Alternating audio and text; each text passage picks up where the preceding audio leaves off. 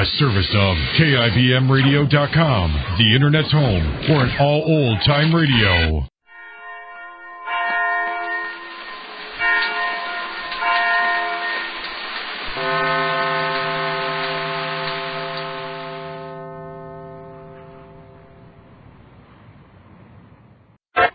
The Irene Dunn, Fred McMurray Show.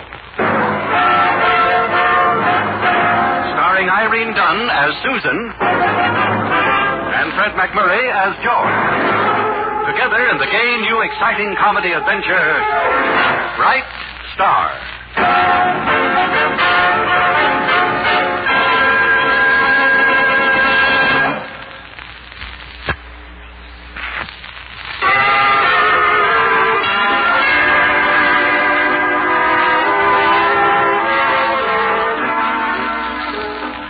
Irene Dunn, Fred McMurray Show, with Irene Dunn as Susan Armstrong and Fred McMurray as George Harvey, editor and ace reporter, respectively, of the Hillsdale Morning Star. Well, as usual, things are happening around the editorial offices, and as usual, they concern Susan and George.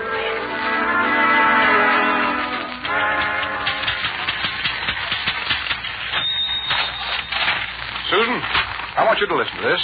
Throw it in the basket, George. I'll check it for spelling after lunch. Agreement between Susan Armstrong, hereinafter referred to as the party of the first part, and George Harvey, hereinafter referred to as the party of the second part. Whereas the newspaper institution known as the Hillsdale Morning Star... Stop right there, George Harvey. Hereinafter referred to as the party of the second part... If this is another scheme on your part to become a partner in this newspaper, the party of the first part says no.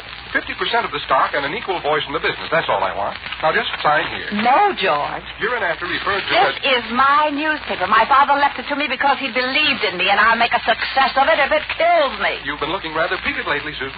Everybody else says I look better than I ever did. No deal? No deal. I quit. Go to lunch. I resign. Have a nice sedative with your dessert. I'm on a diet. Hey, boss, does the guy out here claim he's done it? I don't claim, I am. Well, anyway, here he is, folks. Give him a big hand. Beat it, kid, before you get the back of my hand. Hit the grit. I'm looking for the editor of this rural rag. I am the editor of the Hillsdale Morning Star. And Hillsdale, population over 80,000, is the county seat. I happen to be Shock Powers, next middleweight champion of the world. Well, I'm sorry, Mr. Powers, but we don't print rumors. Last week, your paper said I had a cream puff left. Well, you don't look like a man down to his last cream puff. You don't look like a man, period. What? Well, get a load of this. Look out. George! Throw it right at me, Willie. George! Oh, George. Oh, why did you hit him? Chunk of beef like that, it's a challenge. Well, just don't stand there. Get some water from the cooler. I don't slug people unless I'm in the ring. Thought he was going to hit me. You thought? Self-defense. George. Say something. Give me that water. He'll be himself in a minute if that's something to look forward to. Give me that cup. You don't like this sports editor? He isn't a sports editor. Somebody else wrote that story about you. George, can you swallow this water? Maybe we ought to cut it with something. Oh, you think you're so terrific. I just hope that champion knocks you out next week. You want to bet? No. Oh, he's opening his eyes. Proves he's got muscles in his eyelids, anyhow. George, are you all right? Yeah, I'm okay. I can get up now. You want to keep your shoulder up, your chin down, and your opinions to yourself, you swivel chair athlete. Next champion, huh? Comes Thursday? Sucker puncher, huh? In your case, yeah. Okay. George! Boy, that baby jabbed with his chin.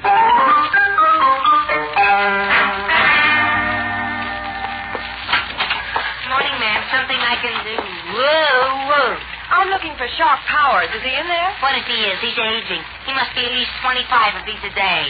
Now take me. Young, ambitious. I'm looking for him. Oh, allow me. Shock, honey. I've been waiting for... Oh, no. Shock.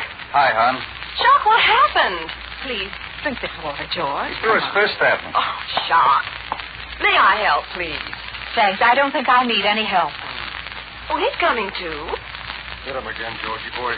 Knock him shivering. He's right on asking for it. I really think you'd better take Shock out of here. Well, you take Shock out of here. He's your boy. I want to go with you. Well, I don't want to go with you. I can make it worth your while, sister. I'm not your sister, and there's nothing you could say that could be of the slightest interest to me. You're a newspaper woman, aren't you? A story's a story, isn't it? Well, I've got to stay with George. Oh, please, let me take care of George. Well, I don't think I... No, I owe it to you. All right. Come along, Shock. This better be a story we can use on the front page. No. Susan. I'm not Susan. Oh, you smell so sweet. Oh, thank you, but I'm still... Half the stock and a voice in the voice of it. Susan, what have you done to your hair? I'm not Susan. Then what have you done to you? I'm Priscilla Handmaid, Shot Powers girl. Oh. Oh, and when we traded punches, did we trade girls, too? You're wonderful. Oh, thanks. Where's Susan? Oh, she stepped out with Shock. Stepped out? Mm-hmm. He's going to give her a story, probably. Oh. What do you mean, probably? Well, you never know about Shock. He's quite a fellow. And I see his canary convertible isn't out in front anymore. The canary convertible? And many's the canary is converted. Oh, it has it? Well, leave Shock Powers to me. I'll murder that bum.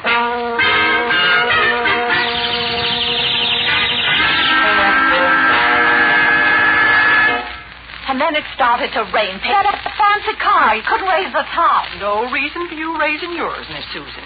Here, get this warm dressing gown on you. There you are. Impudence of that Powers keeping me away from work all day long. All work and no whirl makes Sue a dull girl. It was not a whirl, Patience. I just went out with him because he promised me a story. Never was a whirl. Didn't even get the story. Whirl. Whirl. It goes round and round, and if it goes enough round, somebody gets KO'd. This Shock Powers isn't bad. Oh, I'll answer the door. Are you expecting company? No, not at this hour. Good evening, Patience. Oh, it's you. Will you announce me to Miss Armstrong, please? Miss Susan, it's Georgie boy. Come in, George, come in. Susan, where have you been? I've been looking for you all day. I was even going to call the police. Oh, now, George, you know I've been very good lately about staying out of jail. Well, what about that yellow jaundice convertible? Well, what about it? I hope you had a jolly time. I thought we were just going to wait in Shock's car until, what's-her-name, Priscilla came down. But instead of that, he drove away with me. Excuse me, Miss Susan. Oh, sure. He drove away with you. Sure. Well, now, see here, George. Miss Susan, please. I want... Patience. I said you were excused. Yes, but what do you want me to do with these muddy shoes you wore home? I'll take care of them later. Thank you, Patience. You're ever so much obliged, I'm sure. Muddy shoes? Muddy shoes? Muddy shoes? Stop. From you, it sounds like baby talk. Muddy shoes, muddy shoes, muddy shoes. A nice long walk in the rain is good for a girl's soul.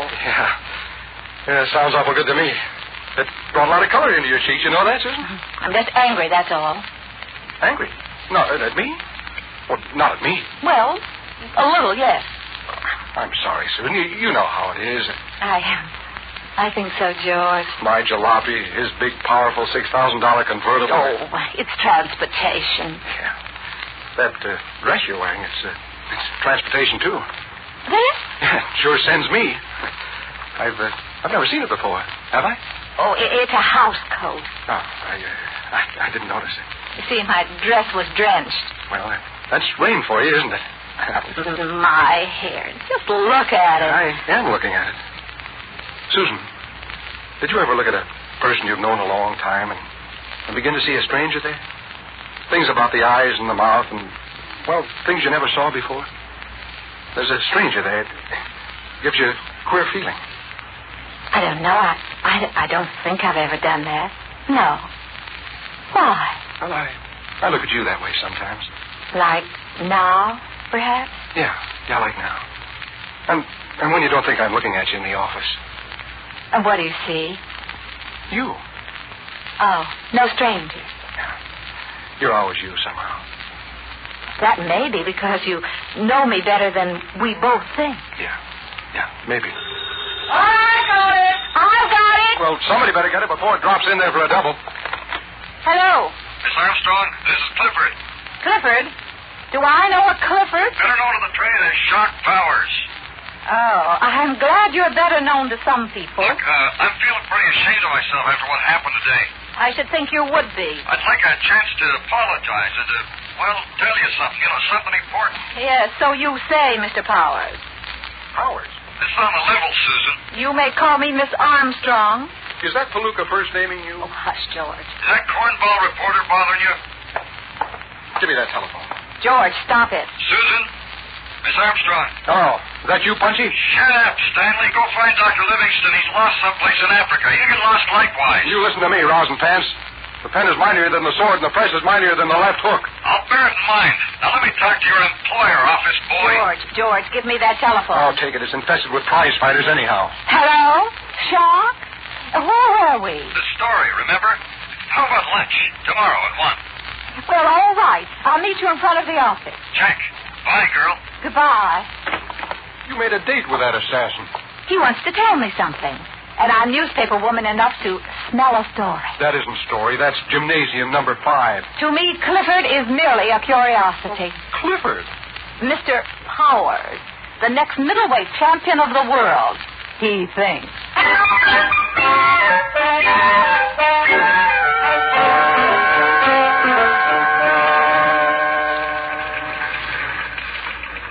Clifford? On the level, Sammy. That's the cauliflower's name. You ought to be able to murderize anybody by the name of Clifford. You know, Sammy, you've got a certain psychological point there. Plenty of sleep, fresh air, exercise. You could kill him. Sure. Former star fullback like me. Sammy, just feel these thigh muscles. Granite. Feel these biceps. Ow, not so hard. Well, a little training and sparring, and you'd be in the pink. Yeah. Sammy, do me a favor. Telephone Ed Chalmers at the Businessmen's Athletic Association and tell him to call me back after 5. He said after 5. Use the phone in the other office, Sammy. I'll take this. See you in the Golden Gloves. Morning Star, George Harvey talking. George, this is Priscilla. Who? Oh, Shock Powers girl. How are you, Shock Powers girl? Well, alone in a strange town. Shock isn't having lunch with me for some reason. I sort of hoped you'd fill in on this short notice. Oh, well no, Priscilla. I've got to work. I'm sorry. Oh, you got a date with Susan, I suppose. No, I do not have a date with Susan. Shockster. What? Sure, I'll have lunch with you. Oh, wonderful. Pick me up at the training camp? Right. 10 minutes? Right. Wonderful. Bye. Right. And a left. And a right. And a left. And a right.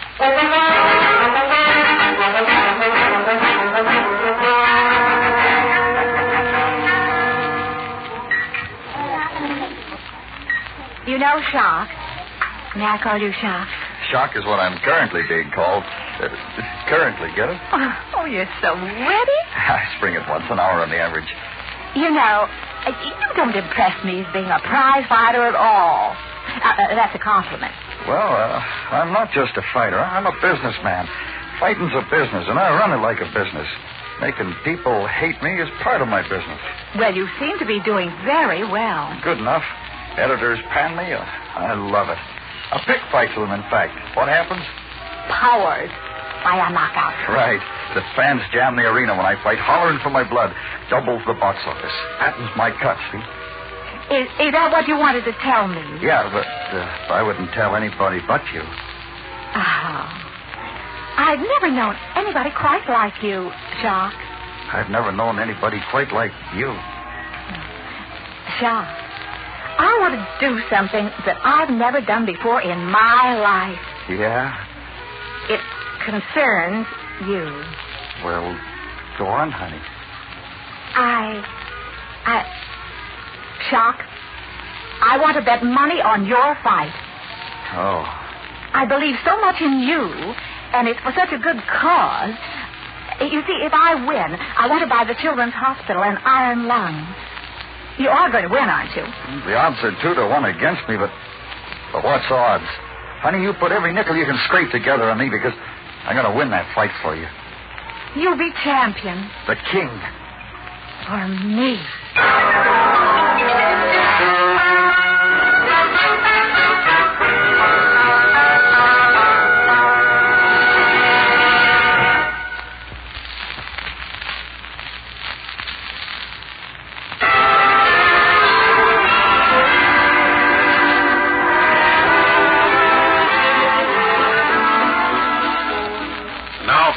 Two stars, Irene Dunn and Fred McMurray, and the second act of our story. The two main wheels of the Hillsdale Morning Star, Irene and Fred, Susan Armstrong and George Harvey, are grinding out their day's copy. George is grinding rather slowly. No, I don't have to stand for this. I'd rather hire a wagon and sell watermelons. Quiet, George. I'm trying to check this copy. These typewriters, why am I issued a lobster trap to work on? There's nothing at all wrong with that typewriter, George. You're just in a temper, that's what it is. I have the evenest disposition in this office, and you know it. You've had a mad on ever since you came in this morning. Yeah, ever since you came in this morning late. Well, I missed the bus. You... Bus? What happened to your car? Well, I haven't any car. Well, what happened to it? Well, I sold it. You sold it? Economic stabilization. Oh. And another thing. Where was my paycheck this morning? And where was everybody else's paycheck this morning? This is the day we're supposed to get paid, isn't it? You'll get paid. You'll get paid. Yeah, well, what about my lunch? How am I going to borrow money from Sammy if he doesn't get paid? I notice you're eating well. And what brought that on, George Harvey? The way you've been carrying on with the shock powers. Carrying on? Yeah. Those are fighting words, Junior. Lunch, dinner, supper, dancing, movies. Come late to work, knock off early. You look awful. What about you and that blonde Venus you've been dating? Priscilla? Priscilla. You're never at home anymore when I phone. Well, I could be at the club playing some handball or skipping some rope, couldn't I? Oh, skipping some rope. How sweet. You're not jealous of a little black rubber handball, are you? Jealous? Oh, dear. Excuse me. I'm late for lunch.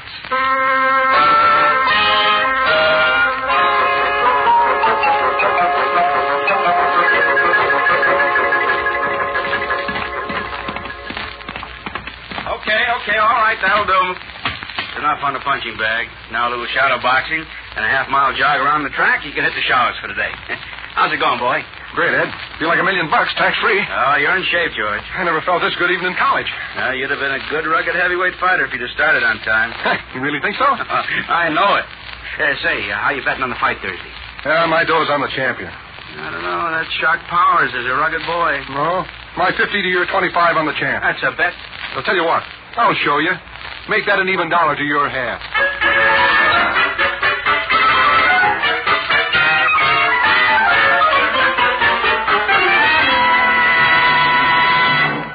Penny for your thoughts, Mr. Harvey. You're shopping for a penny's worth of powerful poison, kid.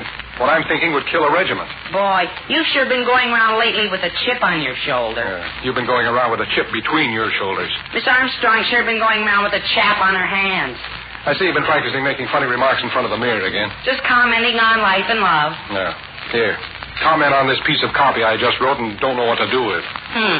Shock Power is merely middleweight challenger, now supposed to be training for his bout at the arena tomorrow, is training on soft music and subdued lights, when it's hard fists and calcium lights he ought to be concerned with right now. Yeah. Bit of chit-chat for the keyhole trade, I thought.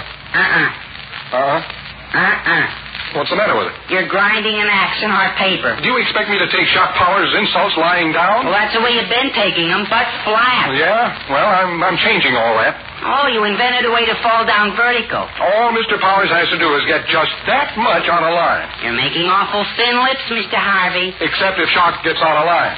Then I make fat lips. On him.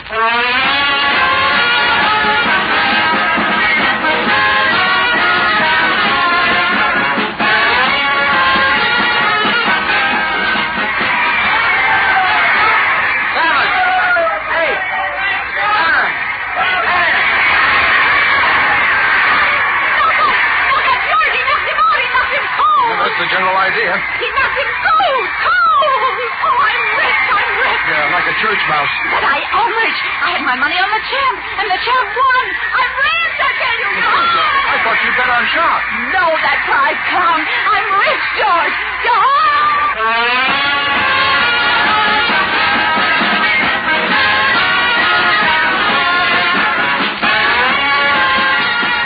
The reason I'm calling you, George, is to tell you how sorry I am about everything that happened. But there's a real good explanation, honest. Please come down to the office and... George? George? Are you there? George? Operator, we're cut off. Operator? Operator! All right, hang up, sister. Who are you? You watch this dog go. Max, take the other dog. I ask you men who you are. What do you want? The phone's dead, sister. We killed it. What's this about? About keeping Shock Powers out nights, breaking his training. Fighter's got to keep his mind on his work if he wants to keep his pants off the rosin. The champ didn't knock Shock Powers out in the first round last night. You did. That's the silliest thing I ever... Shut up. Now, we're not kidding, sister. We know you had a lot of money on the champ, rooting for Powers, betting on the champ. That's bad manners. You can get your knuckles wrapped with a ruler. But if Shock wants to have dinner with me now and then, that's his business. It's our business. Had a big stink in Shock last night. The wad was on Powers to win. You were taking all you could cover on Powers to lose. What kind of dame are you, playing a pal to lose? He's not my pal. I've got a pal. You let Shock take you to dinner? He can take it off his income tax, entertaining the press. And I'm glad I made him lose.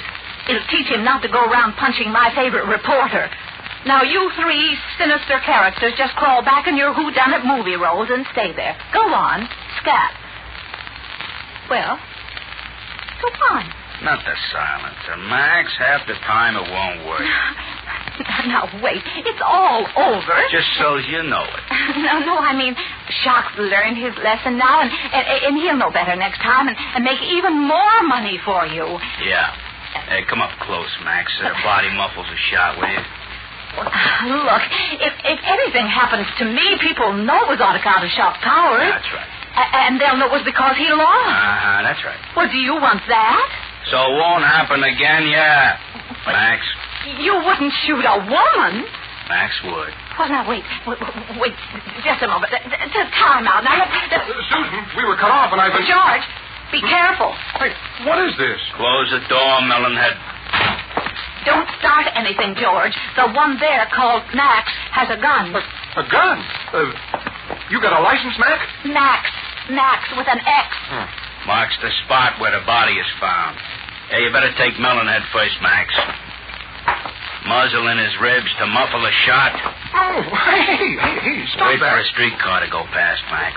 What's this all about, Susan? Shock Powers. They say he lost the fight on account of me. Yeah, she says so, too, so we're all agreed on that, okay? What's it worth to you boys to call this thing off? We ain't trading. This is a newspaper office. The press all over the country won't like this.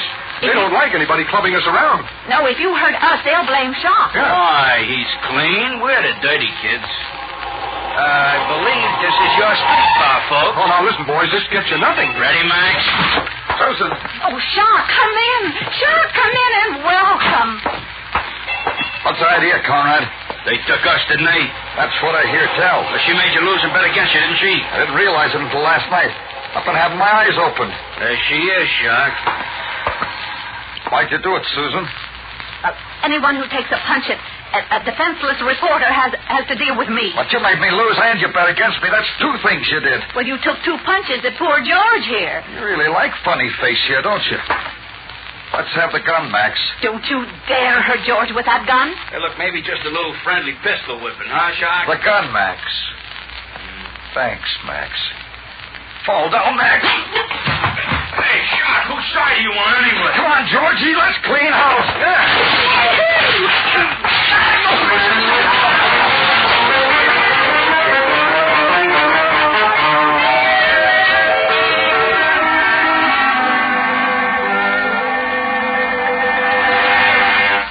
Boy, did we stiffen him, eh, Shock? Nice little workout, Georgie. Look at this office. Just look at it. And no tornado insurance. All the cops had to do was roll him into the paddy wagon. You came in just in time, Shock, old boy. Yeah. The early bird catches the worms, they always say. Yeah. Lucky I retired early last night. Yeah, first round, huh? You want to explain it, Jughead?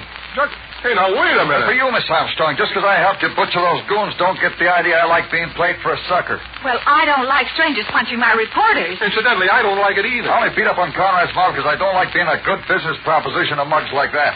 So don't give me ideas. I'm nobody's good thing, see? Nobody's. Are you referring to Miss Armstrong? Perhaps, chowder brain. That does it. But no, George. That does it. I've been waiting for this. George, he's A good dynamite. big man is better than a good little man any day.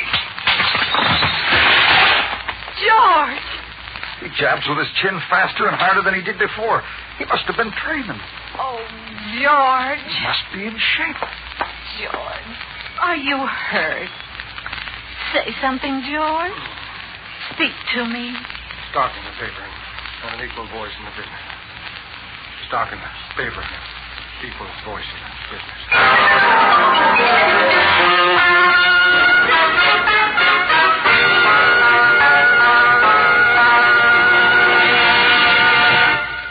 Our stars, Irene Dunn and Fred McMurray, will be back in a moment.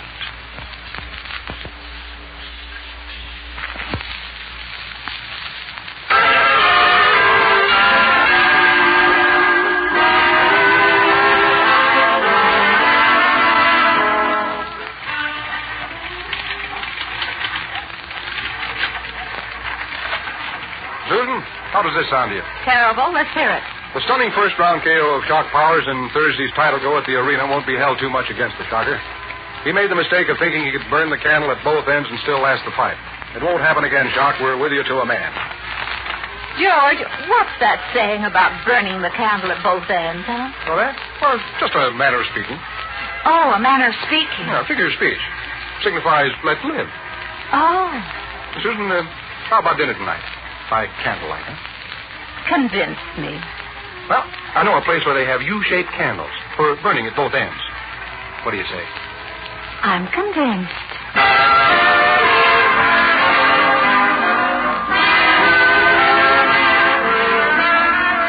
Irene Dunn and Fred McMurray will be back next week in another exciting comedy adventure in the gay new series, Bright Star. This is Harry Von Zell inviting you to join us then.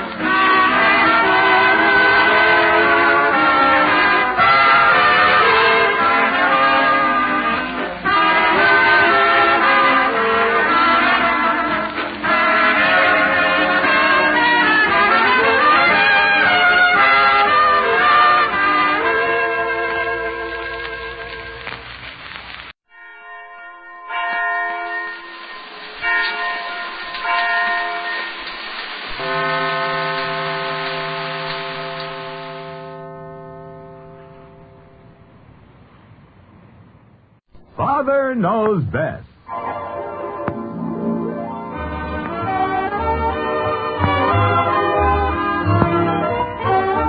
Yes, it's Father Knows Best, transcribed in Hollywood, starring Robert Young as father.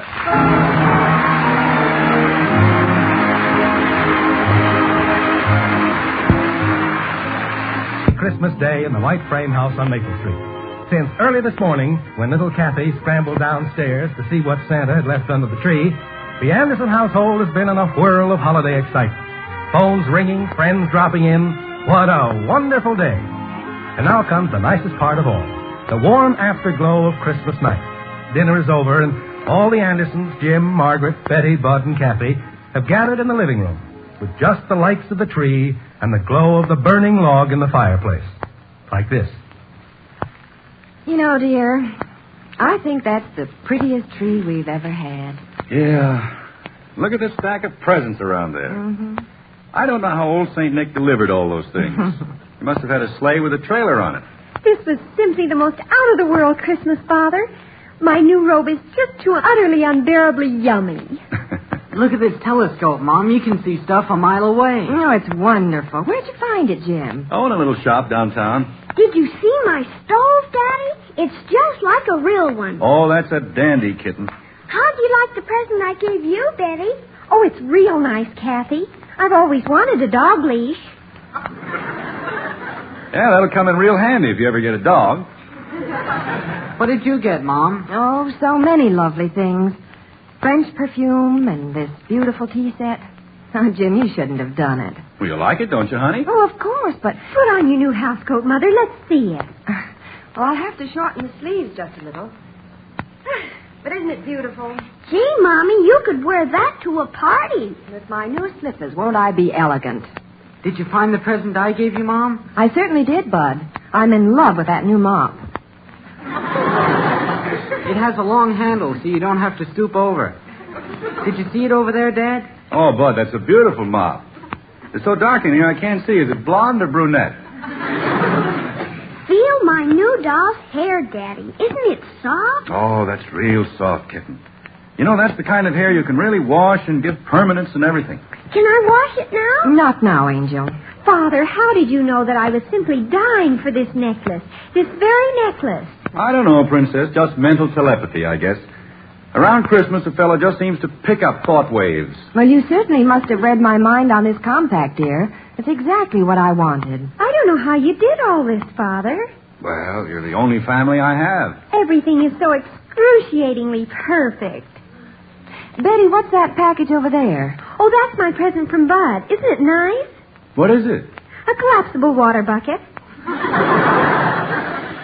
Now, that's a handy thing to have. Sure, it's keen for bailing out a boat. Daddy, do you want to hear a record? I can play it on my new phonograph. Holy cow, did you get a phonograph, too? Sure, and games and books and everything. I don't think any family ever had a nicer Christmas. I can't believe all these things are for me. And look at all the things Father bought for me. Oh, this portable radio is dreamy, just dreamy. How about the stuff he got for me? Football and a camera and a fishing outfit? Gee, thanks, Dad. Well, it's Christmas. Everybody just got everything. Father, you haven't showed us your things. Yo, what did you get, Dad? Oh, I got a lot of things here. Let's see them, Daddy. Well, I got a necktie from Betty and a nice nail file from Kathy. Well, dear... And I got a blotter from Bud. Oh, I had a fine Christmas. Is that all you got? A nail file and a necktie and a blotter? Well, what's wrong with that, Princess? I'm very happy. Betty, isn't there something missing? What's that long package behind the tree? That belongs to Mrs. Phillips. It's a present from Mr. Phillips, and she asked me if she could leave it over here. They're out of town for the holidays. Look, don't worry about it. I needed a nail file. Dear, I've been wanting to tell you. I ordered a new briefcase for you, and Bud bought a beautiful leather desk set to go with the blotter. But there was a mix-up in the delivery. Oh, honey, I don't mind. It's been a wonderful Christmas. Really, it has. Gee, Daddy, you didn't get anything. Everybody got stuff but Dad. Well, you haven't seen your real present yet, Father. What's this? We wanted it to be a surprise. That's why we kept it for the very last. You hiding something from me, honey? Well, this is news to me, dear. It's from Bud and Kathy and me. A present for all of us. Me too? Sure. You know about it, Bud. I do? Do I know about it, too? Oh, of course. Gee, I know things I didn't even know I knew. What kind of a plot are you kids hatching? Now, you never mind, Father. You'll see. Shall I close my eyes and hold out my hand? Not yet. Hey, Betty, I think we ought to have a meeting. Yes, we have to talk privately. Will you excuse us? Oh, yes, but... Oh, where are you going? Up to my room. Come on, Bud. I'm coming. Wait for me. I'm coming, too. Secret meetings now. What are the kids cooking up, honey? Oh, don't ask me. Apparently, Betty has some kind of a surprise Christmas present hidden away for you. They didn't tell me anything about it. How do you like that? I wonder why they didn't put it under the tree with the other things. I don't know. I'm as curious about all this as you are. Don't come up. I won't. Now, what do you suppose it is? Well, maybe it was too big to put under the tree, like a horse. I can't imagine what the kids would get from me. Want to sneak up and listen at the keyhole? Oh, no. But I can't help wondering. You know, I'd give a nickel to know what they're talking about up there. So would I. Okay, lock the door. Now, what's the big secret? Yeah, what do I know that I don't know? Poor Father, after all the perfectly gorgeous things he gave us, he gets nothing but a necktie and a nail file. I could simply have cried. Yeah, old Dad knocks himself out for everybody else, and he gets nothing. It was a pretty good nail file. I paid a dime for it. Well, we're not going to let him down. We're going to give him something that's utterly out of this world. Gee, it's lucky that you got something for him. What is it? Yeah, let's see it. See it? I haven't got anything yet. You haven't got it. You told him we had a big surprise. You said I knew about it. Well, I had to say something. We couldn't just sit there with egg on our faces. Bud, have I got egg in my face? Holy cow. Get up off the floor, you big ox. It's still Christmas. We'll get a present for him. Something super. Get a present? Where? Well, we'll find one somewhere. We've got to. We've simply got to. We can't buy anything. The stores are all closed. I could give him one of my dolls. Oh, he'd adore that. Oh. Quit yakking and think. We haven't got all night. Where can we get a present for Father? Now, everybody think. Bud, don't just sit there looking dumb. I'm thinking. I thought of something. What? Patty Davis has some kittens to give away.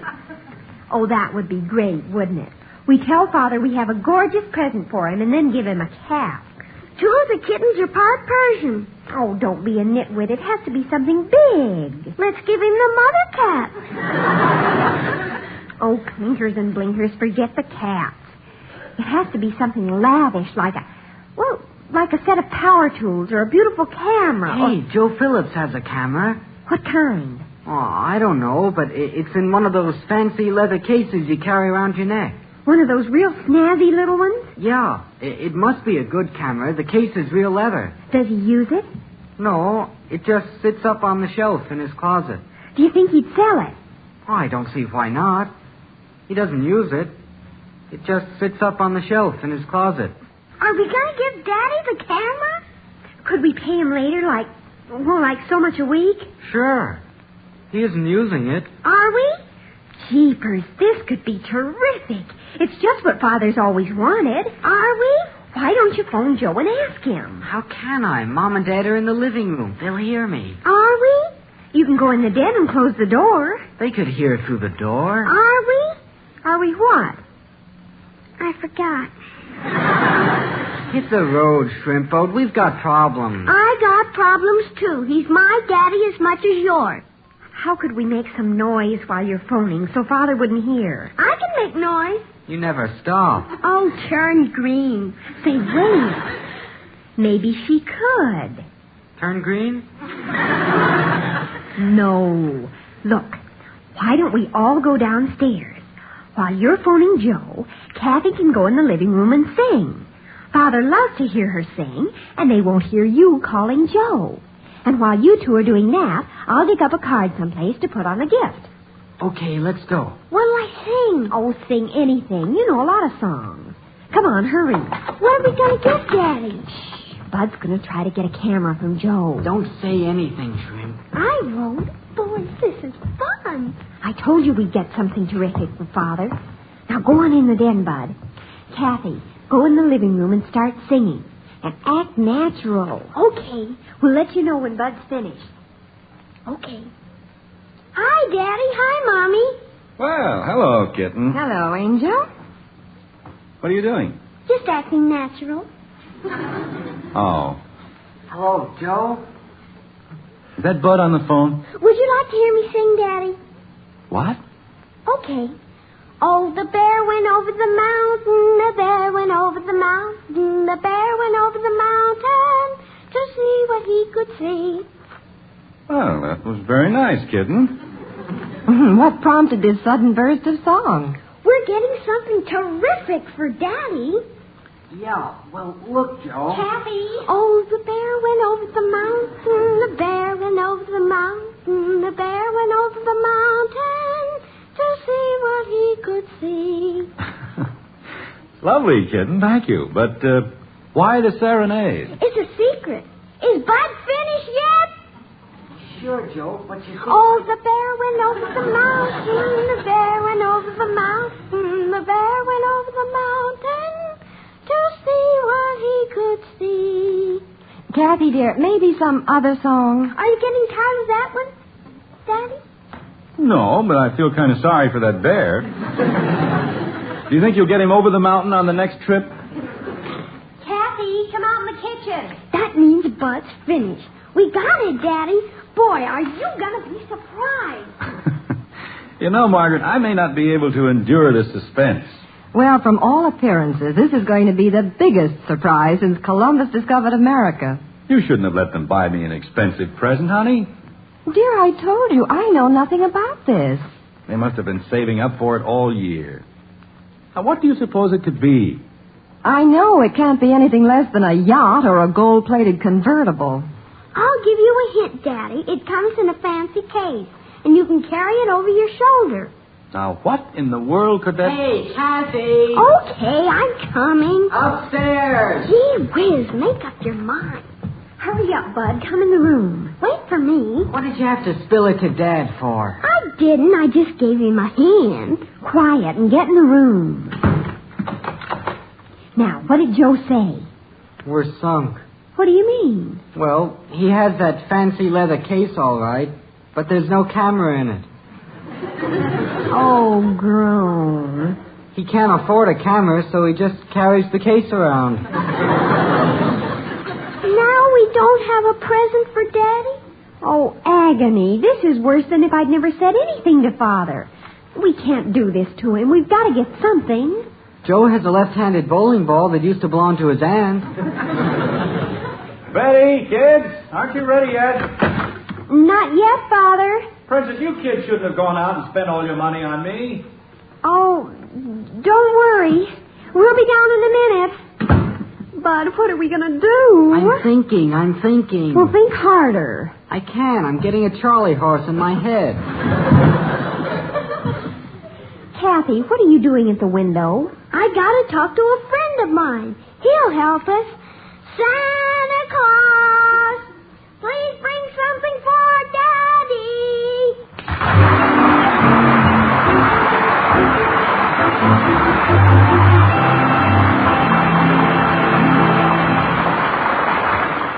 Kathy, put the window down. It's too late to call for Santa Claus.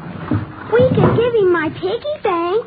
Oh, that's a keen idea. Dad put all the money in it. Well, he'll get it back. That'll be a surprise. Betty! Oh, weepers. Just a minute, Mother. Is anything wrong? No, we'll be down in a minute. We've got to do something. Father will know we're stuck. Being stuck reminds me. I could make some candy for him. Oh, that would be great. You'd make a big hit. Hit? What's the matter? You flip your wig? I've got it. Well, what? The big tall package behind the Christmas tree. It's a set of golf clubs for Mr. Phillips. Yeah. Well, they're out of town for Christmas, and Mrs. Phillips left them here so she can give them to Mr. Phillips when they get back. What are you talking about? Well, listen. Father's been wanting a new set of golf clubs. Why don't we take these and give them to Father? We can go to jail that way. Can I go too? Quiet a minute. We'll just borrow the golf clubs for tonight, and tomorrow we'll all chip in out of our savings and buy another set for Mrs. Phillips. She won't be back till after New Year's, and she'll never know the difference. Hey, not bad. When do we go to jail? We're not going to jail. Why not? Relax, knucklehead. This is legal. What's legal? Oh, darn. The package with the golf clubs in it is behind the Christmas tree in the living room. How are we going to get it out without Mother and Father seeing it? Well, doesn't Mom know what's in that package? No. Mrs. Phillips brought it over one day when Mother was out. Now, I know if we can sneak it out of the living room, neither Mother nor Father will miss it. It's kind of hidden behind the tree anyway. We could turn out the light, and Bud could pretend he's a burglar. We've got to get them out of the living room. Hey, kids, what's going on? Well, we've got to go down. We're coming, Father. Bud, you kind of stand around the tree and be ready to grab the package, and I'll get them outside somehow. What do I do?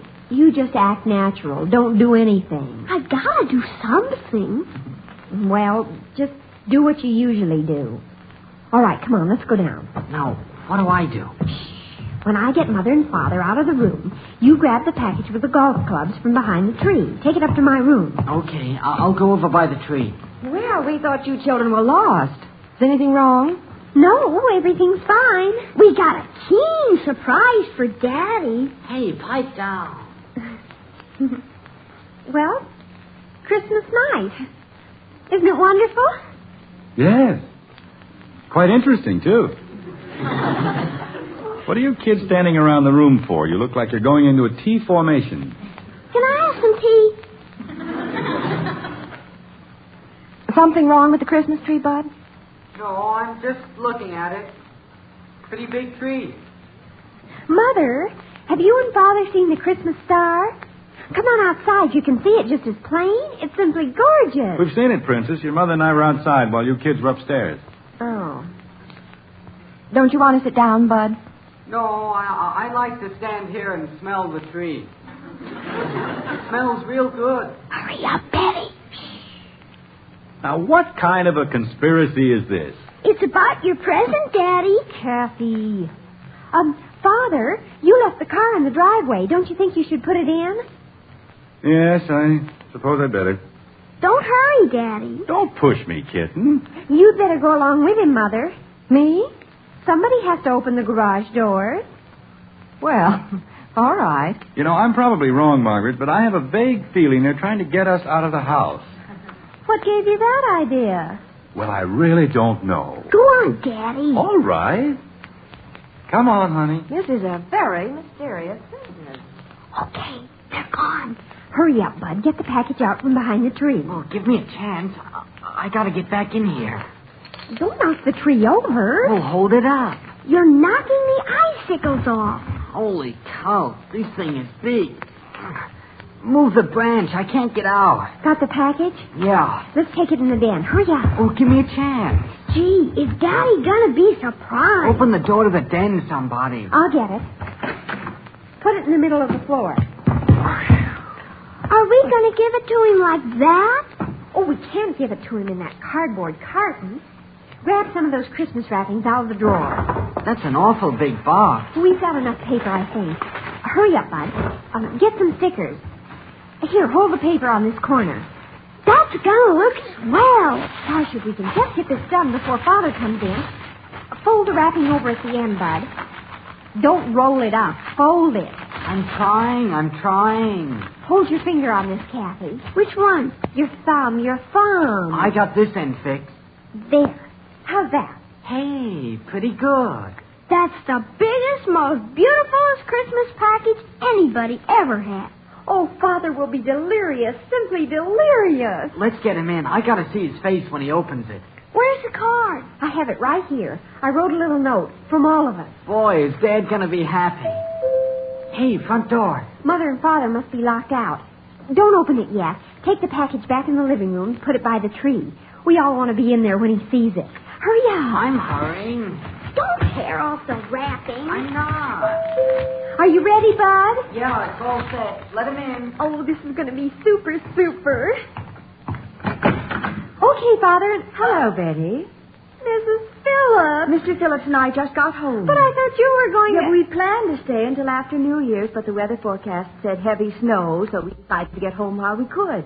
Who is it, Betty? Oh, hello, Bud. Mrs. Phillips. Yeah, At least we got home in time to have our Christmas. While Mr. Phillips was putting the car away, I thought I'd run over and pick up the golf clubs. Oh, yeah. Get the golf clubs, will you, Bud? Yeah, sure. I suppose you all had a nice Christmas, Yes, very nice. I can't wait to see Mr. Phillips when he finds those clubs. He's always wanted them.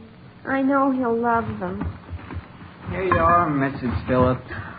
Oh, you wrapped the box, and so beautifully. Oh, thank you, Betty. Oh, that's all right. Can you carry it? I think so. Thanks again, and Merry Christmas. Merry Christmas. What happened? Mrs. Phillips came after the club. Now we've got nothing. Well, kids, what's this? Another meeting? Was somebody at the door? Mrs. Phillips. She came after her package. Why the long faces? Tell him, Bud. I can't. You tell him. Oh, let's go in the living room and find out what this is all about. You kids look like you've lost your last friend. Maybe we have. Poor Daddy. Now, what is all this?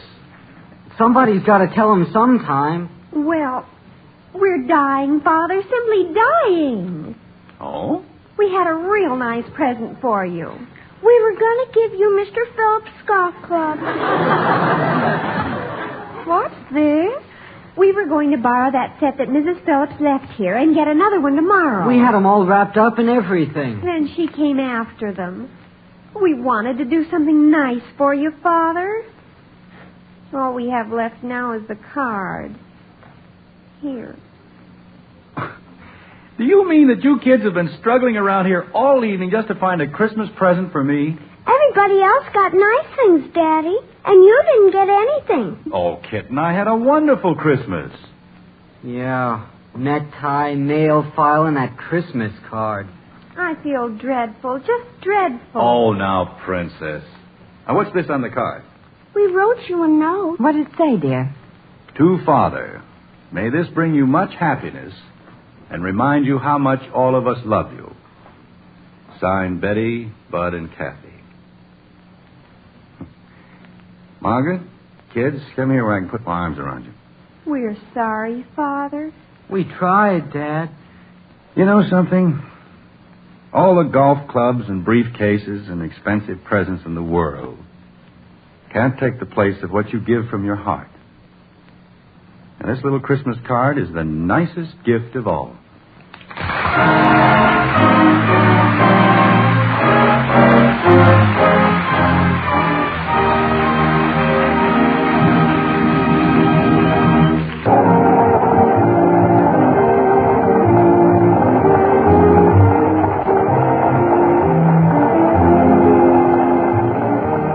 Again next week when we'll be back with Father Knows Best, starring Robert Young as Jim Anderson. In our cast were Helen Strom as Kathy, Dorothy Lovett, Rhoda Williams, and Ted Donald.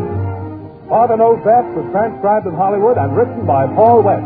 This is Bill Foreman speaking.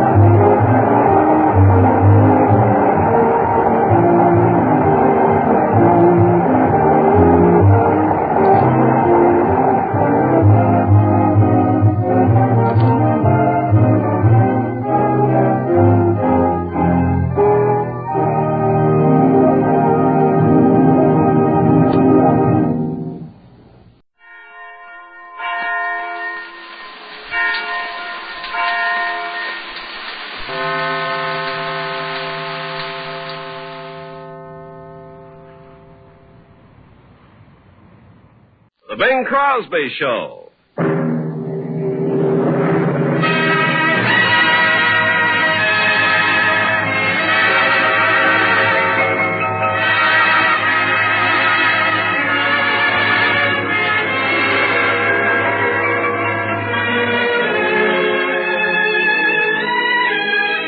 This is Ken Carpenter welcoming you to the Bing Crosby Show, presented by the people of General Electric. Produced and transcribed in Hollywood with John Scott Trotter and his orchestra and Judd Collins were the mayors.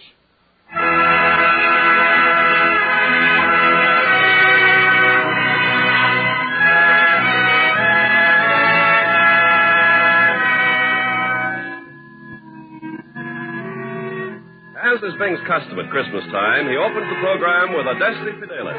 And as usual, he'll sing it first in Latin and then in English with the studio audience joining him. Yes, Ken, I think it would be very fitting if our guest here would join in the chorus of Come All Ye Faithful. Bing, I think it'd be very nice if the home folks listening in all over the world would join in, too. Oh, it would indeed. Gather round now, folks, wherever you may be, and help us sing this eternal hymn. Adeste fidelis,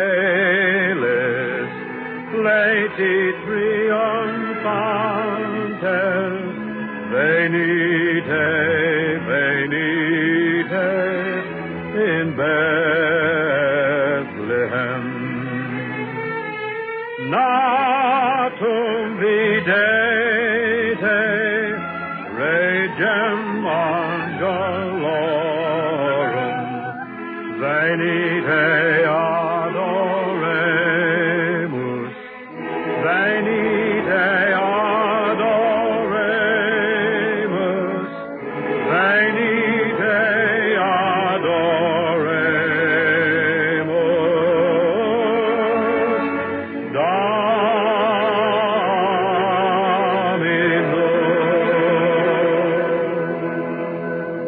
Dominus. And now everybody here and at home in the family key.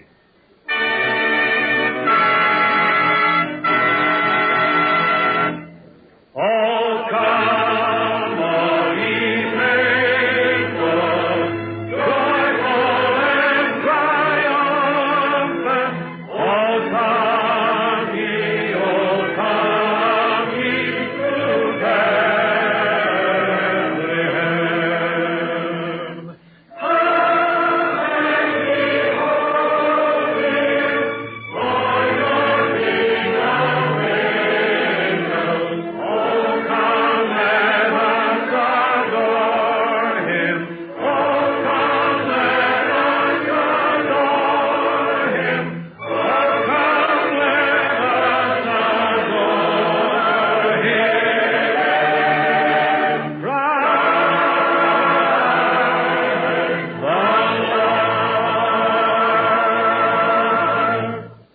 Thank you. Thank you very, very much.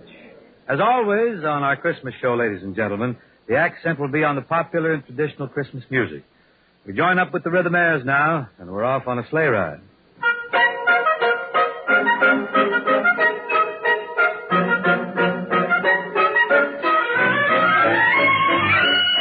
Just hear those sleigh bells jingling, ring, ting, tingling too.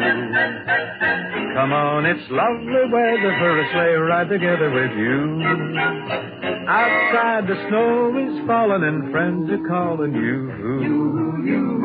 Come on, it's lovely weather for a sleigh ride together with you. Giddy up, giddy up, giddy up, let's go. Let's look at the show. We're riding in a wonderland of snow. Giddy up, giddy up, giddy up, it's grand. Just holding your hand. We're gliding along with the song of a wintry fairyland. Our cheeks are nice and rosy and comfy cozy are we. We're snuggled up together like two birds of a feather ought to be. Let's take that road before us and sing up a chorus or two. Come on, it's lovely weather for a sleigh ride together with you. There's a birthday party at the home of Farmer Gray. It'll be the perfect ending of a perfect day. We'll be singing the songs we love to sing without a single stop. At the fireside where we watch the chestnuts pop, pop, pop, pop. There's a happy feeling nothing in the world can buy when they pass around the coffee and that pumpkin pie. It'll nearly be like a picture print by Courier and I. These wonderful things are the things we remember all through our lives. Just hear those sleigh bells jingling, ring, ting, tingling, ting, ting, ting, ting. Come on, it's lovely weather for a sleigh ride together with you. Let's take that road before us and sing up a chorus or two. Come on, it's lovely weather for a sleigh ride together with you. Oh, boy. Boy, you boy. Get along now. Hey, boy. Yeah, man. Ding, ding, ding.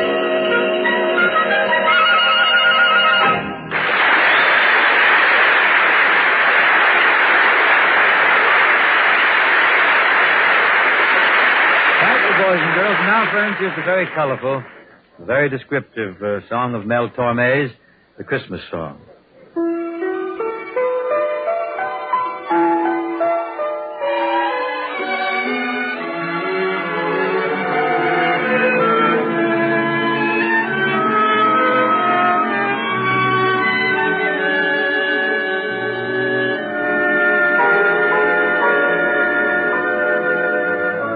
Chestnuts roasting on an open fire, Jack Frost nipping at your nose,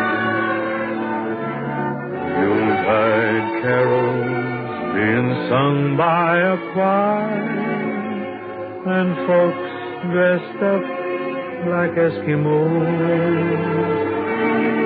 Everybody knows a turkey and some mistletoe help to make the season bright. Tiny tots with their eyes all aglow find it hard to sleep tonight. They know that Santa is on his way. He's loaded lots of toys and goodies on his sleigh. And every mother's child is bound to spy to see if reindeer really know how to fly. So I'm offering this simple prayer to kids from 1 to 92. Although it's been said many times, many ways. Merry Christmas to you.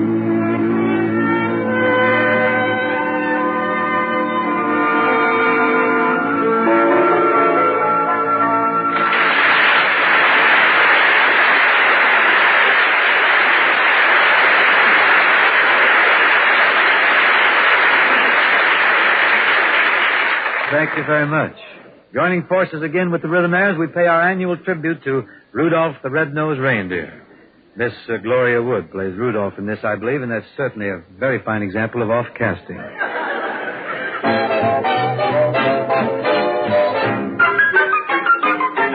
you know Dasher and Dancer and Prancer and Vixen, Comet and Cupid and Donner and Blitzen. But do you recall about the most famous reindeer of all? Rudolph the Red-Nosed Reindeer had a very shiny nose. And if you ever saw it, well, you'd have to say it glowed. All of the other reindeer used to laugh and call him names. They never let poor Rudolph join in any reindeer games. Then one foggy Christmas Eve, Santa came to say, Rudolph, with your nose so bright, won't you guide my sleigh tonight? Then how the reindeer loved him as they shouted out with glee, Rudolph the Red-Nosed Reindeer, well, you go down in history.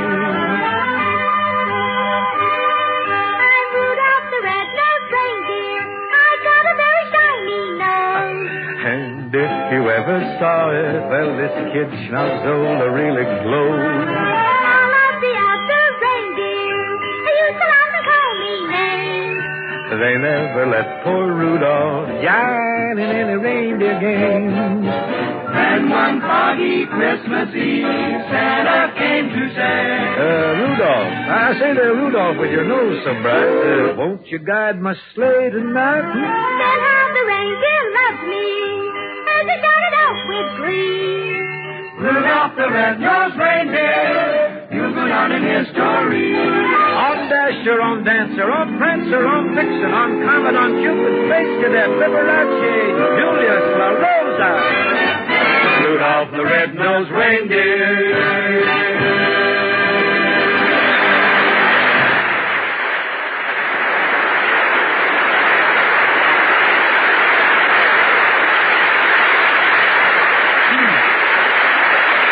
Thank you. And now, friends, here's Mr. Ken Carpenter with a Christmas greeting from the people of General Electric. The men and women at General Electric want to wish all of you on the show and the many friends of General Electric listening in a very Merry Christmas and a Happy New Year. Very nice sentiment, Ken, and I'd like to express season's greetings to all our friends and neighbors, and our special thanks to the good people of General Electric for making the past year so very pleasant. Now here's John Scott Trotter's special arrangement of Jingle Bells. Everybody's going to jingle in this one, I guarantee you.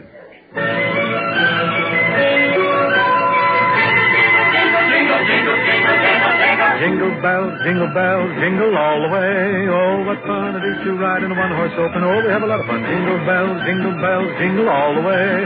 Oh, what fun it is to ride in a one-horse open sleigh.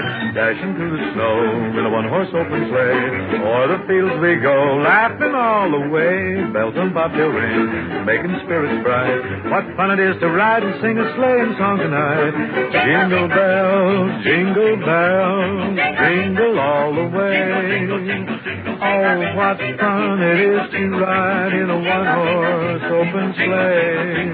Jingle bells, jingle all the way. Oh, what fun it is to ride in a one-horse open sleigh. Jingle all the way. Oh, what fun it is to ride in a one-horse open sleigh. Jingle all the way. Oh, what fun it is to ride in a one-horse open sleigh. Jingle bells, jingle all the way. Oh, what fun it is to ride in a one-horse open sleigh. Jingle bells, jingle bells, jingle all the way. Oh, what fun it is to ride in a one-horse open sleigh.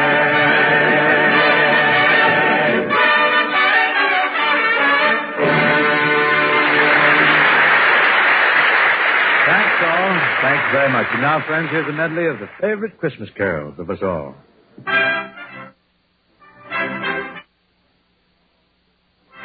Deck the halls with boughs of holly, fa la la la la la la la la. 'Tis the season to be jolly, fa la la la la la la la. Don we now our gay apparel, fa la la la la la la la. Troll the ancient Yuletide carol, fa la la la la la la la.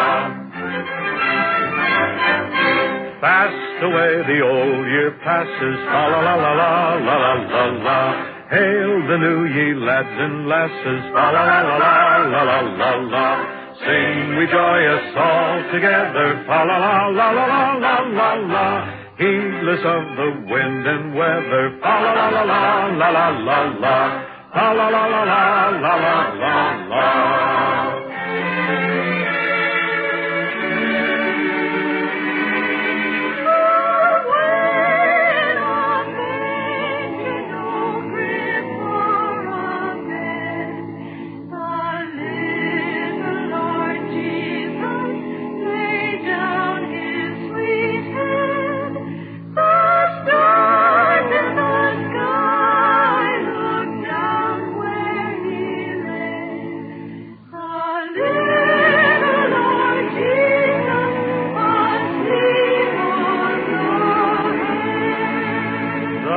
Cattle are lowing, the baby awakes, but little Lord Jesus, no crying he makes.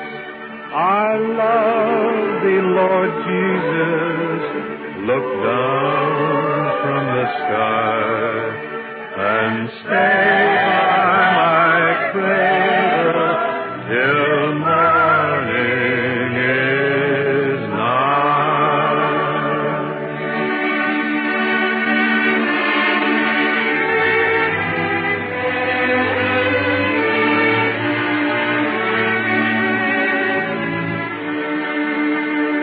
Oh, little town of Bethlehem, how still we see thee lie. Above thy deep and dreamless sleep, the silent stars go by. Yet in thy dark street shineth the everlasting light. The hopes and fears of all the years are met in thee tonight.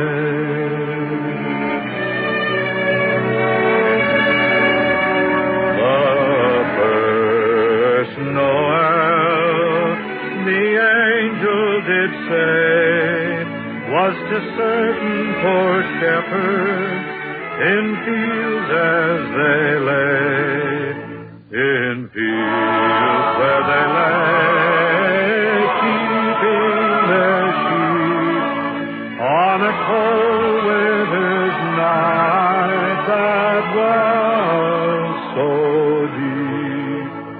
Noel, Noel, Noel, Noel, born is the King of Israel.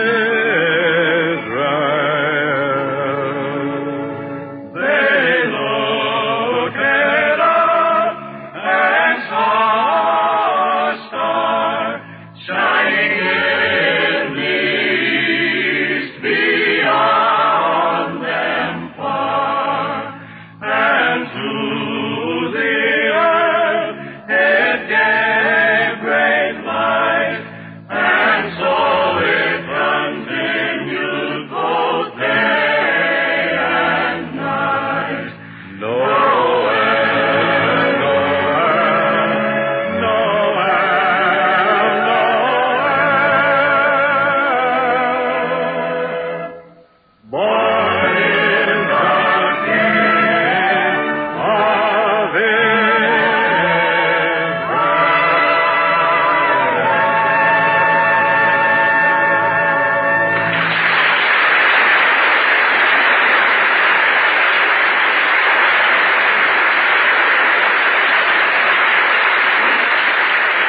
Tom Scott Potter's orchestra now with Raymond Scott's perennial toy trumpet. This piece, as you must know, requires considerable dexterity on the trumpet, and we've got the fellow in the band who's really loaded with that ingredient, Mr. Bobby Guy. Go ahead, Bob and John.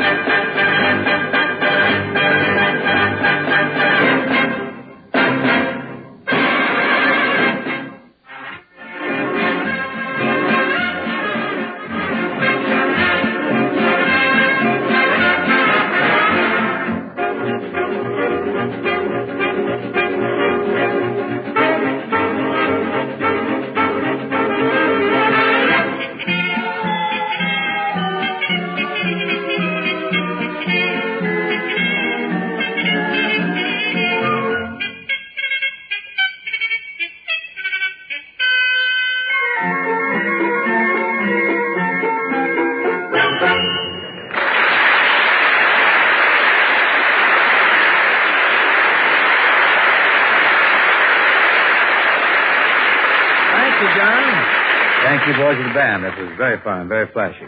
And now, friends, here's Irving Berlin's great song, White Christmas.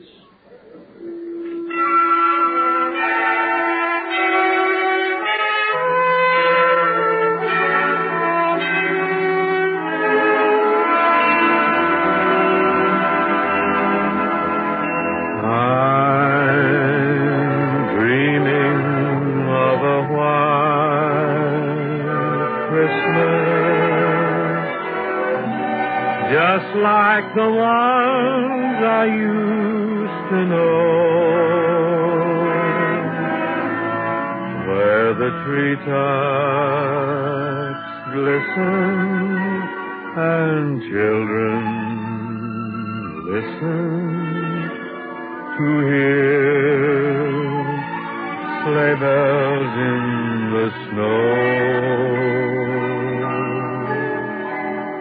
I'm dreaming of a white Christmas, with every Christmas card I write. May your day be merry and bright.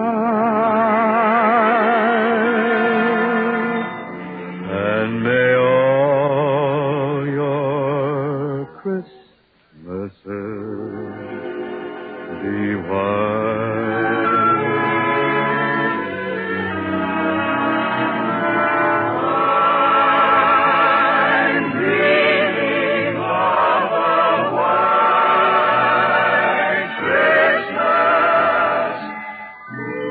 just like the ones I used to know,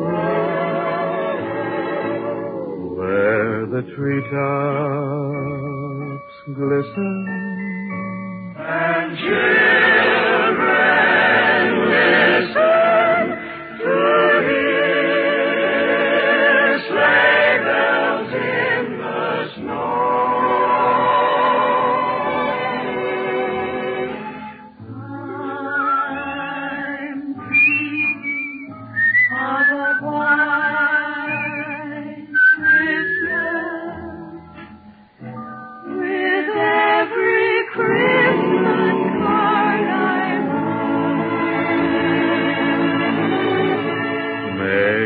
Days be merry and bright, and may all your Christmases be white.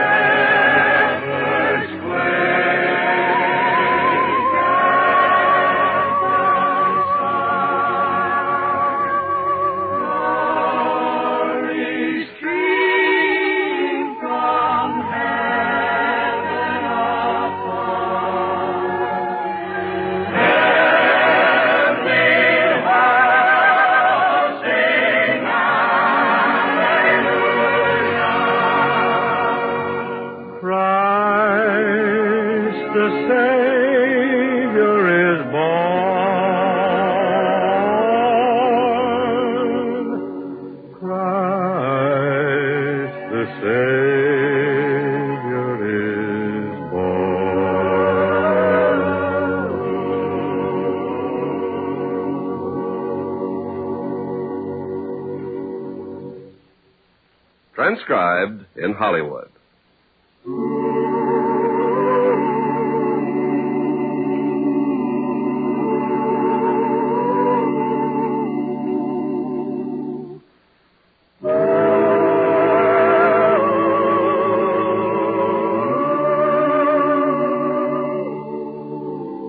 This is the CBS Radio Network.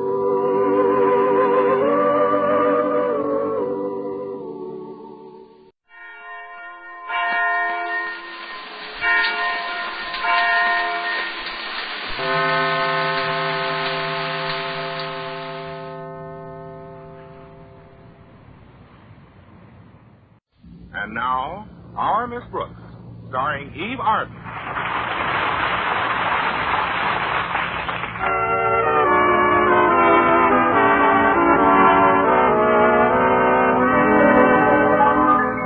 Well, with the Christmas holidays so close at hand, our Miss Brooks, who teaches English at Madison High School, is faced with a few problems common to many of us.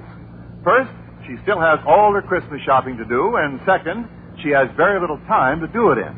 And third, she has no money to do it with. At least I have very little money. $20 to be exact.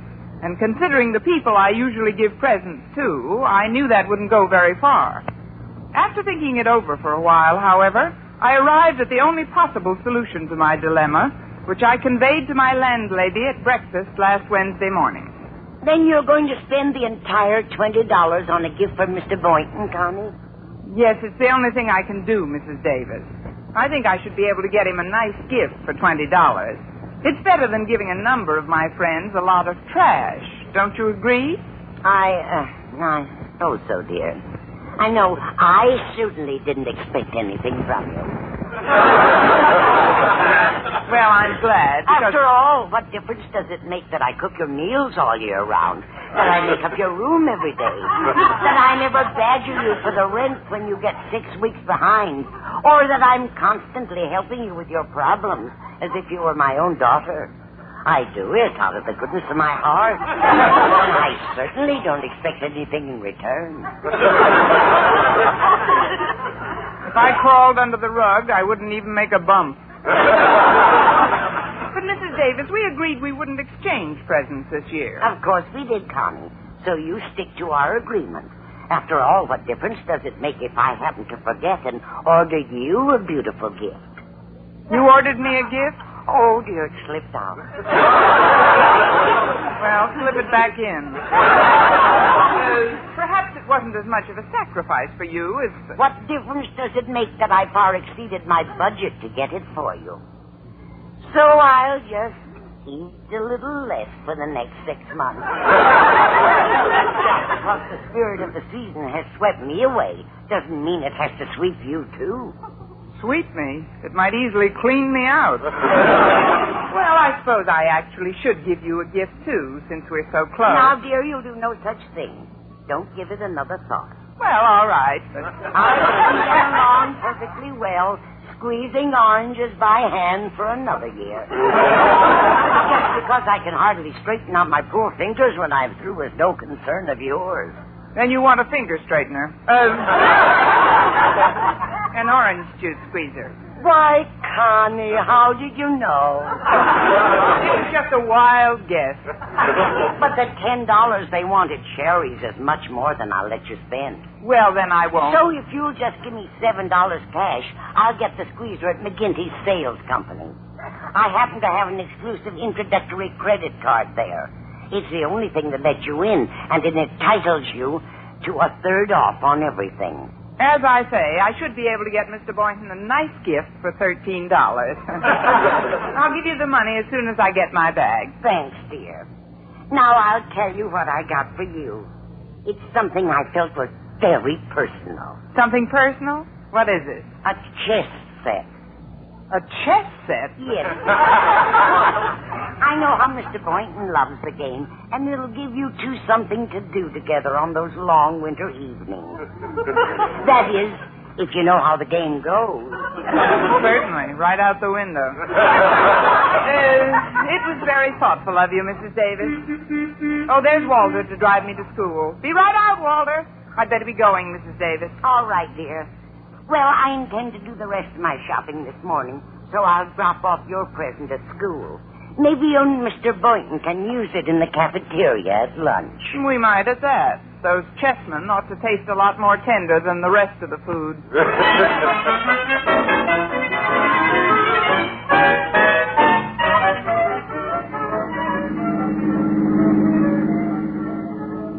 Walter, is it my imagination, or are you driving more carefully today? I was hoping you'd notice, dear teacher.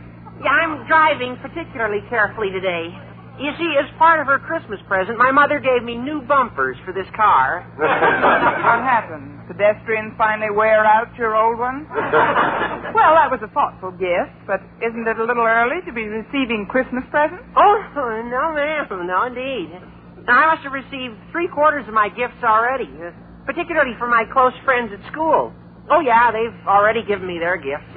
3/4 of them. maybe even 7/8. As a matter of fact, I can only think of 1 or 2 who haven't. Matter of fact, I think I'll get out and walk. Oh, nothing like the spirit of giving at Christmas, is there? You know, of course, a kid like me who operates on a limited budget can only exchange gifts with his nearest relatives and his closest and most intimate friends. Isn't that so, Miss Brooks? It certainly is, stranger.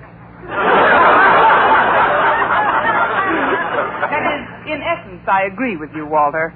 But the truth of the matter is, I only have $13 for my Christmas shopping. That leaves me with just enough money for a gift for Mr. Boynton. Now, do you understand? I guess I do. Well, I certainly didn't expect anything from you, Miss Brooks. I'm glad. So after all, what difference does it make that I pick you up and drive you to school every day all year round? Or that I spend half of my time at school running errands for you? You do whatever you want to, Miss Brooks. But no one else is going to receive the beautiful present that I selected for you. You bought me a present? Already? Now, please forget about it, will you? All right, then. Yeah, after all, I'm getting enough gifts without that $7 briefcase of cherries that I've wanted more than anything else in the world. Walter, I'd like to buy the briefcase for you, but $7 is rather high. Oh, much too high, Miss Brooks. So I wouldn't let you spend that much money for anything. Good. So if you give me $5 in cash, I'll get the same thing at McGinty's. As I say, $8 ought to buy a fine gift for Mr. Boynton. Yeah, I have an exclusive introductory credit card at McGinty's. Everything at 1/3 off. It's the only card that'll let you in. At the moment, that isn't what worries me. No? What does then, Miss Brooks? Does McGinty print a card that will let me out?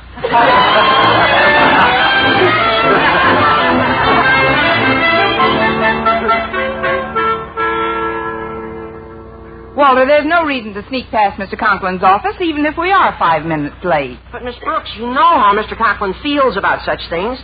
What would you say if he suddenly did step out of his office now? Good morning, Miss Brooks. Does that answer your question, Walter?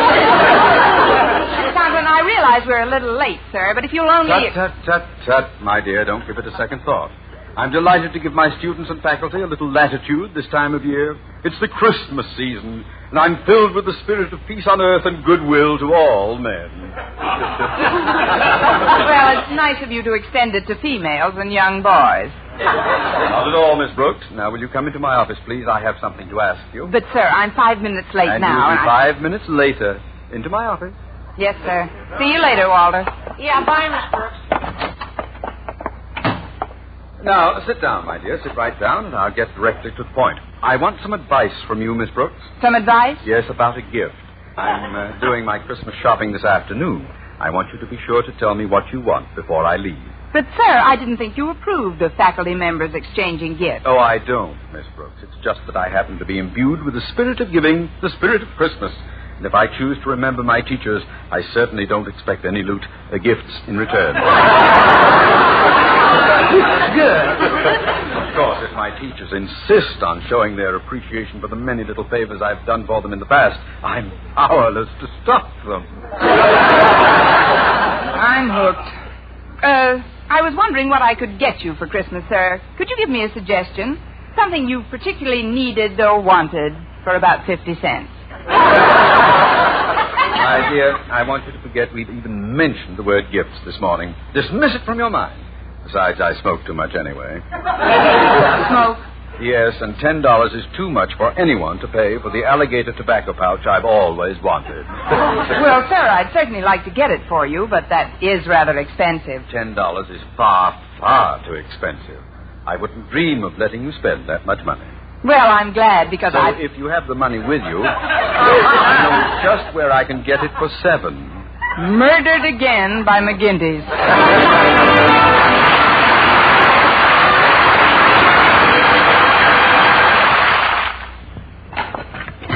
Here we are, Miss Brooks. My dessert and coffee. And I brought you a piece of pineapple pie a la mode. Why, Mr. Boynton, what a thoughtful Christmas present. Christmas present? Well, it's exactly what I've always wanted. You shouldn't have gone to all that extra expense. What extra expense? The pineapple pie would have been enough. You should have kept the a la mode for my birthday. Pineapple pie a la mode. As I always say, Mr. Boynton, let the other women get their mink coats and pearl necklaces. Just give me a gift that touches you right in the heart. Oh, I get it now. You're joking. I was afraid you'd see it that way. But, Mr. Boynton, this actually would be enough. After all, it's the spirit of giving that counts rather than the gift itself. Not entirely, Miss Brooks. True, the spirit must be there, but the gift is important, too. I've ordered you a beautiful gift. I know how you are about giving gifts of equal value, and I wouldn't want to disappoint you. You picked a fine time to start.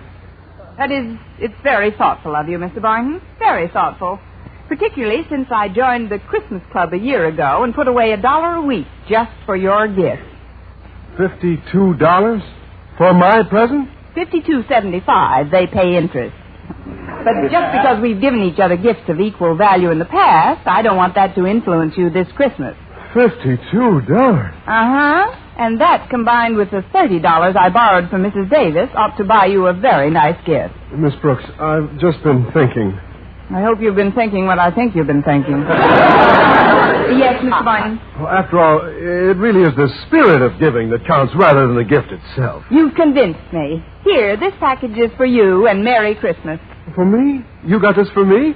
Must I wait for Christmas, or may I open it now? What's inside, Miss Brooks? Yes, yes, no, yes, chess. A chess set. What a wonderful present. Well, I was going to get you a few more gifts, but since you convinced me... Hi, Miss Brooks. Hi, Mr. Boynton. Oh, hello, Harriet. Mr. Boynton, Daddy wants to see you in his office right away. Something about signing a requisition for some test tubes you wanted. Thank you, Harriet. And, Miss Brooks, your landlady called, and she wants you to call back when you can. Now, let's see. Is there someone I've forgotten? Better look under the table to make sure. Did Mrs. Davis say what she wanted me to call her about? No, but she said she'd keep a receiver off the hook so her line would be open when you call. There's something wrong with that, but offhand, I don't know just what. Well, I'd better get up to Mr. Conklin's office and get that requisition signed. Thanks again for the gift, Miss Brooks. It really was quite unexpected. Yes, for both of us. I mean, both of us may use it. Of course. Well, see you later, Miss Brooks. I'll walk to the phone with you, Miss Brooks. All right, Harriet. Well, how has Santa been treating you so far, dear? Oh, not too badly. Walter gave me a slave bracelet, but I don't think I'll wear it. Why not? You should see what he had engraved on it. Finder, please return this girl to Walter Denton. I think that's cute, Harriet. If a certain party gave me one of those bracelets, I think I might enjoy getting lost. Now, excuse me, dear, while I make this call. Okay. Bye, Miss Brooks.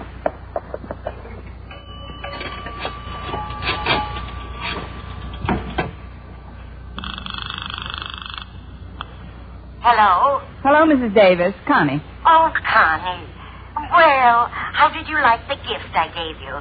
Oh, it's lovely, Mrs. Davis. Simply lovely. I knew you'd be enthusiastic over that black silk negligee. Well, certainly. It's something Mr. Boynton and I can...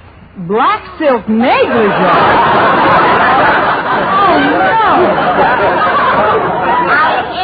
It was a chess set, Connie, just to throw you off the track. And you did, right into the path of a screaming locomotive. Was the negligee the wrong size, dear? Oh, I'm not sure, but I think Mr. Boynton takes a 38.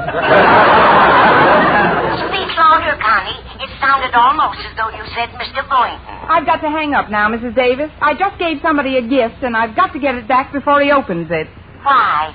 Do you think he won't like it, Connie? Oh, not exactly, Mrs. Davis. It's something that all men like, but on somebody else.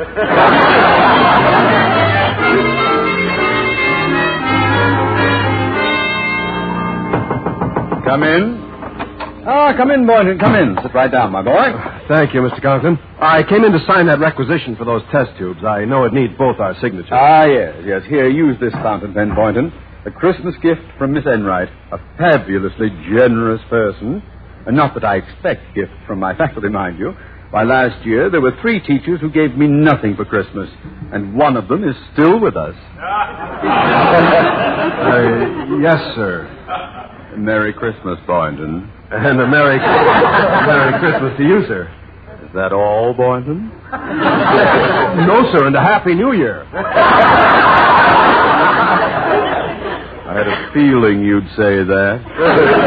Mr. Boynton, if you'll pardon my curiosity, just what is that gaily wrapped parcel you're carrying under your arm? Oh, it's nothing, sir. Just a little present I got. Thank you so much. But, sir... So you were teasing your old principal, eh, Boynton? No, sir. It's only... Never mind what it is, Boynton. It's not what a gift is that counts, but the spirit in which it is given. What is it, Boynton? It's a chess set, sir. Splendid. Just what I need.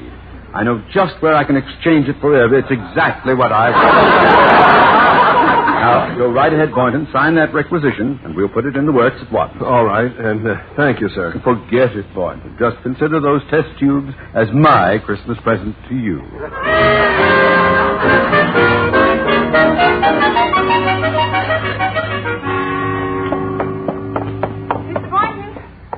Mr. Boynton, I'm glad I finally found you. I missed you right after lunch. Goodness, Miss Brooks, you're breathless. Please, this is no time for flattery. You mean I'm winded? Well, I've been looking for you after every period since noon. I'm afraid I'll have to ask you to return that gift I gave you. There's been a slight mistake, and I have to exchange it. The gift you gave me? Well, you can't exchange it, Miss Brooks. I used it during my free period. Wasn't it a little skimpy around the hips? And you opened it already? Well, I haven't exactly opened it, but, well, I like chess. It's my favorite game. Believe me, Mr. Boynton, in this thing, you couldn't make a move. Look, I really must have it back. You see, I gave you the wrong present by mistake. Oh, well, then I may as well tell you the truth. I gave it to Mr. Conklin as a Christmas present. I hadn't intended to, but before I knew it, he seemed to take possession of it. You gave him the gift I gave you? Mr. Boynton, I'm shocked.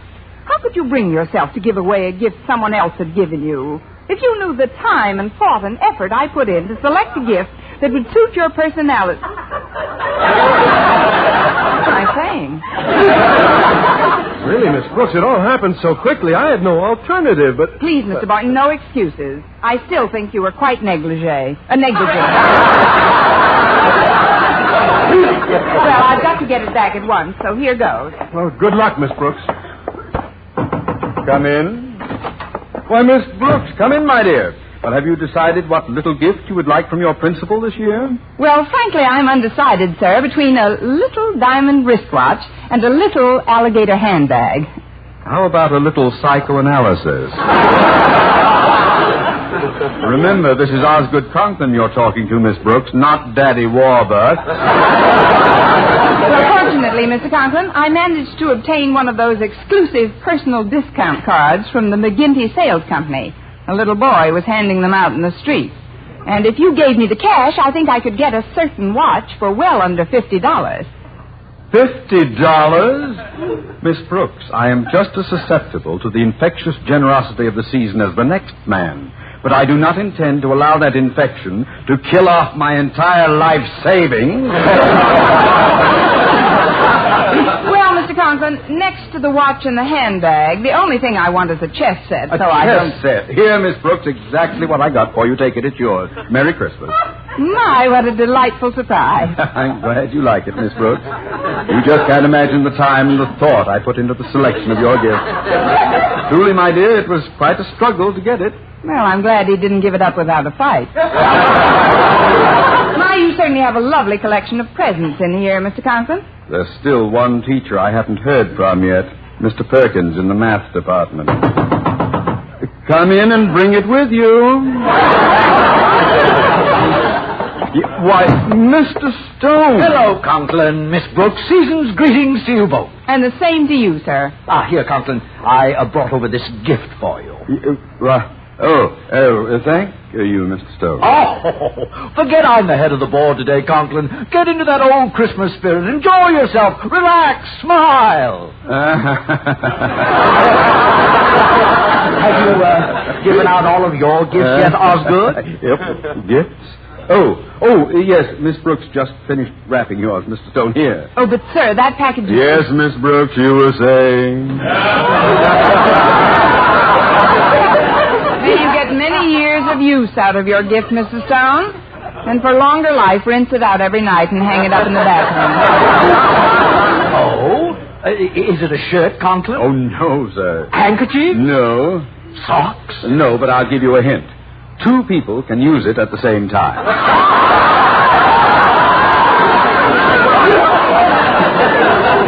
If they're midgets. 2 can use it at the same time, eh? Oh, is it something that can be used outdoors on an athletic field? Possibly, but it might be a little chilly for night games. Miss Brooks. Mr. Stone, why don't you open it and see for yourself? Oh, you don't have to ask me twice, Conklin. I'm just as curious as a little child at Christmas. Hey. Oh. Conklin. I don't understand. Well, what could be nicer than a black silk negligee? Perfect gift for you, sir. And I know you'll get many years of pleasure in using it. What could be nicer than a black silk negligee? Fool, Mr. Stone. Mr. Stone, believe me, Conklin. I have heard of asinine practical jokes before. But pulling a trick like this on Christmas is an absolute insult. Mr. Stone, I can explain. It was a simple natural error. You see, when I got this from Mr. Boynton...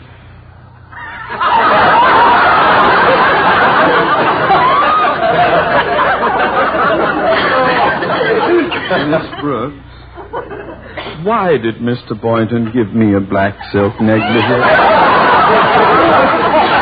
I can't understand either, sir. Pale blue is much more your color. I can't understand at all. Conklin, I'm still waiting for an explanation. Come in. Mrs. Davis wanted to see Miss Brooks on an urgent matter, sir. That's right, Osgood. Oh, hello, Mr. Stone. Hello, Mrs. Davis. Oh, Connie, there's the negligee I gave you. I see you've opened it. What? Miss Brooks, you mean you gave me a gift that someone else had given you for Christmas? Well, you see... Boynton, do you mean you gave me a gift that someone else had given you? Conklin, you mean you gave me a gift that 3 other people had given you? Well, that nightgown has more mileage on it than a 1928 Ford. Conklin, I don't quite understand what's going on around here, but if your idea of a joke is to hand me a cheap nightgown... That is not a cheap nightgown. It cost $22.50. $22.50... Say, it is rather pretty fair. Conklin, perhaps I've been a little hasty. I think Mrs. Stone will be delighted with your thoughtful gift. Well, I'm afraid I did give you the wrong gift, Mr. Stone. I had really intended that for Mrs. Conklin. But, Mr. Conklin, I was going to give it to my mother. If you were, she'll have to come down and take it off my back. That gift was originally given to me by Mrs. Davis. That's true, Connie, but I'm afraid I'll have to take it back, dear. Take it back? But why, Mrs. Davis? My sister Angela gave it to me as a gift, and she's coming over tonight to see it on me. So if you don't mind, I'll take it home. Well, see you all again soon. Well, there goes Mother's negligee. Whose negligee, Boynton? I might ask you the same question, Conklin. Really, Mr. Stone, Gentlemen, please, we shouldn't argue. Let's try to remember it always as our negligee. I'm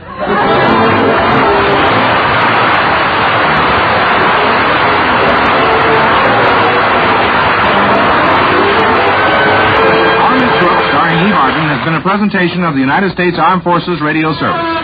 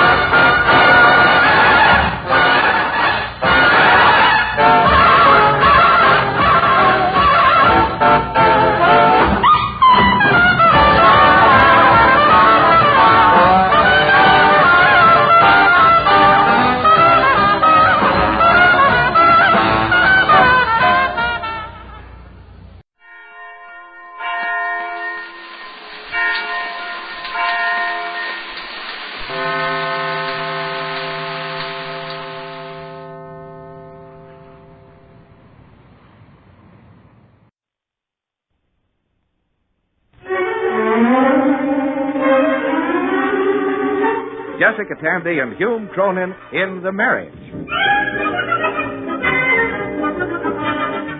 With the conviction that marriage remains the most popular domestic arrangement between friendly people, NBC takes pleasure in presenting one of the most distinguished couples of the American theater, Jessica Tandy and Hume Cronin as Liz and Ben Marriott, bringing you the love and laughter of The Marriage.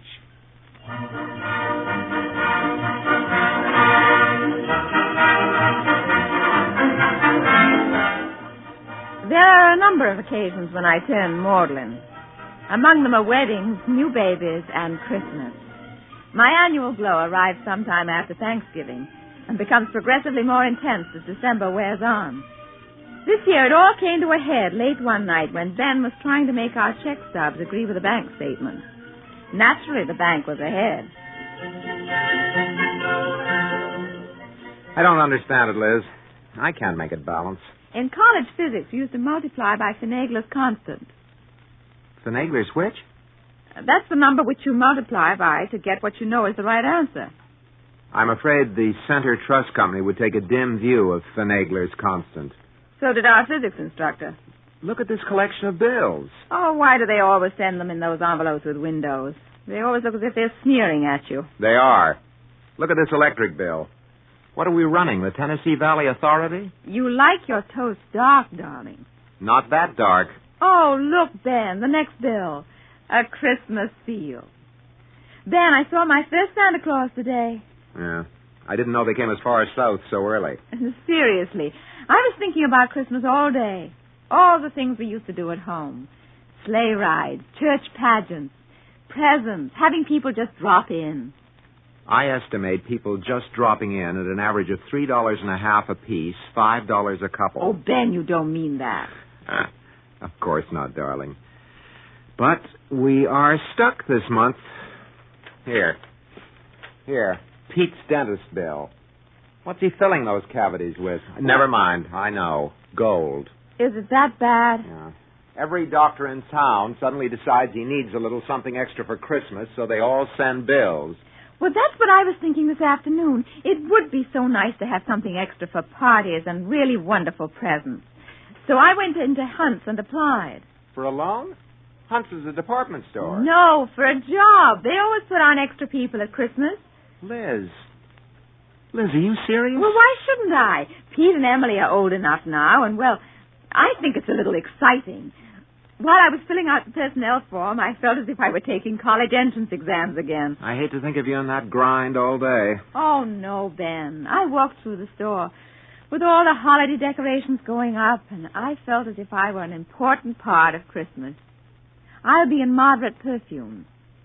Don't they trust you with the uninhibited brand? Moderate price, dear. I still don't feel right about it. Ben, look at it this way.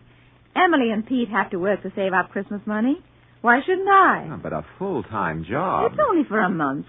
It makes me feel 15 years younger. I've been studying the manual. Manual? You mean an employee's manual? Oh, yes. You've got to know what to do in an emergency. What kind of an emergency? Well, what to do if a woman starts to have a baby in the store. Refer her to the infants' wear department? No. You send for the nearest elevator operator. They have medical degrees? They get the store doctor. Oh, I do hope nobody has a baby in moderate perfumes.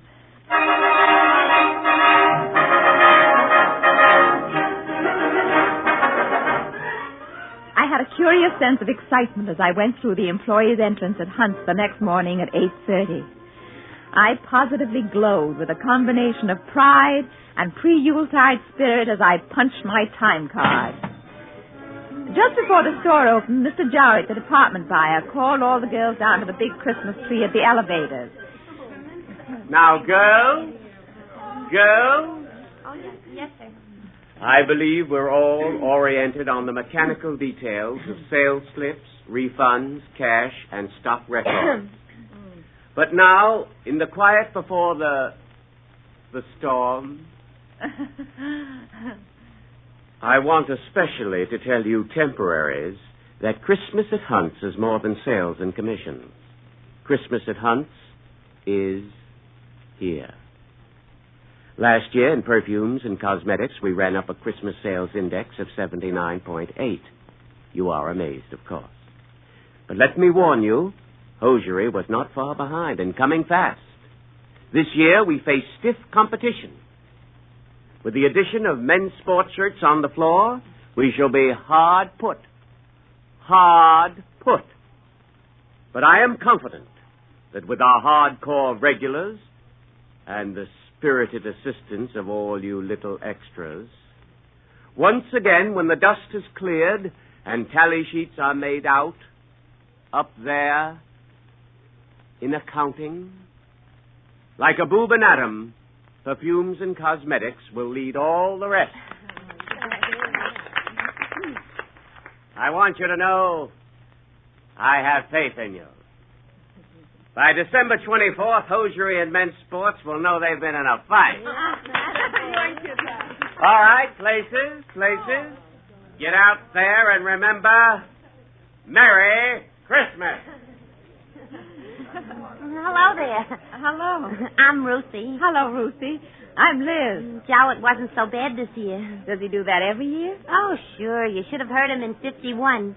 Mrs. Harris from Face Powder was sick. Silicosis or something, and he had us out there winning this one for her. It is kind of exciting, though, isn't it? I mean, all the Christmas spirit. You bet. Jowett gets a bonus if the department beats out hosiery and men's sports shirts. Look, honey, you mind if I give you a couple of tips? Well, as a matter of fact, I've never worked on the floor before. When I was here before, I was a buyer. No kidding.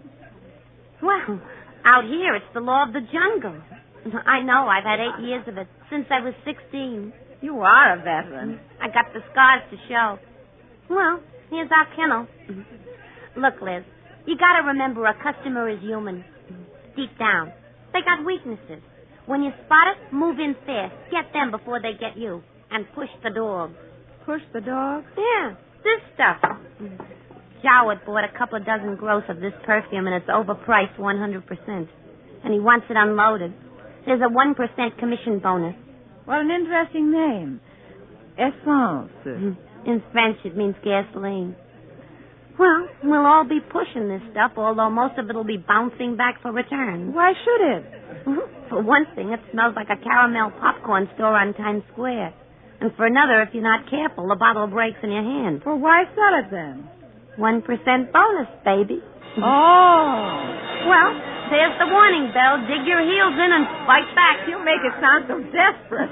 Honey, when them customers get in here, it's every girl for herself. Kill or be killed. I wonder what would happen if I took a sort of Gandhi position, passive resistance. Oh, that's all right for machine guns or tanks, honey, but not for customers. My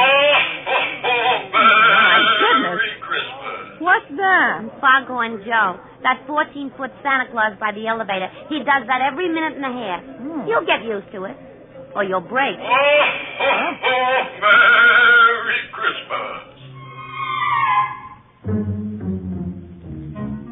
I must admit I was a little tired that evening. As a matter of fact, I was exhausted. I kept hearing Foghorn Joe ringing in my ears every minute and a half.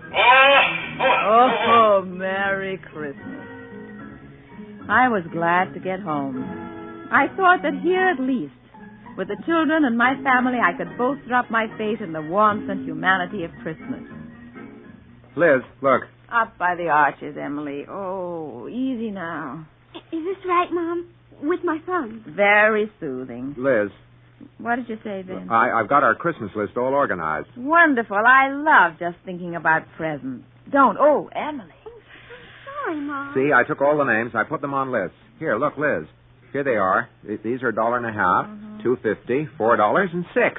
See, I started by dividing everybody into categories and then downgrading across the board. Oh, Ben. Efficient, eh? But you can't do that. You've got to think about each person. I did. You think it's easy deciding whether your Uncle Arnold is a $2.50 or a $4? But that's so mechanical. You mean you think he's really $1.50? Oh, Ben, that's awful. You can't hang a price tag on Christmas. It spoils everything. It's the joy of giving, even to a stranger.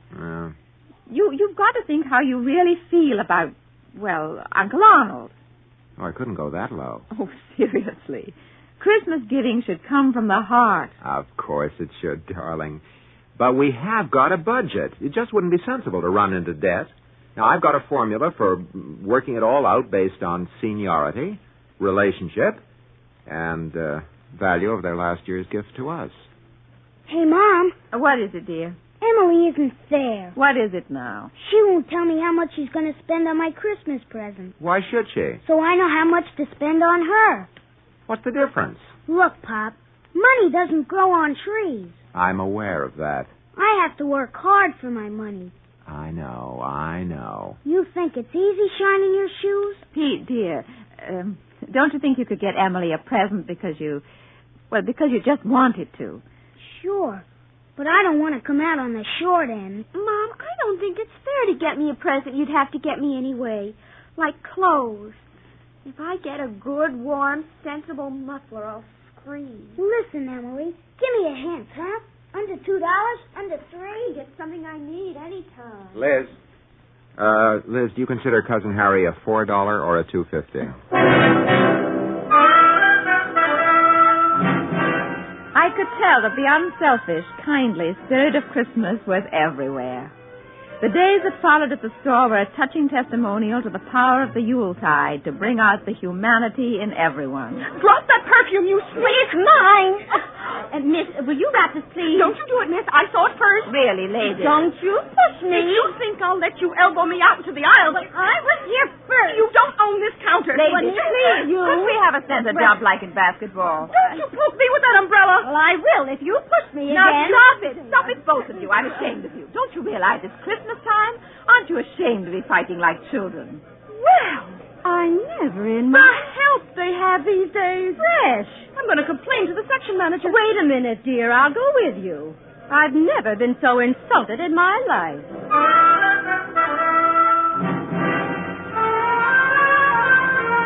I clung desperately to my starry-eyed devotion to Christmas in the face of continuous crowds, salesgirls locked in deadly battle over commissions, and a mountain of returned bottles of essence.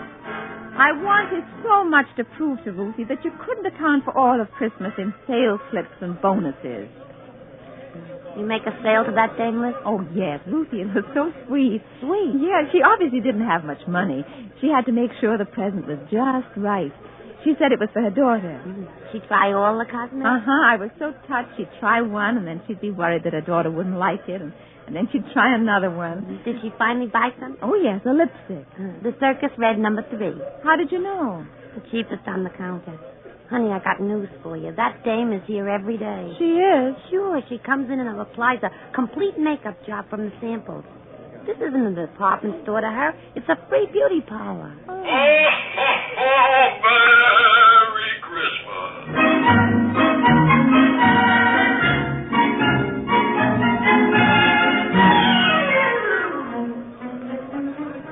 Miss, young lady. I'll help you, madam. Oh, thank you. That's so thoughtful of you. Would you like to sit down, madam? Oh, thank you so much. I've been shopping all morning. It's really too much for me at my age. I'm 67, you know. How wonderful. Here, take this chair. Oh, look out for my umbrella, dear. Now, can I help you? Well, the doctor says I shouldn't go out shopping, you know, but I just couldn't let anyone else do my Christmas list. Now, could I? Of course not. That's just the way I feel. Is it really, dear? Oh, it's so nice to find somebody who feels this way about Christmas. I was beginning to give up. Oh, don't you do it, dear. You keep your spirit up. I always do. Christmas is my biggest time, you know. Oh, now that's pretty. Mrs. Marriott. I beg your pardon? I'm Gargan, store detective. I saw you stole the old lady. Stole her, but... Recognize her, hmm? Oh, no, you don't, Hattie. Stay right here. Let go of me, you big ape. But... Sure, this umbrella Hattie. Every store in town's been on the lookout for her. That umbrella's loaded with jewelry and high-priced fountain pens. But she said that Christmas... Is her busiest time. Let me go. Come on, Hattie. Put it all back. Let go of me before I stamp the toes right off those flat feet. Oh, Merry Christmas. By the time the 24th of December rolled around, I had decided that Dickens had been manifestly unfair to good, old, sensible Scrooge, and that the Cratchit family were probably ne'er-do-wells who got that way by squandering their money annually on shamefully extravagant Christmas falderols. Finally, there was only minutes to go before the ceasefire. Boy, oh boy. How are your feet, Liz? Numb. You're lucky. I'll give you a card to my chiropodist. Thanks. Ah, there it is. Reprieve. Thank goodness. Oh, I can't wait to get home. Miss, miss, can you help me? Oh, no. I just rushed down here. The door was locked, but I tapped on it with a quarter and they let me in. I've just got to get some last-minute gifts. You go ahead, Ruthie. I'll take it. Gee, thanks, Liz. They're just a few last-minute gifts, this list. Oop! Drop the fourth page. Shall we begin at the beginning, sir? Oh, yes, I realize you're closing, but I just had to. Well, now the first is Marcia. Perfume? Well, what do you think? I don't know. Look, sir, it's after 6. Oh, but of course you don't know Marcia. Let me tell you about Marcia.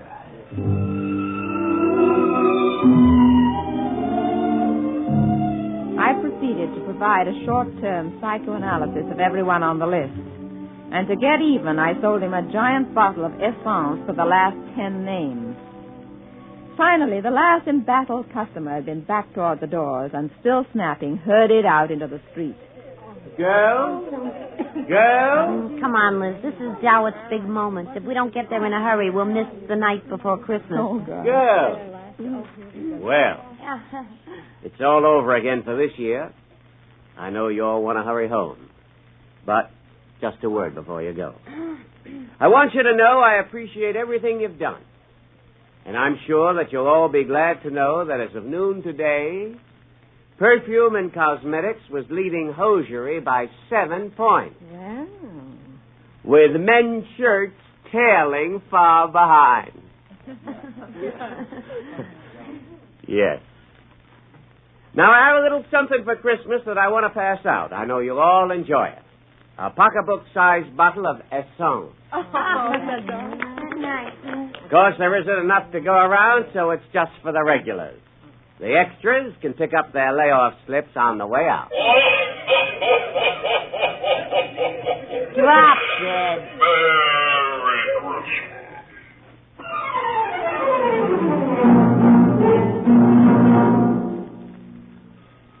Well, it's snowing. Yeah. A white Christmas and soggy shoes. Well, I suppose I'd better get home. It's been nice knowing you, Ruthie. I don't think I could have survived the slaughter without you. Ah, you've been swell, Liz. Look, I thought maybe... Well, you were only an extra, and you didn't get any present. Here, you take mine. Oh, no, I couldn't. Sure, why not? Give it to your kid. She'll like it. But, Ruthie, you don't have to. Oh, I just kind of want to. You don't have to think of it as a Christmas present. Well, guess I'll go to a movie. A movie? On Christmas Eve? Sure, all the jerks are home trimming those silly trees. You can get a seat. You mean you don't have any place to go? Don't you have any family? Not that I speak to. I live in a room over on the west side. But, well, where will you have Christmas dinner tomorrow? Maybe a cafeteria. Christmas dinner is just dinner. Oh, Ruthie. I don't care, really. Well, I do. You come home with me now. Oh, no, I couldn't. But you can't be all alone on Christmas Eve. Oh, why not? Let it match the rest of the year. I don't care, really. I can take care of myself. It doesn't make any difference to me. Could I really go home with you? We'd love to have you. Really. Gee. Come on, we better hurry, or they'll have the tree all trimmed.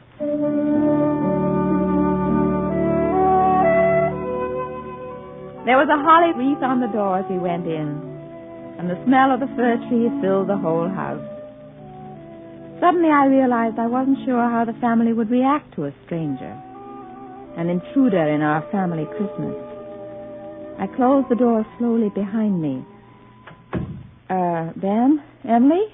Hi. Pete, this is Ruth. Hello. She didn't have anybody to... Well, I brought her home for Christmas Eve. How do you do? Maybe I better go, Liz. I mean, after all, it's for your family. I don't really belong. Let me take your coat, Ruth. Do you sing alto or soprano? She can sit next to me. Gee, I'd love to. I'd love to. Somehow, once again, the magic had taken place. The cash registers, the advertisements, the dollar signs faded away, and we had Christmas with us.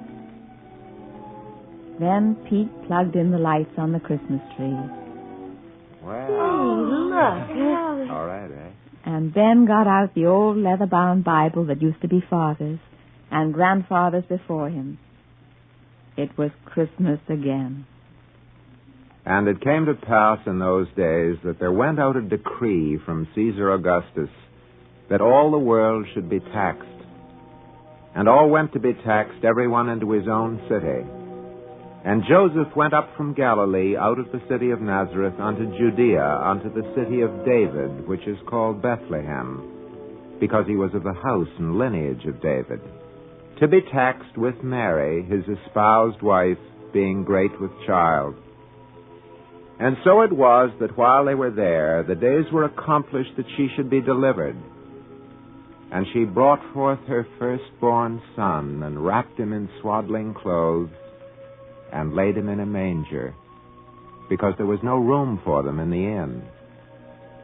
And there were in the same country shepherds abiding in the field, keeping watch over their flock by night.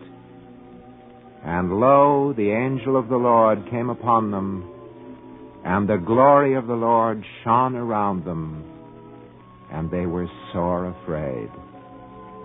And the angel said unto them, Fear not, for behold, I bring you tidings of great joy. For unto you is born this day in the city of David a Savior, which is Christ the Lord. And this shall be a sign unto you.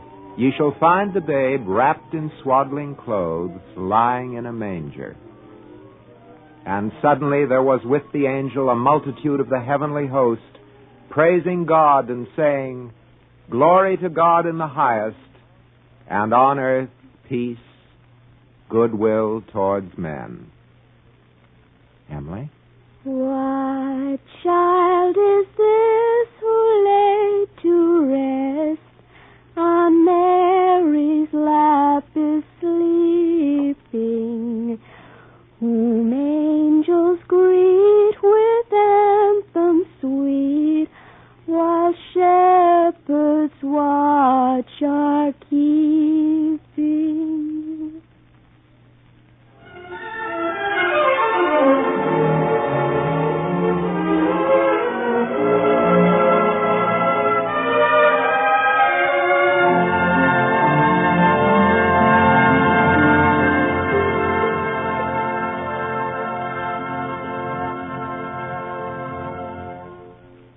Ben and Liz Marriott will be back in a moment. In the meantime, let us extend an invitation to all of you to drop by next week at this time for another half-hour observation and transcription of The Marriage, written by Ernest Kenoy. The NBC Radio Network offers its congratulations to two members of the family, Miss Tandy and Mr. Colman, on their fine performance in Sidney Howard's comedy, Madam, Will You Walk, playing now in New York at the Phoenix Theater. In tonight's cast of The Marriage were Denise Alexander, David Pepper, Ann Thomas, Norman Lloyd, Bryna Rayburn, Sylvia Davis, Kermit Murdoch, and James Stevens. The Marriage is an NBC Radio Network production directed by Edward King. This is Bob Denton speaking. What are you sniffing, Ben? Are you eating popcorn in bed? No. It's essence. I put some behind my ear. Delicious. Merry Christmas, darling. Merry Christmas.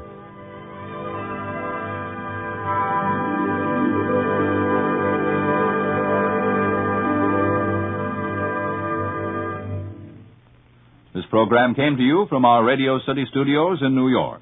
Let a kitchen radio fill your day with the wonderful music on the NBC Radio Network.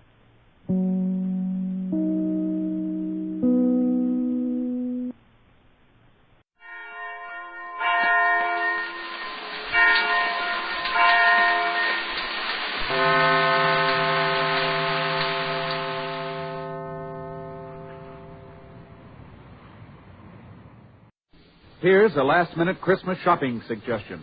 Jingle bells, bells of NBC. Oh, what joy to cook and bake while listening merrily. Pots and pans, sink and stove, work goes easily.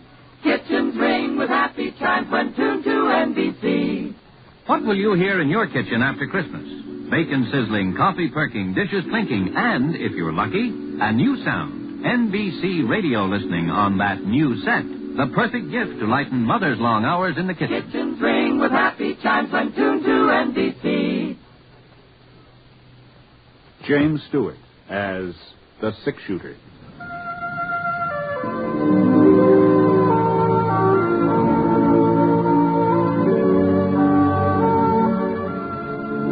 The man in the saddle is angular and long-legged. His skin is sun-dyed brown. The gun in his holster is gray steel and rainbow mother of pearl, its handle unmarked. People call them both the six-shooter. The NBC Radio Network presents James Stewart as the six-shooter, a transcribed series of radio dramas based on the life of Britt Ponset, the Texas plainsman who wandered through the Western Territories, leaving behind a trail of still-remembered legends.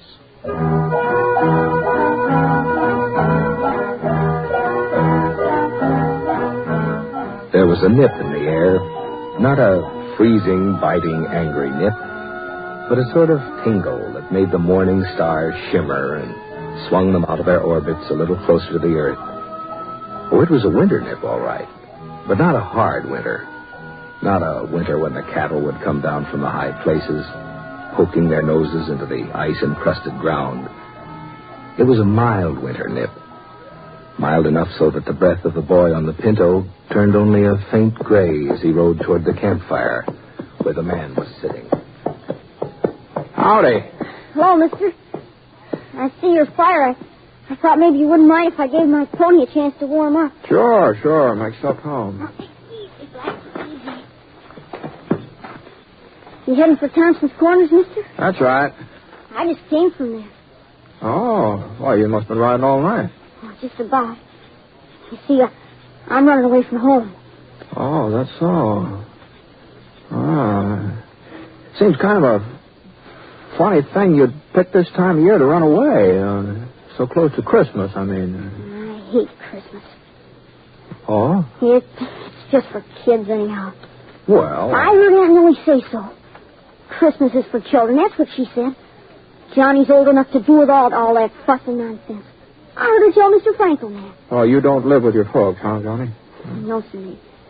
They died about 8 months ago. Oh, I see. Christmas was all right when I was with them. Of course, I was a lot younger then. Oh, yes. It just beats me the way folks take Christmas so serious. Well, I don't know. As if getting presents made any difference. As if I really cared about that knife. Well, is that what you wanted, a pocket knife? I don't want a knife. I don't want anything. I just wish there wasn't any Christmas, that's all. Mm-hmm. Well, I guess you aren't the first person to feel that way. You know, it seems to me I remember reading a story once about a fellow who felt the same way about Christmas you do. Just didn't have any use for it. What happened to him? Well, I doubt if I can call it to mind after all this time, but as I recollect, now mind you, this may not be word for word, but as I recollect, the man that it was about, the one that hated Christmas, that is, well, he was a real skinflint, he was. He just as stingy as they come. His name was, let me see, Eben, something like that. Eben? Eben, yeah, I'm pretty sure that was it. Well, being so tight-fisted, this fellow Eben, he got to be the richest man in the whole territory. He owned a ranch? Oh, sure. Had 4 of them. 4 ranches and store buildings and farms and maybe a bank or 2. He was rich. I bet he had a mighty fine ranch house. No, he didn't have a ranch house. Eben wasn't the sort to spend money on a ranch house unless there was profit in it. He just lived alone in town, had himself a steady room at the hotel. Well, anyway, one night while Eben was sitting in his room having supper, Christmas Eve it was. Well, on this particular Christmas Eve, his only kin, a nephew, lived in the same town. He stopped by the hotel. To wish you a Merry Christmas, Uncle, and invite you to our place for dinner tomorrow. Christmas, fiddlesticks. Hold her out. I suppose you'll be closing up your livery stable for the occasion. Why, sure, Uncle Eb. And just how will the horses know it's Christmas? Answer me that. Well, if they don't know it, we will. Can I tell Sally to expect you at 3? You can expect me all you like, but I ain't coming. Not at 3 or any other time. Oh, if you're making so much money, you can afford to be giving parties. Maybe I ought to think about raising the rent on the livery stable. Well, now, Uncle I'll go on Eb. and get out of here before I lose my temper. All this nonsense about Christmas. Fiddlesticks. Hold it. Well, after that, Johnny, the nephew didn't stick around there. He got out of Eben's hotel room in a regular gallop. It wasn't very long before Eben had another visitor. He was a young fella, tall, lanky, not very good at speaking. He just plain ordinary cowpoke. He was the foreman of the S&M ranch. Oh, well, it took you long enough to get here. Where have you been? Selling off some of my herd without telling me about it? No, sir. That day you rode by, I was out in the range hunting strays. And a good thing I decided to check up on you, too. What's that cabin doing over by Holly Creek? And who are those people staying there? They're my family. I built the shack for them myself. I'm not going to have a bunch of nesters in my property. Tear it down. Well, one of my boys has been sick. I can't afford to rent That ain't it. my concern. It's up to you to keep your family and what you earn. So see that you get rid of that shack. Tomorrow. But tomorrow's Christmas. Oh, well. Then you'll have plenty of free time to tear it down. I'll be out the day after to make sure you've done it. Good night. Wasn't much use in arguing. Foreman knew that. So he put on his hat and shuffled out. Now Eben was alone again. At least he thought he was alone.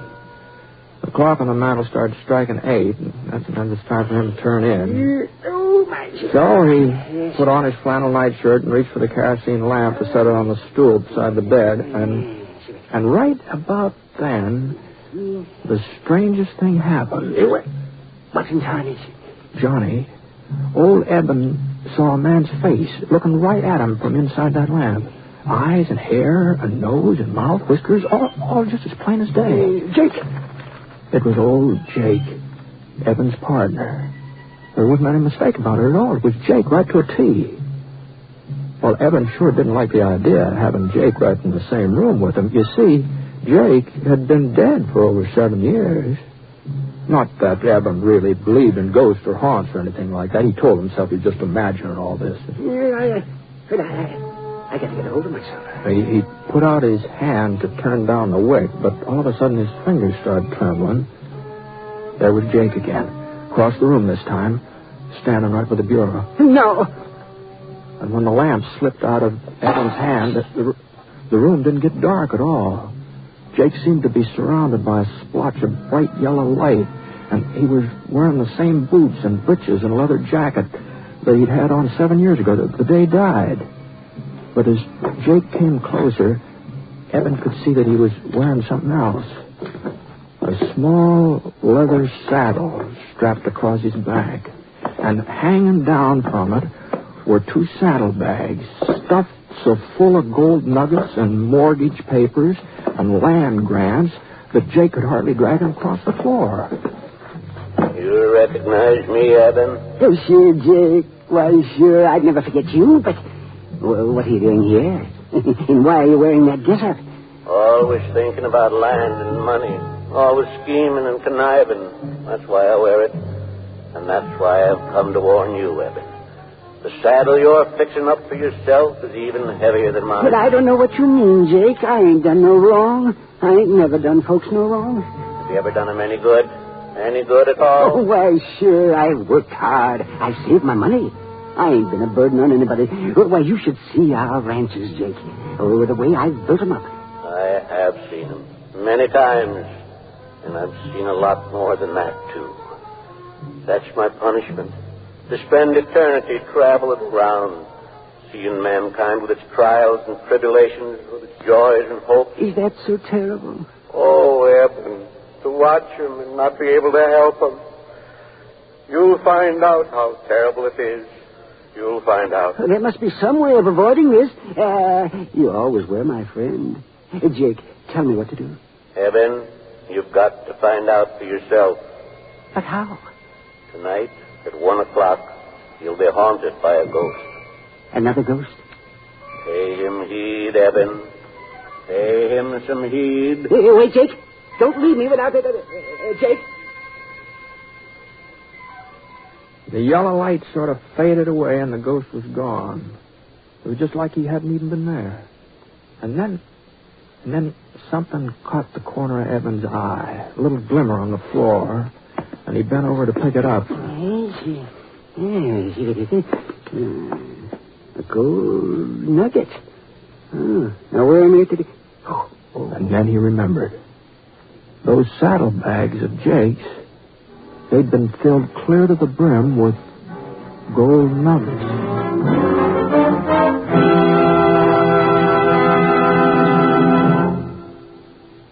We're interrupting our story for only a moment, and only to tell you, our unseen audience, that you have helped more than you may realize to make this a very Merry Christmas for all of us on this program. Your being with us each week, your many kind letters, have told us that all the work that goes into bringing you the six-shooter has not been in vain, and we're grateful. So, friends, from all of us, Jimmy Stewart and the cast, our writer, our director, engineers, and sound technicians, our best wishes for a happy holiday season. Oh, yes, and before I forget it, beginning December 31st, the six-shooter will be on the air on Thursdays instead of Sundays. That's beginning Thursday the 31st. The time of broadcast will be listed in your local newspaper. Thank you. Now, Act 2 of The Six-Shooter, starring James Stewart as Britt Ponset.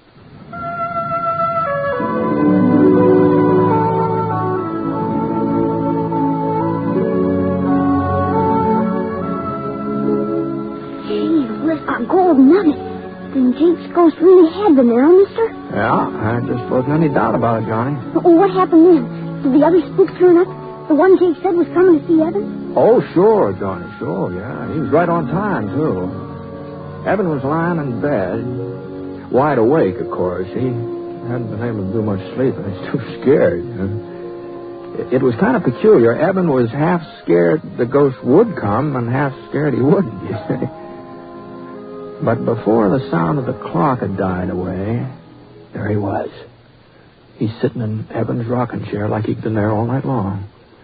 And this ghost was a young fella, maybe 18, 19, all duded up the way young bucks like to dress, fancy chaps and checkered shirt and a red bandana tied around his neck. Howdy, Eben. Reckon you've been expecting me. Yeah, well, I guess so. You ready to take a little trip? Where to? Back. Way back through the years. Oh, but how can I go with you? It's real easy. You see, I'm the ghost of Christmas past. You're past, Evan. Let's shove off. Well, the next thing Evan knew, he and that ghost were standing out on a snow-covered prairie. There was a circle of covered wagons in front of them, and the people from the wagons were gathered together and listening to a tall, white-bearded man. He was reading the Bible. Great joy, which will be to all people. For unto you is born this day in the city of David a Savior, which is Christ the Lord. And this shall be a sign unto you. You shall find the baby. The ghost turned and pointed to a boy sitting away from the others on the tailboard of one of the wagons. Small boy, about 10 years old, with hollow cheeks and his eyes all red from crying. Oh, no. It was Evan himself. On a Christmas day, a long, long time ago. Not a very happy Christmas either. It was only a week since the oxen had stampeded and his ma had been killed when she fell from the wagon. His pa had died with an Apache arrow in his chest. No, I don't want to look at him anymore. Can't you show me another Christmas? Well, it was no sooner said than done. Now Evan and the ghost were in a bunkhouse. And Evan saw himself again. Oh, he's 10 years older than the boy on the prairie, but he was lying on a blanket staring up at the ceiling. And then his pal Jake came running in, all out of breath. Come on, Ed. Get a clean shirt on. We got us an invite to a party. Huh? Yeah, the boss is throwing a big shindig. He says he'll fire us if we don't show up. Evan couldn't help remembering that party. Oh, the roast beef and the baked ham and square dancing and the pretty girls in their calico. He couldn't help saying out loud to the ghost, Oh, dear. How I wish I... What was that, Eben? Nothing, Mr. Spirit. Nothing. I was just remembering how I treated my foreman today. That's all. After that, the ghost took Eben to 3 or 4 more of his old Christmases. And none of them were very happy. Especially that Christmas when the young schoolmarm, sitting on the horsehair sofa, had unwrapped a tiny box Eben gave her and then handed it back to him. It's a lovely ring, Eben. But I can't wear it. Well, you're not courting somebody else. No, Eben. But you are. You're courting something else. Bill. Land and money, cattle, profit. They mean more to you than I ever would. I'm sorry. Mr. Ghost, no more of the past. Please, I've seen enough. A man wants to forget. Sure, Eben. Whatever you say. And before Eben could blink his eyes, he was right back in the hotel room. But once he got there, he blinked real hard because all of a sudden the ghost was becoming a different person. He was getting fatter, and his stomach popped out 2 or 3 inches, and a few wrinkles creased his cheeks, and finally his chaps turned into a shiny blue serge suit with a heavy gold chain dangling across the vest. Well, what's happened to you? Why are you so different now? You seem to be getting tired of the past, so I thought we might take a gander at the present, if you've got no objections. Well, the hotel room just melted away, and Eben was looking at that cabin his foreman had built on Holly Creek. Well, that cabin sure was crowded.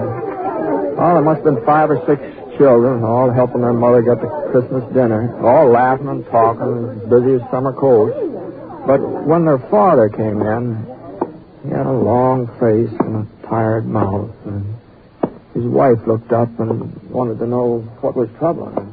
Oh, I was just thinking about old Eben. That's not a very pleasant thought for Christmas, Bob. By the way, what did you want with you yesterday? Was it about this cabin? Oh, no, of course not. Well, let's get on with dinner. Sit down, everybody. Now, where's my Jim, huh? Well, I guess we're just going to have to eat. And Bob looked all around the room. He was pretending he didn't see the little fellow in the corner. The boy with an iron brace on his leg and a wooden crutch propped up against the wall. The little Tim, he wasn't going to be ignored. So Bob picked him up and carried him over to the table. God bless this food, this house, and us and our friends. Even old Eben. Amen. The family found that part about Eben a little hard to swallow, but they finally managed, and Tim was the last one to chime in. God bless us, everyone. Eben didn't want to watch what was going on in that cabin any longer, but the next place the ghost showed him wasn't much easier on him. There was a big party going on at his nephew's house back in the livery stable. And one of the ladies was blindfolded, you see, and she was trying to pin the tail onto a donkey. But there was something peculiar about this donkey, about the way it was drawn. It looked more like a person than an animal. Well, Eben recognized who it was supposed to be right off. You see, folks, I invited Uncle Eb to be with us, but he turned me down flat. So I figured we'd have him here in spirit, if not in the flesh.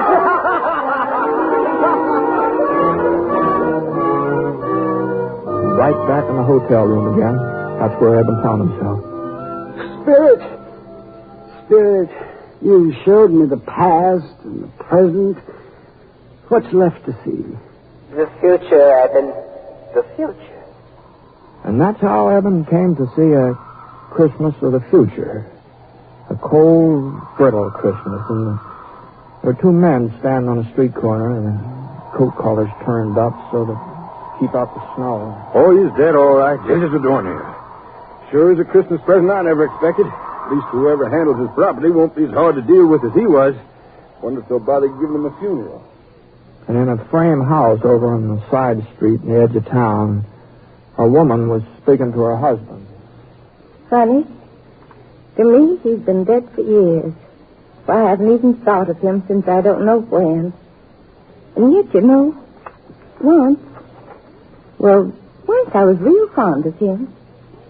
Funny, isn't it? Ghost. Who are they talking about? Those men on the street. That woman I used to know. Who is it that's dead? Tell me. And the ghost slowly turned and stretched out a long, thin, bony finger.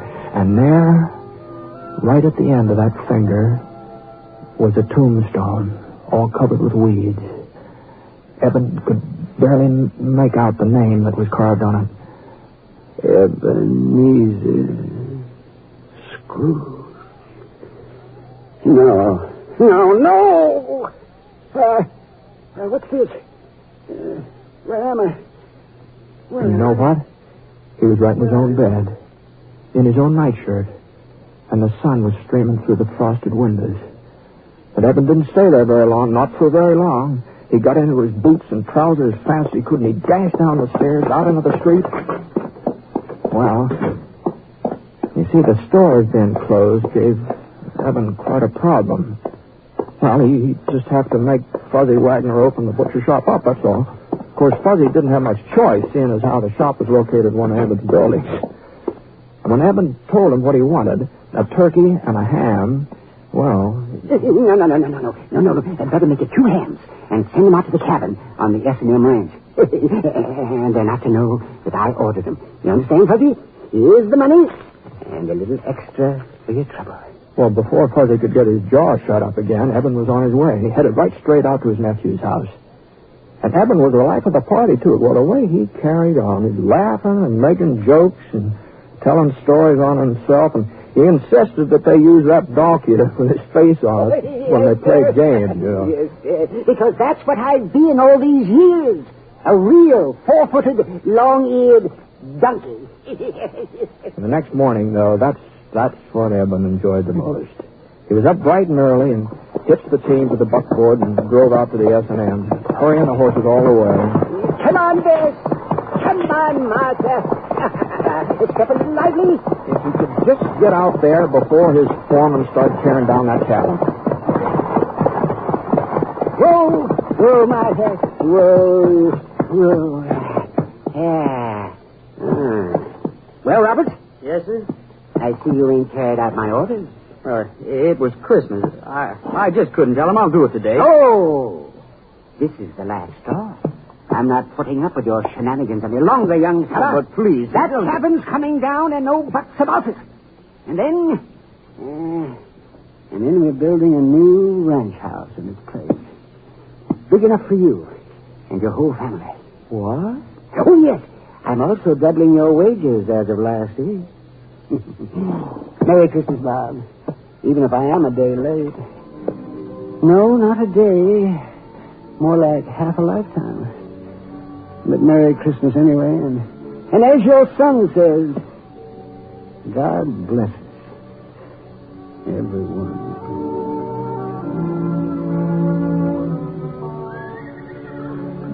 Well, that's the way things worked out, Johnny, more or less. Well, that's a fine story, Mr. Real fine. I reckon I know why you told it to me. How's that? So I'd understand about Christmas and how important it is to do for other people instead of just thinking about yourself. Well, no. I didn't have that in mind especially. The story just happened to come into my head, that's all. Well, maybe if I have to give Aunt Millie something, a present maybe. Shucks, what could I give her? I don't have no money. Well, of course, there are lots of things that don't cost a penny, not a single red cent, you know. Well, now, let's see. Take that little spruce over there. It'd be real easy to cut that down, and with a little fixing and maybe a few doodads from around the house. I'll bet you could make a Jim Dandy Christmas tree out of that. I suppose so, but what's good of a tree without something to put under it? Oh, yeah, I see what you mean. Johnny, you don't happen to know Jim Bender, do you? In Thompson's Corner and his 3 daughters? He's only got 2, mister, Sarah and Emily. Oh, is that so? That's so. I was spending Christmas with them. It looks like I'm carrying an extra present. It's a real pretty little red bonnet with feathers on it. I couldn't take it, mister. Oh, no. I wasn't thinking of giving it to you, Johnny. But I was sort of hoping that you'd show me the trail from here on in. Of course, it would mean you're turning around going back home, but if I was to cause you changing your plans, I'd feel obligated to pay you back some way, you know. Well, It would be only fair. Trouble is, I haven't got much money, so if you wouldn't mind accepting the bonnet instead, you'd be doing me a real favor, Johnny.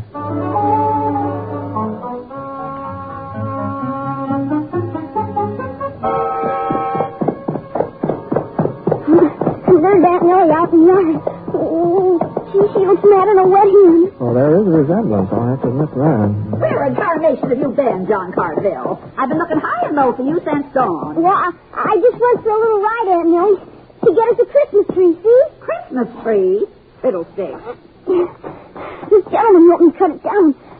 I'll just take it inside. Be right back, mister. If we had any use for a Christmas tree.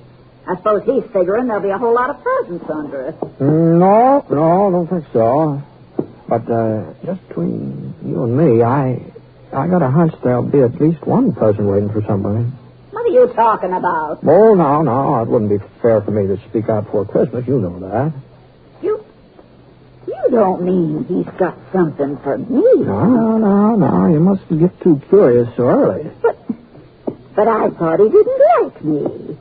I thought he just hated having to live here with an old maid. I guess I just don't know nothing about kids. Nothing at all. I don't deserve to get... Well, I think I'd better get moving along. Say goodbye to Johnny for him, will you? And I wonder if you'd give this to him. Hmm? Yeah, tell him the little blade on it's kind of dull, but... A pocket knife? Yeah. Now, how did you know? Hold on. Oh, God bless you, mister. And Merry Christmas. Merry Christmas.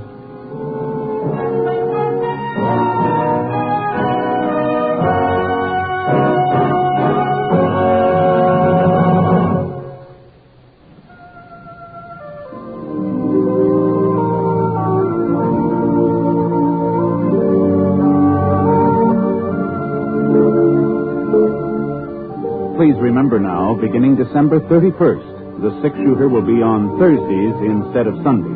We hope you'll join us in our new time. The six-shooter is an NBC Radio Network production in association with Review Productions. The transcribed story was written by Frank Burt in collaboration with Charles Dickens. Mr. Stewart may soon be seen in the Universal International picture The Glenn Miller Story. Howard McNear played Scrooge, and special music was by Basil Adlam. The entire production is under the direction of Jack Johnstone. All characters and incidents were fictitious, and any resemblance to actual characters or incidents is purely coincidental. And now, until Thursday the 31st, this is Hal Gibney speaking. Merry Christmas.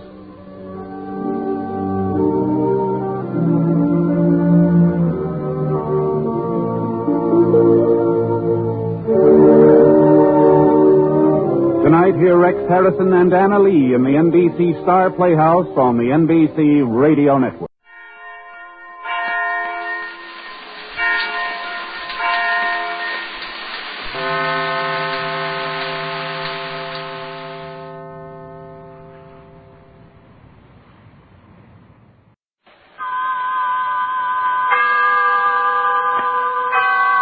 Autolite and its 98,000 dealers present Suspense.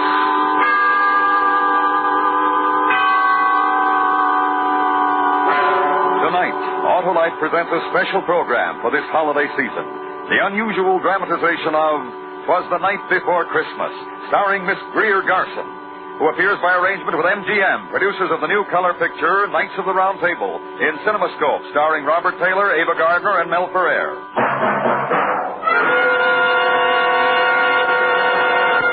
Good evening. This is Harlow Wilcox speaking for Autolite. Tonight, as a special Christmas presentation from the worldwide Autolite family, we bring you Miss Greer Garson in a story about a certain little girl on a certain Christmas Eve. And now, Autolite presents transcribed Was the Night Before Christmas, hoping once again to keep you in suspense.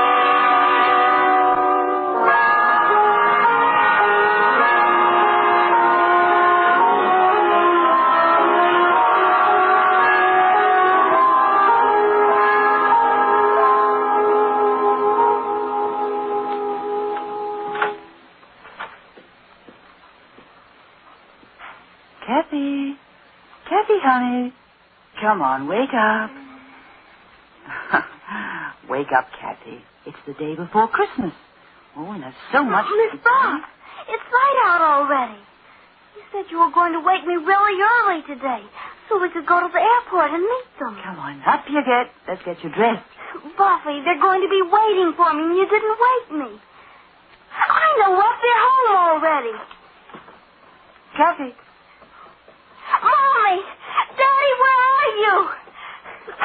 Daddy! Mommy! Buffy, they're not in their bedroom. Where are they? Kathy. I know. I'll bet they're in the kitchen already having their coffee. Mom!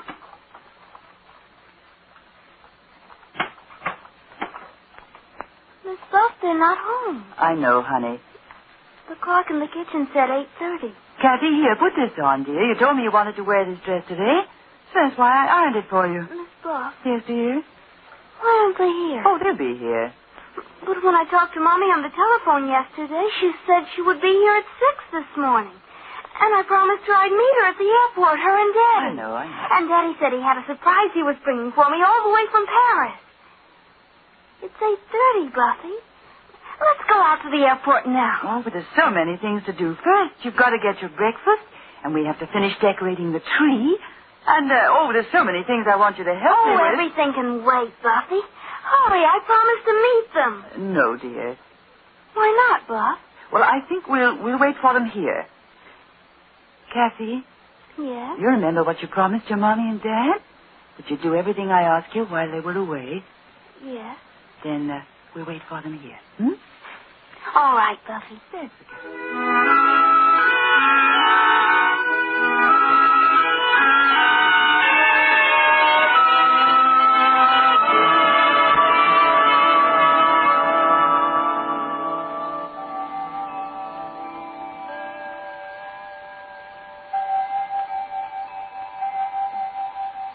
It's noon, Buffy.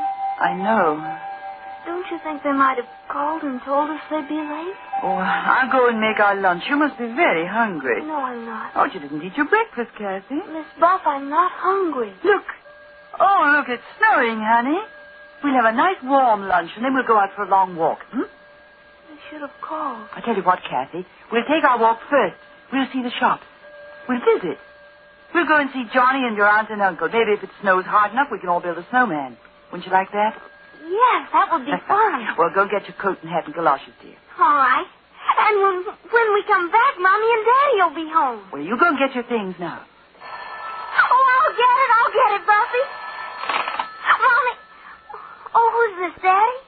You sound... Oh, from a newspaper. I see. It's a man, Buff. He says he wants to talk to an older person. Here.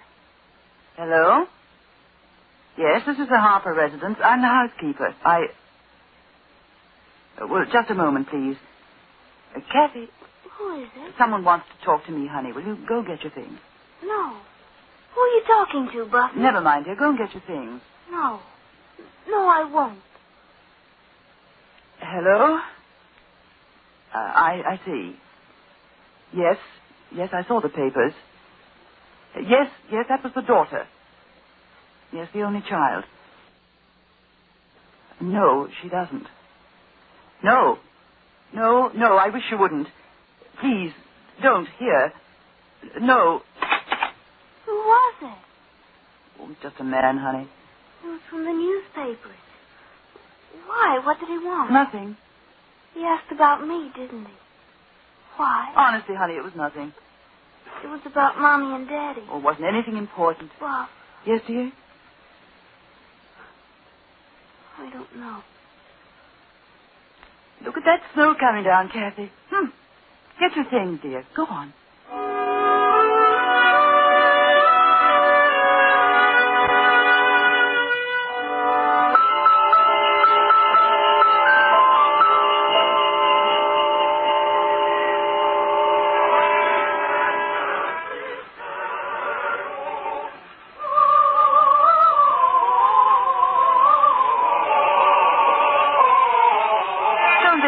Beautifully, Kathy. Very lovely. The street and all the decorations and the singers. It's very lovely, Miss Buff.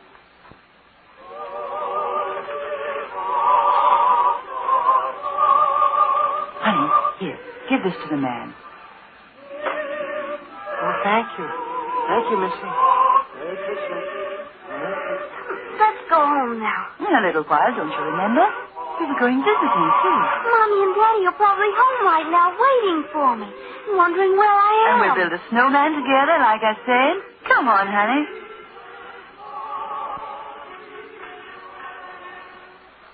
I remember when I was a little girl how excited I'd get. All the wonderful things to see, the sights and the smells and the sounds. Pretty shop windows and the snow. To be a little girl at Christmas time. To be young at Christmas time. And happy. What's the matter, Buffy? Oh, Kathy. Buffy. Let me hold you. Oh, Kathy, darling. Buffy, you're crying. I'm just silly, I guess. Why, look, there's Santa Claus watching us. Let's say hello to him. You were crying. Hello, Santa. Merry Christmas. Oh, Merry Christmas, little girl. Merry Christmas. Well, you're a pretty little girl. What's your name? Kathy. Oh, that's a nice name for a nice little girl like you. Thank you. And I can tell you've been a good little girl. I saw the way your mommy was holding you. She's Miss Buff. My mommy's away. Daddy, too. We're taking a walk to make them come home. Oh, and where are they? I don't know. I don't know. I don't know.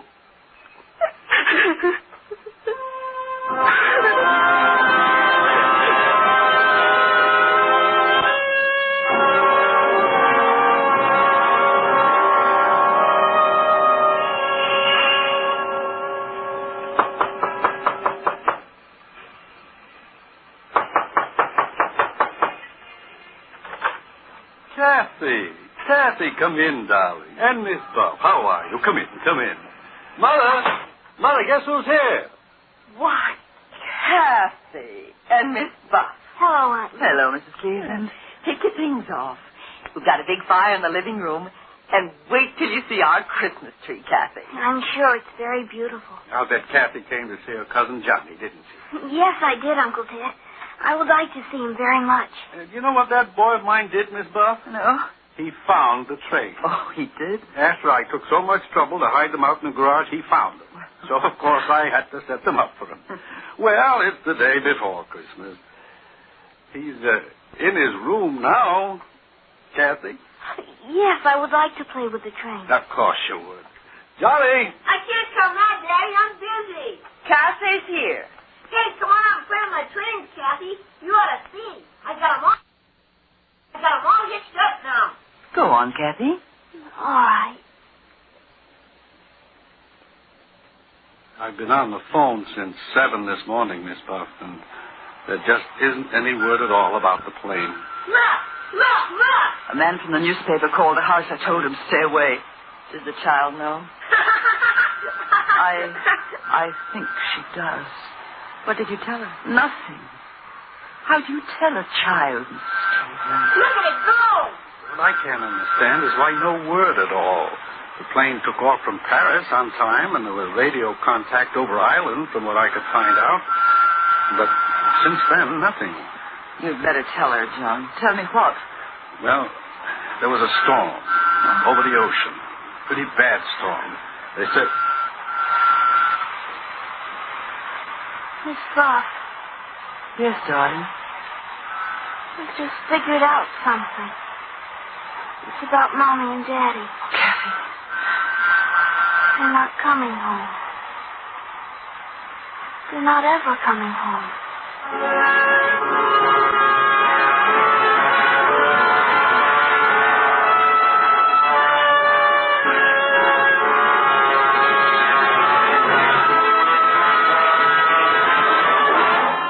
Autolite is bringing you Miss Greer Garson with Anne Whitfield as Kathy in 'Twas the Night Before Christmas. Tonight's production in radio's outstanding theater of thrills, Suspense.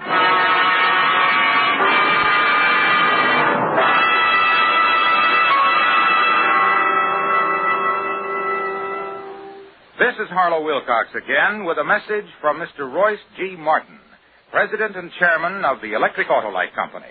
It is presented in the name of the Autolite family, which includes some 30,000 Autolite men and women and their families, 18,000 people who have invested a portion of their savings in Autolite, as well as 98,000 dealers and the greatest names in the industry who use Autolite products as original equipment. This is the message from Mr. Martin. In our America, we are especially blessed this Christmas with a free country. We are surrounded with freedom-loving people who appreciate the word Christmas. We are grateful for what this day means to all of us and for what it meant to our great forefathers. We will never forget the one whose holy birthday we are about to celebrate. We thank him for the word freedom and the happiness that he has given us. We of the Autolite family wish you and yours a very Merry Christmas and a new year filled with health and happiness. And now, Autolite brings back to our Hollywood soundstage Miss Greer Garson in Elliot Lewis's production of 'Twas the Night Before Christmas. A tale well calculated to keep you in suspense.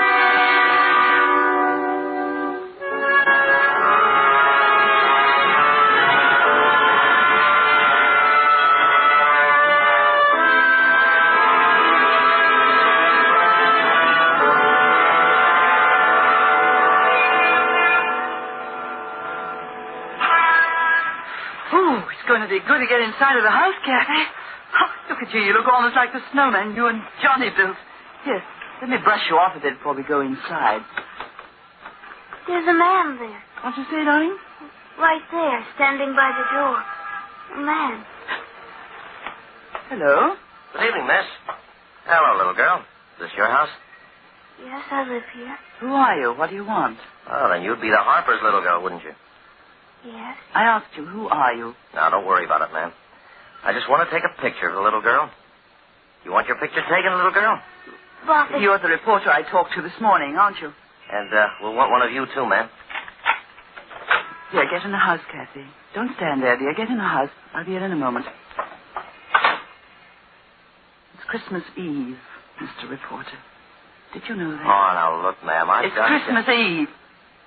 Where's your heart? Oh, look, you've got to understand. I talked to you on the phone. It was almost 10 hours ago, before noon. It's nighttime already. There still isn't any word about the plane.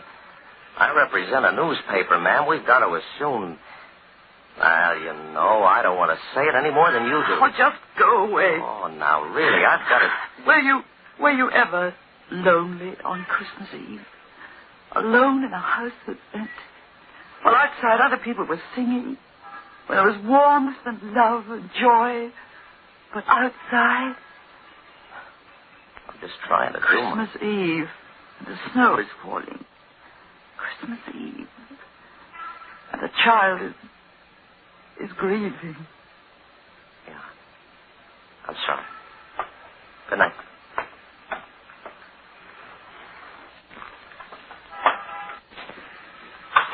It's in the living room, Buffy. Who thought? Yes? Let's have a secret. What, Buffy? Let's not wait till tomorrow. What do you mean? We go to our tree and open some of our presents now. Maybe just one. Choose the one with the most beautiful wrapping. You can open it, and you can play with it now while I go and fix something for you to eat. I'm not hungry, Buff. Honestly, I'm Oh, fine. just some milk and cookies, honey. You haven't eaten All some. right. Well, let's choose. Go ahead, pick one. All right. That one. It's from Mr. and Mrs. Anderson next door. Open it. You open it, Puffy. Very well. Oh, look. Very nice. A carousel. Well, I'll wind it for you. And we'll put it down here. Now. You watch it. When it runs down, you can wind it up again. I'm going into the kitchen.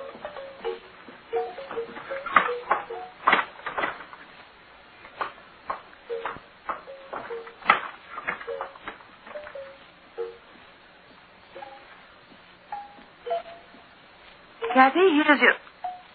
Kathy. Kathy, honey, where are you? Kathy? The milk and cookies are on the table. Kathy? Are you in your room, Kathy? Kathy? Kathy, honey? Kathy! Kathy!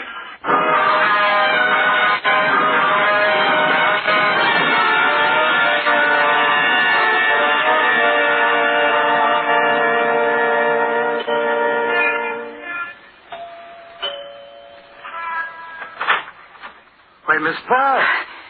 Mr. Anderson, is Kathy here? Well, no. Would you mind asking Mrs. Anderson if Kathy's here? Maybe she came in through the back way. Well, Mrs. Anderson and I have been sitting in the living room for the last hour. Well, what's the matter, Miss Pearl? Kathy ran out of the house. Oh, poor child. I can imagine how she must feel. I thought she might have come over here next door. She just ran out of the house. I don't know where she is. Oh, a child like that, and what's happened to her today. Wait. I'll get my coat, Miss Buff. I'll come with you.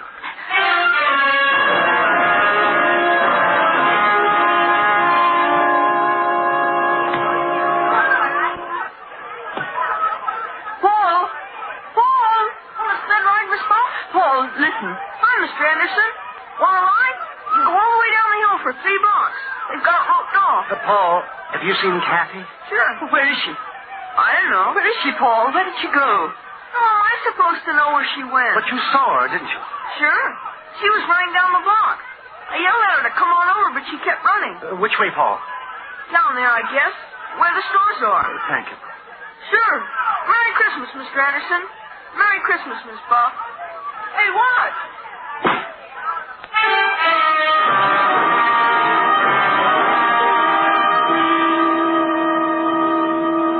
She hasn't been in my store, Miss Buff, and I'm the only one on the block who's open. Last minute Christmas rush, you know. Thank you, Mr. Ruggles. Say, now that kid and what happened to that plane today, I'd sure let the police know she was missing. I think he's right, Miss Buff. Call them, please. Call them. Oh, use this phone, Mr. Anderson. Thank you.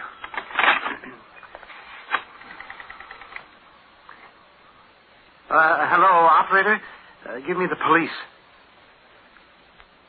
Oh, hello, police. I want to report a little girl who's missing. Kathy Harper. Well, she's got blonde hair and blue eyes. Oh, wait a second. I'll find out.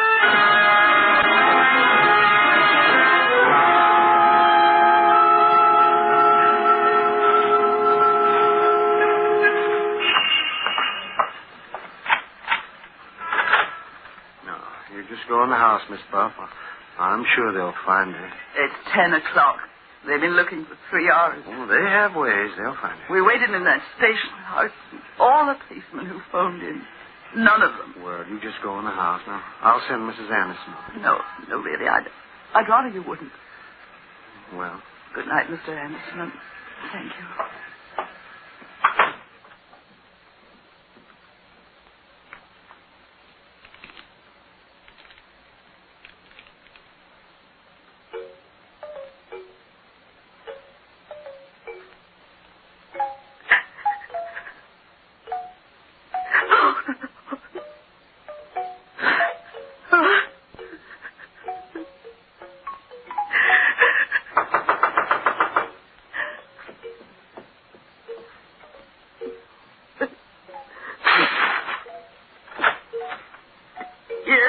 Time for Colman Reed, ma'am.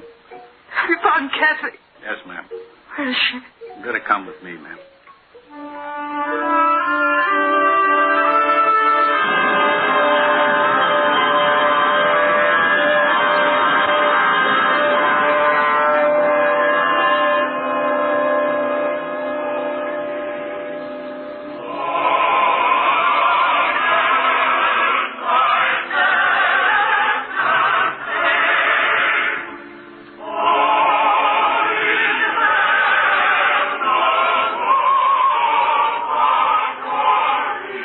There she is, ma'am, in the second pew.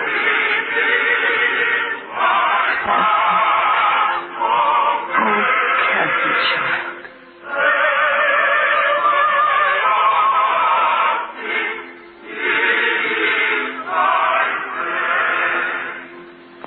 Christmas Eve. Church should have been the first place I should have looked for that kid.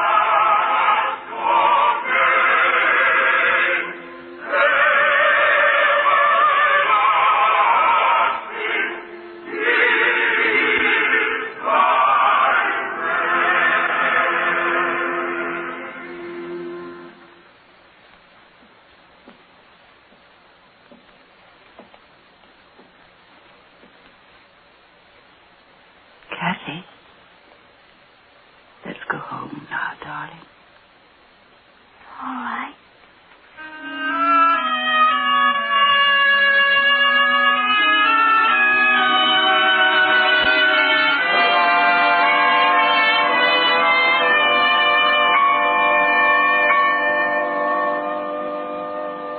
There we are.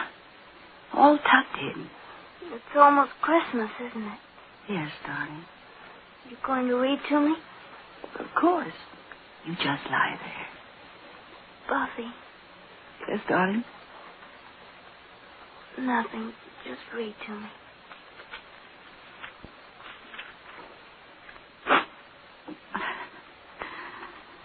It was the night before Christmas, when all through the house not a creature was stirring. Not even the mouse. The stockings were hung by the chimney with care, in hopes that St. Nicholas soon would be there. The children were nestled all snug in their beds, while visions of sugar plums danced in their heads. And Mamma in her kerchief and I in my cap had just settled down for a long winter's nap, when out on the lawn there arose such a clatter I sprang from my bed to see what was the matter. Way to the window I flew like a flash, tore open the shutters and threw open the sash. The moon on the breast of the new fallen snow gave a luster of midday to objects below, when what to my wondering eyes should appear but a miniature sleigh and 8 tiny reindeer with a little old driver, so lively and quick I knew in a moment it must be St. Nick. More rapid than eagles his coursers they came, and he whistled and shouted and called them by name. Now Dasher, now Dancer, now Prancer and Vixen, on Comet, on Cupid, on Donder and Blitzen, to the tops of the porch, to the top of the wall. Now dash away, dash away, dash away all.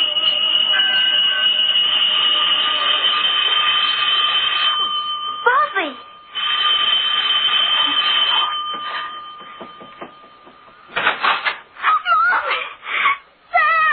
Merry Christmas, Kathy. Kathy, baby. Hey, it's Christmas. We don't cry on Christmas. I'm so... Oh, baby. Baby. Hey, how about a big hug from me? Oh, Daddy. Ah, that's my girl. Where's Miss Buff? I was in bed. She was reading to me. In bed's the place for you. Come on, I'll carry you. Buff! It's Mommy. It's Daddy. I know, darling, I know. Hello, Buffy. Merry Christmas. Merry Christmas, Buff. We had to make an emergency landing in Newfoundland. Small field communications were shot. That storm... Yes. Let's not talk about it anymore now. Buffy was reading me a wonderful thing about the night before Christmas. Here. I'll put you in bed, Kathy. There you are. Read it to us, Buffy. Hmm? To all of us. Oh, well, I lost my place. Read it, Buffy. As dry leaves that before the wild hurricane fly when they meet with an obstacle, mount to the sky, so up to the housetop the coursers they flew with a sleigh full of toys. And St. Nicholas, too. And then in a twinkle, I heard on the roof the prancing and pawing of each little hoof. As I drew in my head and was turning around, down the chimney, St. Nicholas came with a bound.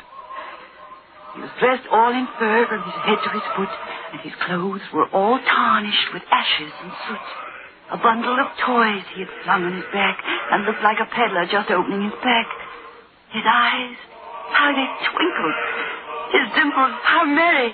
His cheeks were like roses, his nose like a cherry. His droll little mouth was drawn up like a bow, and the beard on his chin was as white as the snow. The stump of a pipe he held tight in his teeth, and the smoke, it encircled his head like a wreath. He had a broad face and a little round belly that shook when he laughed like a bowl full of jelly. He was chubby and plump, a right jolly old elf, and I laughed when I saw him in spite of myself. A wink of his eye and a twist of his head soon gave me to know I had nothing to dread. He spoke not a word, but went straight to his work and filled all the stockings.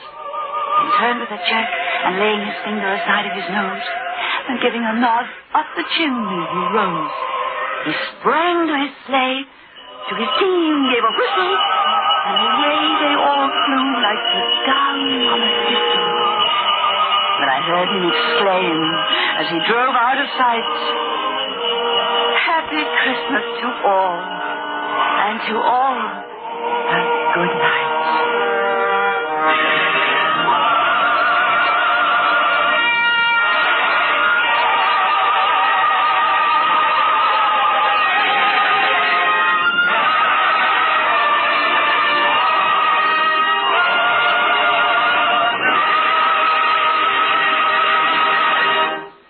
Ladies and gentlemen, you have just heard Miss Greer Garson in a dramatization of 'Twas the Night Before Christmas. Tonight's production in Autolite's Suspense. Miss Garson will return in just a moment. Next week on Suspense, our star will be Mr. James Mason, who, as Lord Essex, plots to capture Elizabeth's throne. It's called The Queen's Ring. Suspense is transcribed and directed by Elliot Lewis, with music composed by Lucian Morwick and conducted by Lud Gluskin. Chorus was under the direction of Roger Wagner. 'Twas the Night Before Christmas was written for Suspense by Morton Fine and David Friedkin. In tonight's story, Anne Whitfield was heard as Kathy. Featured in the cast were Harry Bartell, Irene Tedrow, Mary Lansing, Charles Calvert, Howard McNear, Herb Butterfield, Johnny McGovern, Sidney Miller, Joseph Kearns, and John Ramsey Hill. And here once again is our lovely star, Miss Garson. Harlow, thank you very much. And thank you, Anne Whitfield. While I have these few moments, may I join the Autolite family in sending holiday greetings to our friends everywhere. Merry Christmas, Harlow. Merry Christmas, Greer. Merry Christmas to all. And to all, a good night. This is the CBS Radio Network.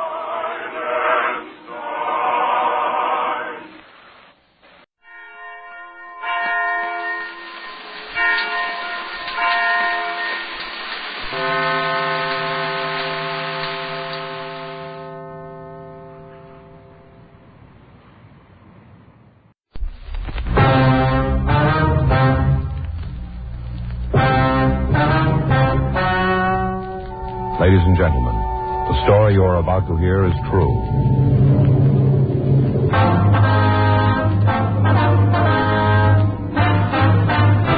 Dragnet, the documented drama of an actual crime. For the next 30 minutes, in cooperation with the Los Angeles Police Department, you will travel step by step on the side of the law through an actual case from official police files. From beginning to end, from crime to punishment, Dragnet is the story of your police force in action. It was Wednesday, December 24th. It was cold in Los Angeles. We were working the day watch out of Burglary Division. My partner's Frank Smith. The boss is Captain Bernard. My name's Friday. I'd gone across the street to buy stamps for some Christmas cards I was sending out. It was 9:15 a.m. when I got back to room 45. Burglary. I sat down at a table in the squad room and I started to address the cards when Frank walked in carrying a stack of Christmas boxes. Hi, Joe. Hi. Christmas cards, huh? A little late, aren't you? Well, I was going to send them out Monday, but we had that stakeout. You ought to get married, Joe. Yeah? It's the only system. Faye does all that stuff for me. Laundry, mails, cards. Only system. Might help. You got a big stack there. I'd have cut down the list. Look at this here. Upholstery shop. Yeah? They send me a card every year. I never get anything upholstered. Fay and I ought to go over our list. Cut off a few names. I brought in your present. Want to open it now? No, I'll wait. I always open a couple a day before. Why? Well, put you in the spirit ahead of time. I opened Phil's this morning. Who's he? Fay's brother in Denver. Gave me a magazine, one of those funny ones. What do you mean, a comic book? No, one of those funny ones, you know. No, I don't, Frank. Well, some of the pages have holes in them. You look through and there's a picture on the next page. Oh, yeah, I've seen those on the newsstand. They have cloth pasted in. Cloth? In the ads. If you want to buy a suit, they have a sample right there. You mean you can feel it? Reach right out and feel it. There was one for $200. A suit? Sure. Cloth comes from Scotland. What's it made out of? Solid gold? No, they got a special kind of goat over there. It's real smooth. Not a goat, Frank. A sheep. Well, it's a special kind of sheep, then, because the suit costs $200. You going to get one? I told Fay. She said, wear the sample. Anything doing? Fanning and Pryor were in on that market holdup. They come up with anything? Pound of air. Nothing else. I hope it stays quiet. I got more shopping to do. I finished. What'd you get, Ann? Stationery set. Some paper and envelopes. Leather binding. Joe, you'll never learn. Oh, what's the matter? No woman wants a stationery set. Get her something personal. Well, it's got her initials on it. No. You want something more sentimental, romantic. What'd you get Fay? It's different in her case. What'd you get Fay? Sewing machine. That's romantic. Well, it isn't a way. Why didn't you buy her a catcher's mitt? Burglary Friday. Yes, that's right. You have the right department. All right, Father, we'll be right down. No, you can tell us about it there. Goodbye. The old mission church, they've had a theft.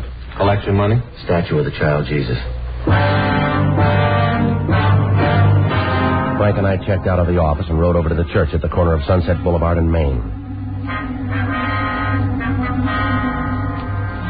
The Old Mission Plaza Church, founded 1781, the year Los Angeles became a pueblo. The outside was typical early Spanish design, complete with mission arches. It was made of adobe and painted white. They called it the Queen of the Angels. The Padres from down in Mexico built it. The devout Mexicans in town still attended services there. 10:05 a.m. Frank and I crossed through the courtyard. It used to be the old stable, but the Spanish priest changed all that when it became a mission. Stonemasons paved the stable floor and made it a courtyard. They planted grapevines, trees, and flowers. A young priest crossed the courtyard to meet us. He'd been sitting on a stone bench reading his morning prayers, as priests had done here for 172 years. We asked for Father Xavier Rojas, who communicated with us. We were told he was inside. We entered a side door. The church seemed to glow with the hundreds of votive candles flickering on both sides of the altar and at the shrines throughout the church. It was empty except for a few people praying. Surrounding the main altar were several old oil paintings in gold frames. The air was heavy with the scent of Advent flowers. We found Father Rojas up near the sanctuary, looking at the nativity scene. He told us about the crib. It was a $70 duplication of the scene at Bethlehem. The parishioners had taken up a collection for it 31 years ago. It was put up every year on December 22nd and taken down after the holy season. It was beautiful, except that one of the shepherds had lost an arm, the sheep was old and cracked, and the infant Jesus was missing. Father Rojas led us back into the sacristy. I'm sorry to bother you, man. It's all right, Father. Especially now, the holiday season. We cash our checks, Father. You want to tell us what happened? Or what you think happened? I discovered the statue was missing right after the 6 o'clock Mass. You say the 6? Yes. I started over to the rectory and stopped by the crib. Was the statue there before Mass? I don't know. But it was there last night. How late is the church open? All night. You leave it wide open so any thief can walk in? Particularly thieves, Sergeant. You say it was there last night, Father? How late? 10 or 11 o'clock. We had confessions. No one saw it after that? One of the altar boys. He says it may have been there. He thinks it was. Did he see it? He's not sure. What's his name? Pardon me.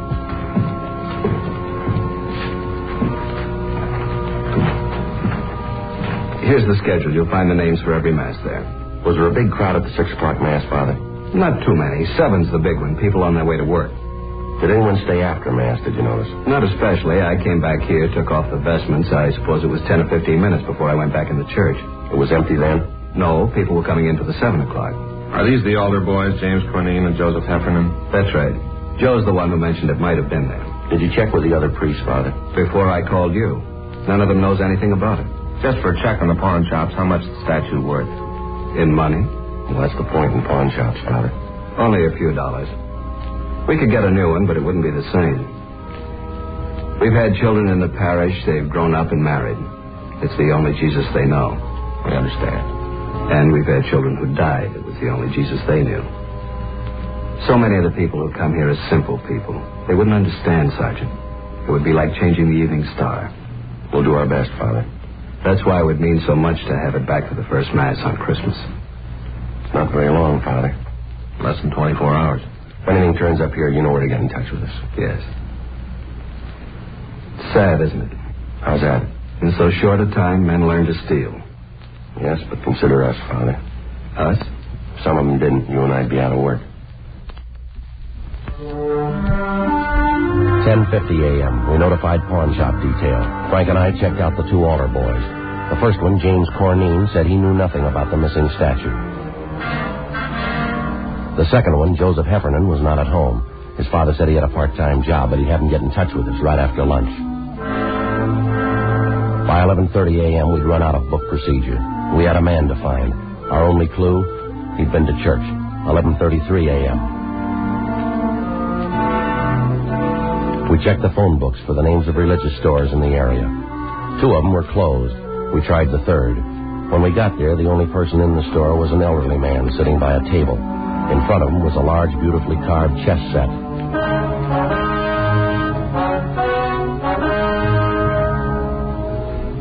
We're police officers. My name's Friday. This is my partner, Frank Smith. Great to see you. Caught me in the middle of a big chess match. Where's your partner? Up in San Jose. We've been playing for years. Same match? No, just 2 or 3 months on this one. What I meant was we've been playing different matches for years. I see. You know, we do it through the mail. I send him a move, he sends me one. Must keep you on your toes. Except during the holidays, the mail gets all fiddled up. That's no good. Guess not. Slows things down, that's no good. I like to catch him off guard. You Mr. Flavin? How do you know? We never met. Your name's on the window out front. Mr. Flavin, we checked the other 2 religious stores in this neighborhood. They're closed. This is the best one anyway. 50% European items. We're checking the stores around the Mission Church. For what? Statue of the Child Jesus. Do you have one we could look at? Sure.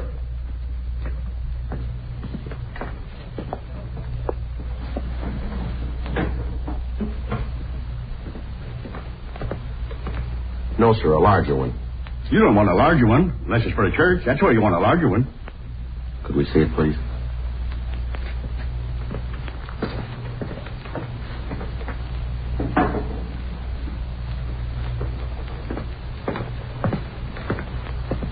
It's not my due to butt in. But unless you live in a big place, this will make your living room all the kilter. Yes, sir. Do most of the people who go to the Mission Church trade here? Good many of them, especially the kids. Why kids? More religious. Check on yourself. See if kids aren't more religious than you. Might be so. That's what's wrong with the world. Oh, I don't mean you're wrong with it. Everybody. Yes, sir. What if we could stick to the point, Mr. Flavin? Sure. A lot of people from the Mission Church come in here. Do people ever come in and sell back a religious article? Like a prayer book or rosaries? Yes, sir. Second-hand, you mean? Yes, sir. Not since I ever been around. It's silly. Why? People don't have religious articles so they can get rid of them. They have them so they can have them. But if a man had a statue and wanted to sell it, he'd come to a place like this. Sure, but he wouldn't want to sell it. He would if it was stolen. No, sir. If a man was to steal a statue, he'd be crazy or something like that. The only place he'd want to go is where crazy people are. You may be right, Mr. Flavin. I don't know what you fellas are looking for, but if it's somebody who stole a statue, he's crazy and you won't find him. You won't find him as long as you live, or in 1,000,000 years. That should cover it. We checked religious stores out as far as Van Ness. We asked the same questions. The owners gave us the same answers, but none of them were as encouraging as Mr. Flavin. Frank and I had lunch and reported back to the office. It was 1:30 p.m. when we started into the squad room. The captain was just coming out. I just checked for you in the lunchroom. We've been out of that theft at the mission. May get some action on the Patterson case. They locate him? I think he's on the bus from Sacramento. Well, that means the Bakersfield police. We'll wait and see.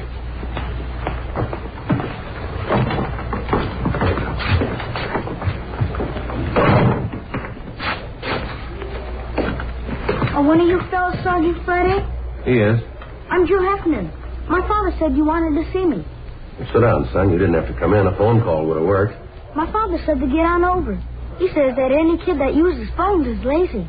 We want to ask you about this morning. You serve 6 o'clock Mass? Yes, sir. I'm senior boy, so I get the 6th. You're a senior and you take the early trick? Yes, sir. That way, if you receive communion, you get to have breakfast sooner. Father Rojas says you think the statue was there before Mass. I didn't look, but I have a feeling it was there. A feeling? You know, how you have a feeling about something, but you're not sure. Did you stay around long after Mass? I put out the candles and hung up my surplice. How long would that take? About 5 minutes, maybe. Did any of the people at Mass stay on? Some always do, especially ladies. Oh? Maybe they don't finish in time, or else they start new prayers. I don't know. So when you left, there were still some women there? No, sir. That was at first. After I went back to the sacristy, there was only this one man. What man? He comes at 6 o'clock all the time. Do you know his name? No, sir. But he works down in Olive. You know, paint shop, where they paint signs. Could you describe him? Sort of medium. He was wearing a suit that didn't match. Didn't match? You know, different pants than coat. How about his age? Oh, he's pretty old. Take a guess. About 40, maybe. There's nothing particular about him. Then why'd you notice him? I've seen him before. And the bundle, I guess. The bundle? Out in front. I saw him when he was coming out. He had this bundle, and he almost dropped it. How large a bundle? It's hard to say. Come on, son. Was it large or small? The size of the statue? About that big. Yes, sir.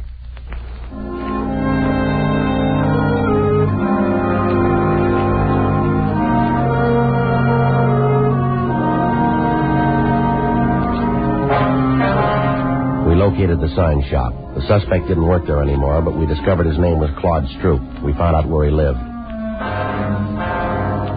2:25 p.m. We arrived there. It was a hotel for men, mostly old men, mostly down and outers. It was called the Golden Dream. Police officers. We're looking for Claude Stroop. Hope Claude didn't get in any trouble. So do we. Is he in? No. He's got room 307. You can check if you like. We'll take your word. Were you on this morning? Yeah, the early shift. Oh, we don't have shifts. My uncle owns the place. I'm the shift. Did Stroop spend last night here? Came in about 11. When did he leave this morning? Around 6, maybe before. Did he come back after? 8 o'clock or so. Then left. Supposed to be back at 10. And pulls this trick. What trick? Our program. He knows the other fellas need him. Program? Here at the hotel. Every Christmas we have a program. Put up a tree and sing. They're mostly old fellas. Singing like that makes them remember back when they were kids. Then Jimmy Finn comes on. Jimmy Finn? He shares number 409. His family once had a lot of money, so he tells the fellas about it. Stories about Christmas. How they had this big log, and his grandfather used to start it up. And after dinner, everybody turned over his plate, and there underneath was a $20 gold piece. Brand new one. When Stroop came in this morning, did he have a bundle? I didn't see him come in. You said you saw him. I saw him go out after, but not come in. When was that? 8. If you want to look for a bundle, I could give you his key. We don't have a warrant. It's all right. I know about police. It's all right with me. It's not with us. I didn't mean that. I just meant it was all right with me. Good King Wenceslas looked down on the feast of Stephen when There were 3 old men. We couldn't tell how much better they would have been with Stroop singing the 4th part, but somehow you didn't care. This was Christmas at the Golden Dream, and it sounded fine. that night, though the frost was cruel, when the poor man came in sight, gathering winter fuel. This is the last rehearsal. I got most of the songs down pat. Sounds pretty good. That's why it's a shame Claude isn't here. He's tenor, and they need him to make it sound just right. Does Stroop have a job? No, sir. He used to have jobs. Not much lately, though. Did he say where he was going? No, he should have. The fellas need him. When he comes in, will he call us? Sure, and not say anything to him. That's right. I hope it's nothing serious for Claude. Fella's troubles ought to be over. Troubles? Way back. It wouldn't count now. Tell us anyway. Well, I don't know much about it. As much as you know. Now, come on. It was something back where he used to live. He robbed somebody or something. What else? That's all. It was a long time ago, way far back. But he forgot it all, the robbing and everything. No, not quite. He remembered it this morning. God rest ye merry gentlemen, let nothing you dismay, for Jesus Christ our Savior was born upon this day to save We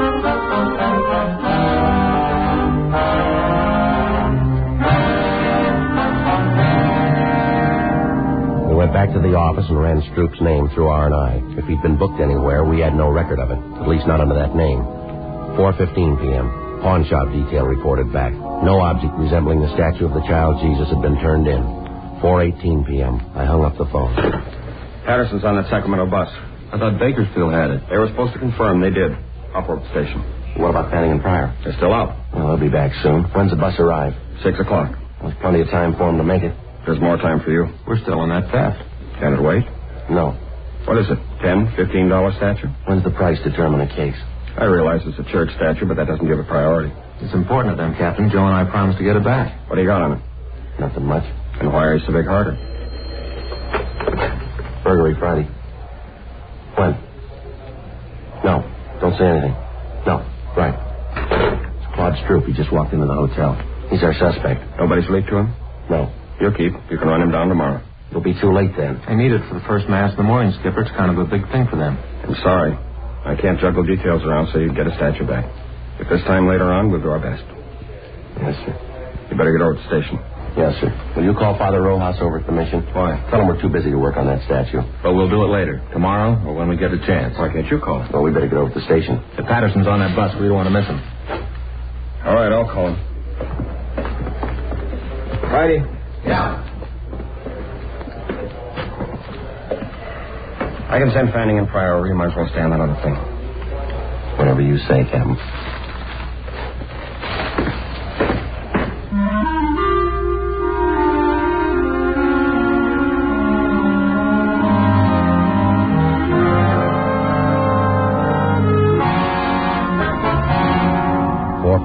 p.m. We arrived at the Golden Dream Hotel.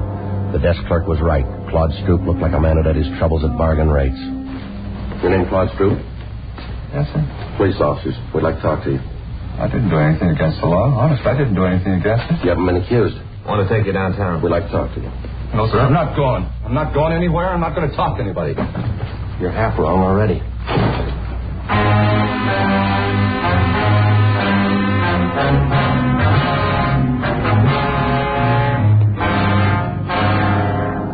.15 p.m. We returned Stroop for interrogation. He kept his word.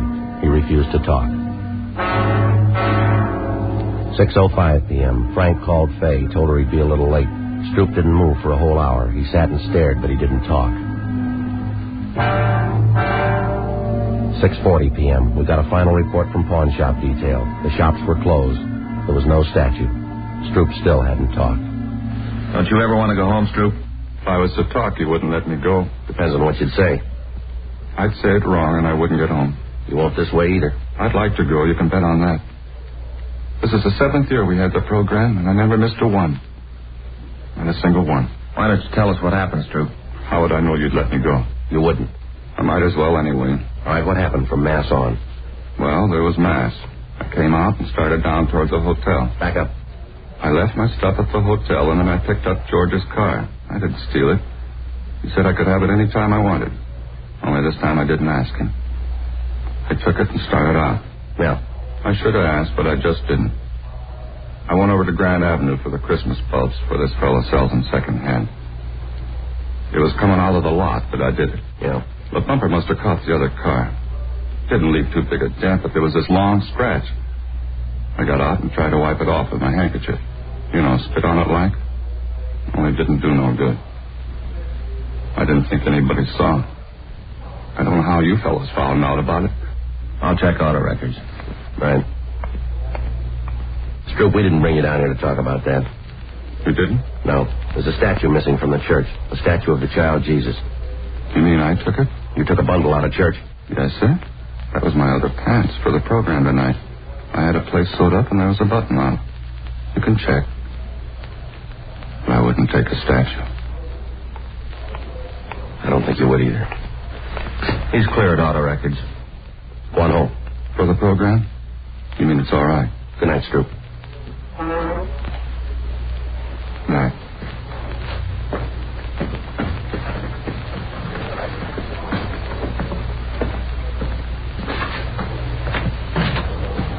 Merry Christmas.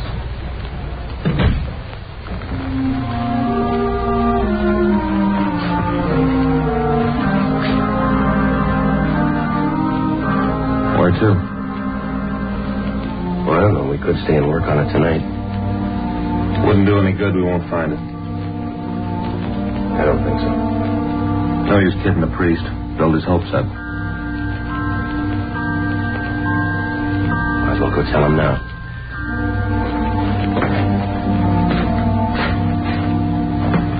Merry Christmas.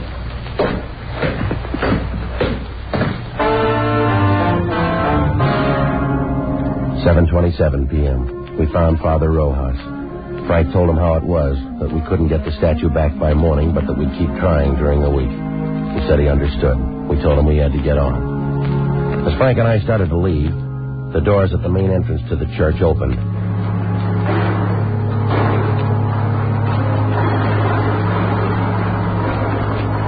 It was a good 200 feet away. It was hard to be sure, but it looked like a small boy drawing a bright red wagon behind him.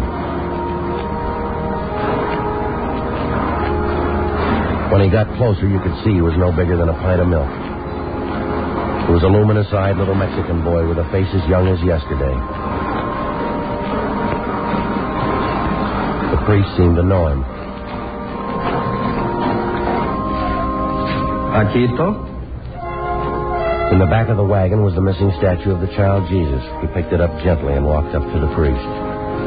Father Rojas? He just stood there looking up at Father Rojas. It's Paco Mendoza, the boy from the parish. Ask him where he found it. ¿Dónde lo encontraste? No lo encontré, lo cogí esta mañana. He didn't find it, he took it. Why? ¿Por qué? Todos los años Paquito rezó por un camioncito rojo. Este año Paquito rezó al niño Jesús. Yo prometí al niño Jesús el primer viaje en mi camioncito. He says all through the years he's prayed for a red wagon. This year he prayed to the child Jesus. He promised that if he got the wagon, the child Jesus would have the first ride in it. ¿Tendrá el diablo para llevar a Paquito? He wants to know if the devil will come and take him to hell. That's your department, Father. No el diablo. Jesus ama a Paquito mucho. We crossed over to the sanctuary. With the help of Father Rojas, the young boy replaced the infant Jesus in its rightful place, the crib in the Nativity scene. Frank and I could have been wrong, but the small plaster statue seemed to approve. Mary, Joseph, the wise men, Gaspar, Melchior, Balthazar, the old shepherd, the young shepherd, the peasant, they all seemed to approve.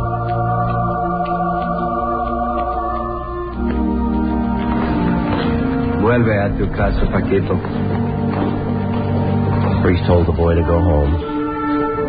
He took hold of his wagon and started the long walk out of the church.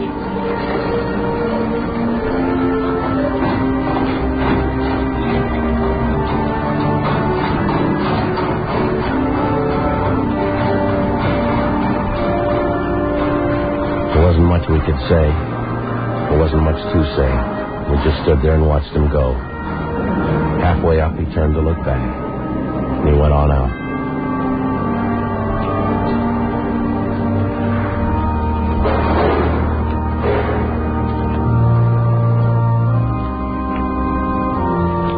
I don't understand how we got that wagon today. Don't kids wait for Santa Claus anymore? It isn't from Santa Claus. The fireman picks old toys and gives them to new children.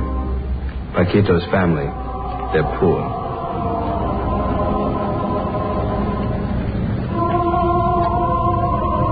Father.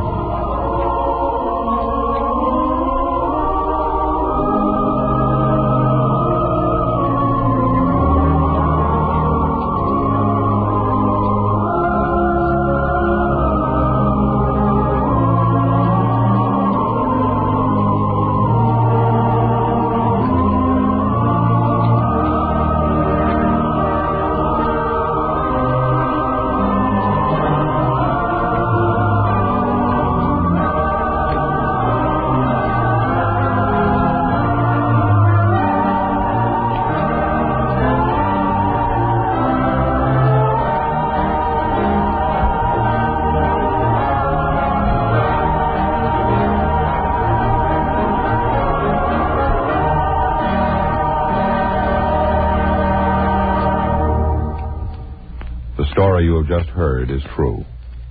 The names and locations were changed.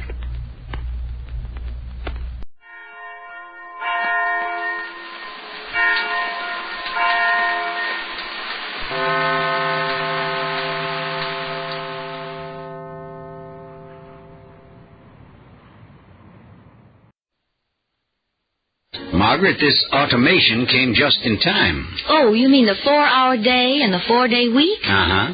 Between traffic jams and bus strikes, automation gives a fella time to get to work.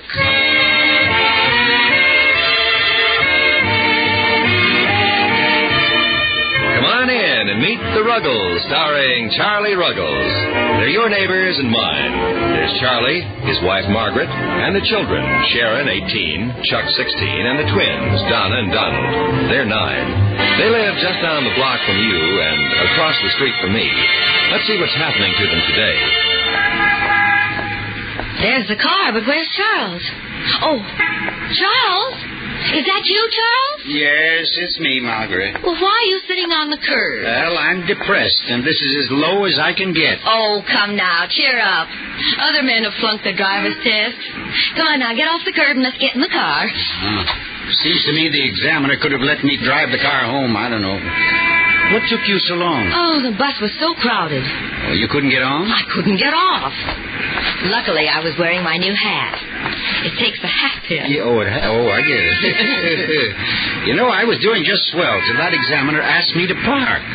He said my front was just fine, but my rear end stuck out too far. Well, that was a rude remark if I ever heard one. He was referring to the way I parked the car, dear. Oh. You better get in on this side there, Margaret, and slide over. All right. Maybe you ought to have Chuck help you before you take the examination again. After all, he did take a driver's education course at school. Now, careful pulling out, Margaret. Now, careful. Margaret, please take it easy. There's a car coming, Margaret. Margaret, take it. Oh, brother, a police car. Oh, dear.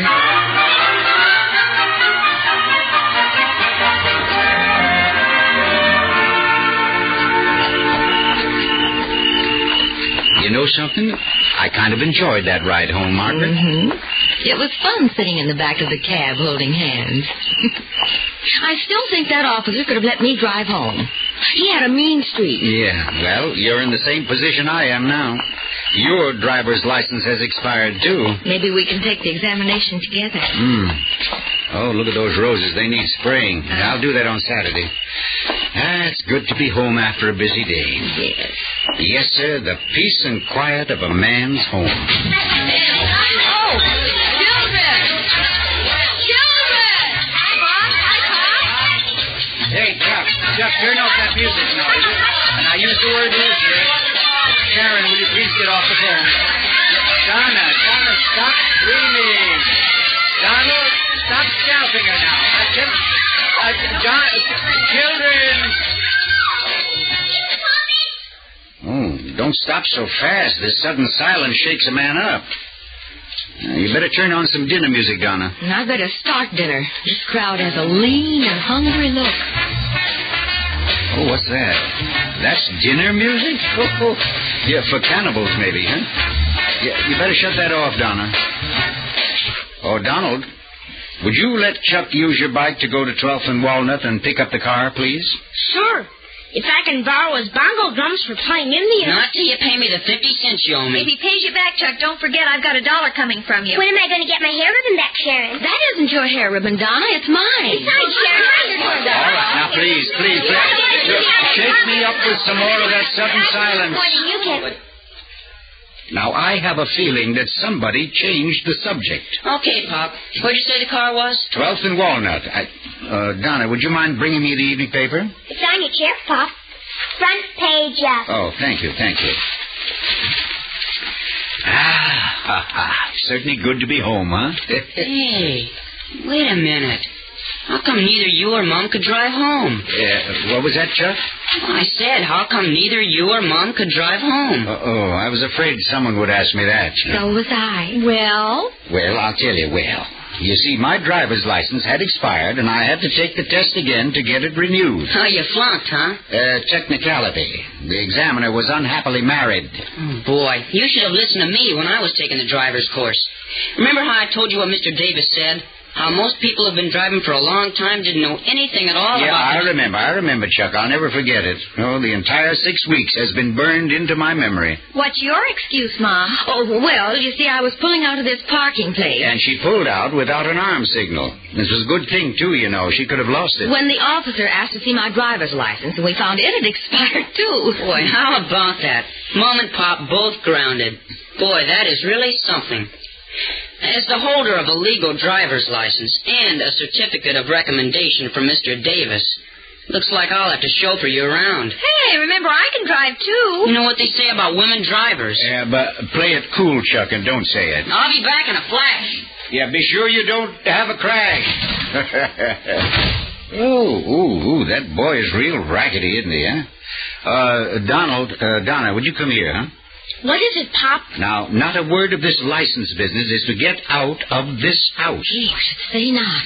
I'm the chairman of the PTA Traffic Safety Committee. And just see that Pete James next door doesn't hear about it either. Why not? Well, because he and I have been arguing for years over which one of us is the better driver. Well, at least the argument's settled, Pop. It is. You go and wash your face and hands for dinner, please.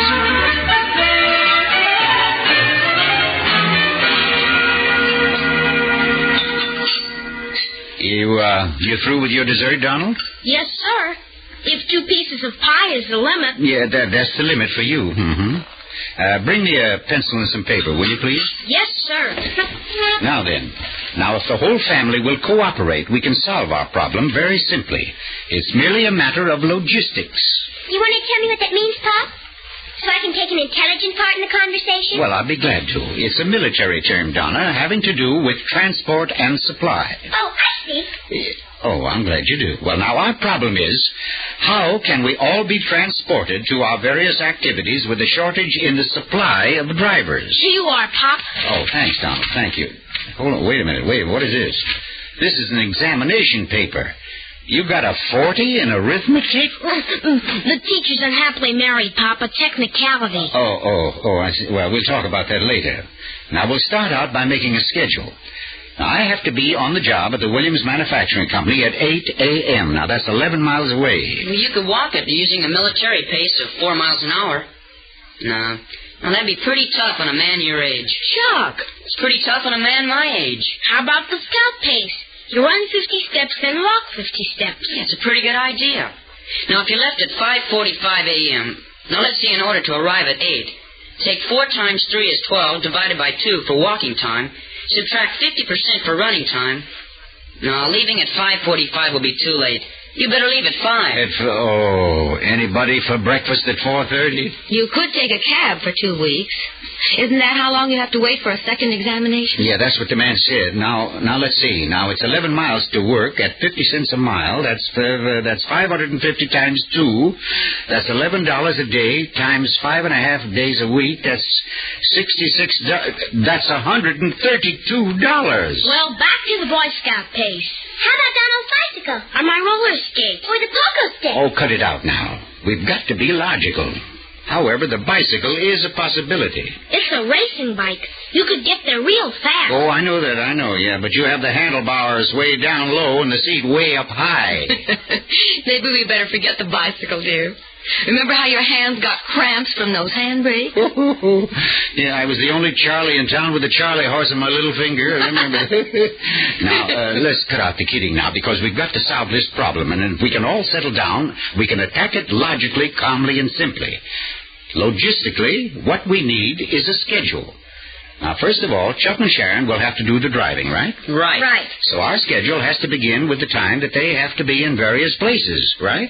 Chuck and Sharon have to be at school at 8:05. Except on Tuesdays and Thursdays when I have senior hall duty and have to be there at 7:30. And Mondays and Wednesdays I have to be there at 7:30 when I do my Webelos work before school with the Cub Scouts. And Friday is my day at the nursery school. I have to be there at 7:30. Whoa. Take it easy. I'm writing all this down. Well, it takes 40 minutes to get Dad to work through that heavy traffic.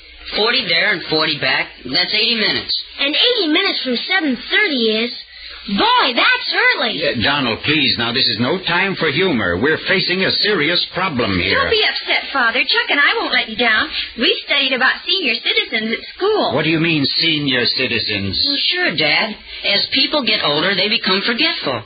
That's why you were both driving around with expired licenses. The reason you become forgetful is because it's a subconscious rejection on your part of the passage of time. What does that mean, Pop? It means, Donna, that a little learning is a dangerous thing. Now, look now. Now, we'll work this out in the same way we worked everything out as a family, in a democratic, logical way.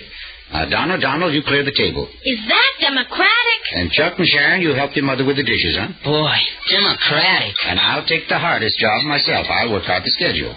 Now, let's see. The problem is to get me to work. Now, Sharon has to be at school at 7:30.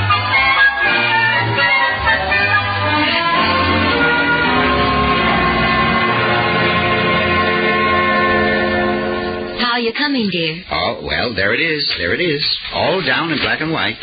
Are the twins in bed? Uh-huh. And Chuck and Sharon are doing their homework. Okay, now sit down, Margaret, and listen very carefully, because here's my schedule. On Monday and Wednesday, Sharon takes me, and we leave at 6:10, and I arrive at work at 6:50. Tuesday, Chuck drives me. We leave at 6:10, and I arrive at work at 6:50. Thursday, Chuck drives me. We leave the house at 5:50 and arrive at work at 6:50. Oh, my. Oh, I know. That's the day Chuck picks up the cleaning woman at 7, sure, yeah. And Friday, either Chuck or Sharon driving. We leave the house at 6:10, I arrive at work at 6:50, and they'll drop you at the nursery school at 7:30.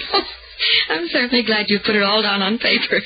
I never understand it otherwise. Yeah, and I'm going to put this schedule right on the windshield, too. Oh, well, that's all right for going out, but how about coming back? Well, I don't know. I'll work that out. Of course, on a couple of nights, I don't get home until 8, you know. It's way too late, Pop. Did you finish your homework, Chuck? No, but I finished my family work. I've just been talking to Mr. Davis on the phone, and he's going to give you and Mom private driving lessons. He'll be here every night at 7:30. 7:30? Wait a minute now. I'll have to reshuffle my whole schedule here. Now, what do you mean driving lessons? I've been driving for 25 years. That's ridiculous. Wait a minute. Remember what you said to Sharon and me? The most important thing in the world is to learn to drive properly. Well, Pop flunked his test. You think you can pass yours, Mom? Well, I guess... Now you've got me worried. That's exactly what I mean. If it was good for Sharon and me to have lessons from an expert, the same thing goes for you, too. So reshuffle your schedule, Dad, because Mr. Davis will be here every night at 7:30. Not on Saturdays. Well, then why not? Well, on account of the schedule. I've taken care of everything for everybody all week long. There's only one thing I couldn't figure out. Well, what's that? On Saturdays, I never get home from work.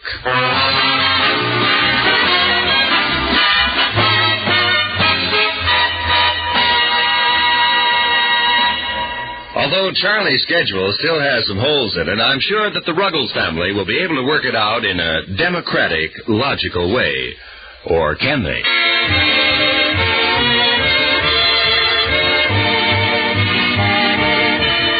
Tune in tomorrow at the same time for another episode in the life of The Ruggles, starring Charlie Ruggles. Heard in tonight's cast were Lorene Tuttle as Margaret, Sammy Ogg as Chuck, Margaret Carey as Sharon, Mark Evans as Donald, and Kathy Garver as Donna. Roy Rowan speaking.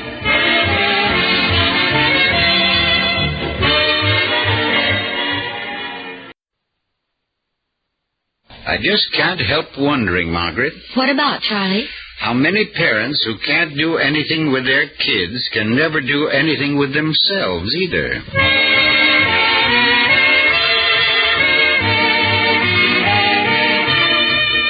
Come on in and meet the Ruggles, starring Charlie Ruggles. They're your neighbors and mine. There's Charlie, his wife Margaret, and the children, Sharon, 18, Chuck, 16, and the twins, Donna and Donald. They're 9. They live just on the block from you and across the street from me. Let's see what's happening to them today. Oh, it's 5 a.m. at the Ruggles house. Hope that's not too early for you. Yesterday, a little problem developed. Charlie had to take a driver's test for his new license. He flunked it. Then Margaret met a policeman, and she found out her driver's license had expired, too. Now Sharon and Chuck are the only drivers in the family, and they're at school all day. Let's join the Ruggles now and see how Charlie's schedule solves the family's transportation problem. Good morning, Charlie. Good. You know, Margaret, you've got a cruel streak. Turning the electric blanket to high is no way to wake a man up. Well, it did the job. You're here. Yeah, sure, but I feel like that bacon frying over there. Crisp. What's everybody doing up in the middle of the night? It's 5 a.m., dear. That's what I said. What's everybody doing up in the middle of the night? We have a little problem, Sharon. You remember who's going to drive whom, where, and when? Oh, gosh, I forgot. Hey, what's Chuck doing over there at the table? He's asleep. Yeah, he certainly is. And with his head in the cereal bowl, his crew cut looks like shredded wheat. Hey, Chuck, come on, boy. Now, wake up, son. I don't think it's good for a growing boy to get up at 5 o'clock in the morning. Well, it's not too easy for senior citizens either. No. Donald, Donna, come eat your breakfast. Okay, Mom. Oh, my. Somebody left the gate open. There's a stampede. Boy, Mom, can we get up at 5 o'clock every morning? This is fun. It sure is. I just turned on the television set. We've got a Jim Jeffers movie on the late show. Everybody sit down and eat, please. We've got a stiff schedule ahead of us. All right, sit down, everybody. Sit down. Come on, Chuck. Now wake up. Now, come on. Get your head out of that bowl, will you? Pass the sugar, Dad, and I'll pour some milk over his head. Crew cutting bananas. Just try it, Smarty. Anyway, I wasn't asleep. I was just thinking.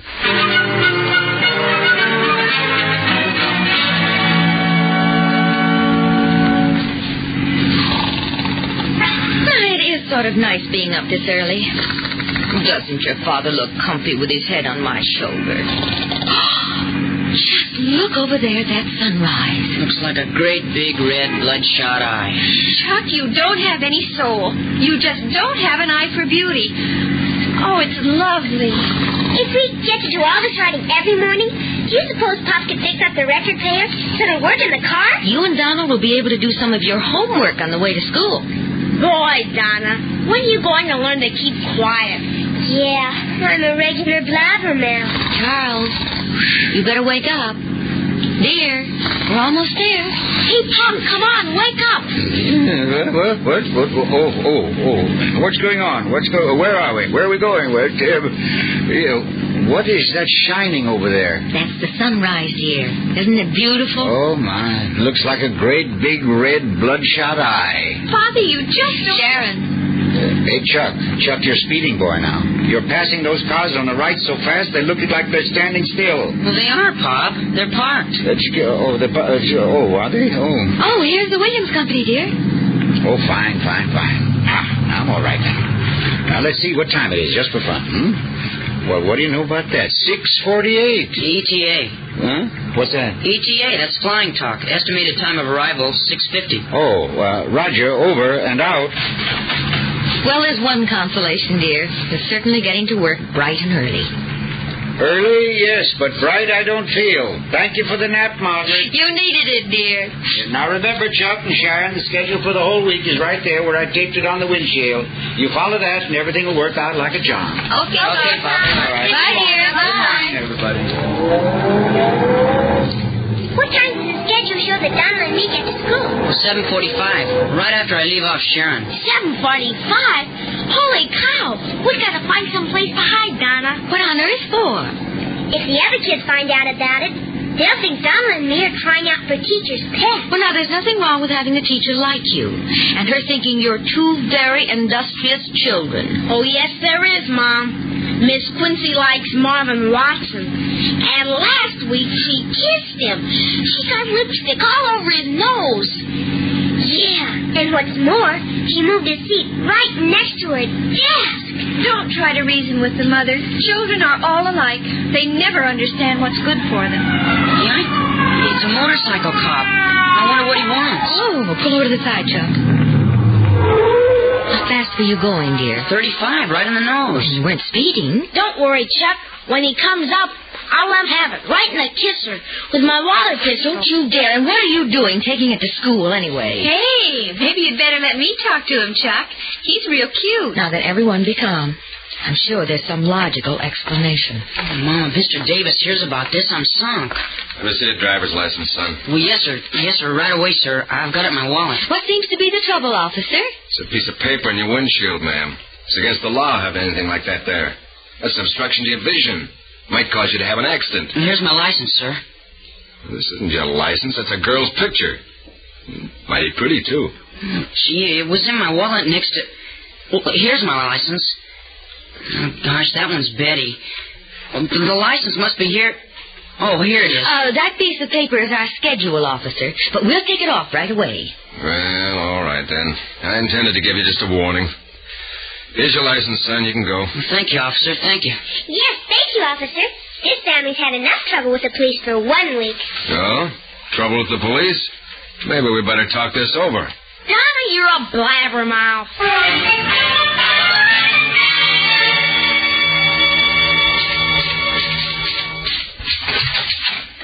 Good morning, Charles. Good morning, boss. Mr. Williams. This is quite a surprise. First time anybody's beaten me to work in years. Well, I'm sorry, sir. I know how much pride you take in getting to work before anyone else. Don't be, my boy. Warms the cockles of my heart to see you here. Oh, thank you. Yes, sir. You've put your finger on one of the most important problems management has. I have? Yes, sir. How to get an honest day's work for an honest day's wages. You're giving full measure, my boy, and it touches me. Oh. My cup runneth over. Speaking of cups, Mr. Williams, would you like me to get you some coffee? Let's make this a real red-letter day, Charles. I'm going down to the cafeteria with you. We'll have a cup of coffee together. Oh, wonderful. I always knew you had the stuff, Charles. You're my best man, and don't think I don't appreciate it. Oh, well, I thank you, Mr. Williams. Thank you. Come on, we're going to have a cup of coffee together. Remember the old saying, the early bird gets the worm. Yes, Mr. Williams, I will.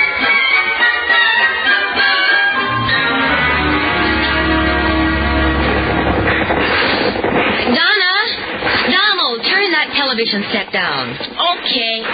Gee, Mom, when's supper? I'm so hungry I could eat spinach. That's one of the ones we're having, dear. Turn that television down. It's almost 7 o'clock. We never eat this late. It's stopped. We will be for a while. More, Donald. That's better. I'll get it, Mom. It's probably Sally. Hello? Oh, hello, Sally. I can't talk long. We haven't had supper yet. Well, we just decided not to have it at 6 o'clock anymore. Hello, everybody. Well, I did it. Here's Pop. Hello, everybody. Oh, my gracious. Hi, Pop. Oh, you look tired, dear. Chuck, hang up your father's hat and coat. Oh, I'd rather he hung me up, Margaret. Donna, get your father's slippers. Sure, Mom. Sit down here, Charles. All right. Donald, get your father the paper there. Here are your slippers and the paper. Yeah, thank you. Thank you, kids. It's almost worth getting up at 5 o'clock for, this is. How was your day?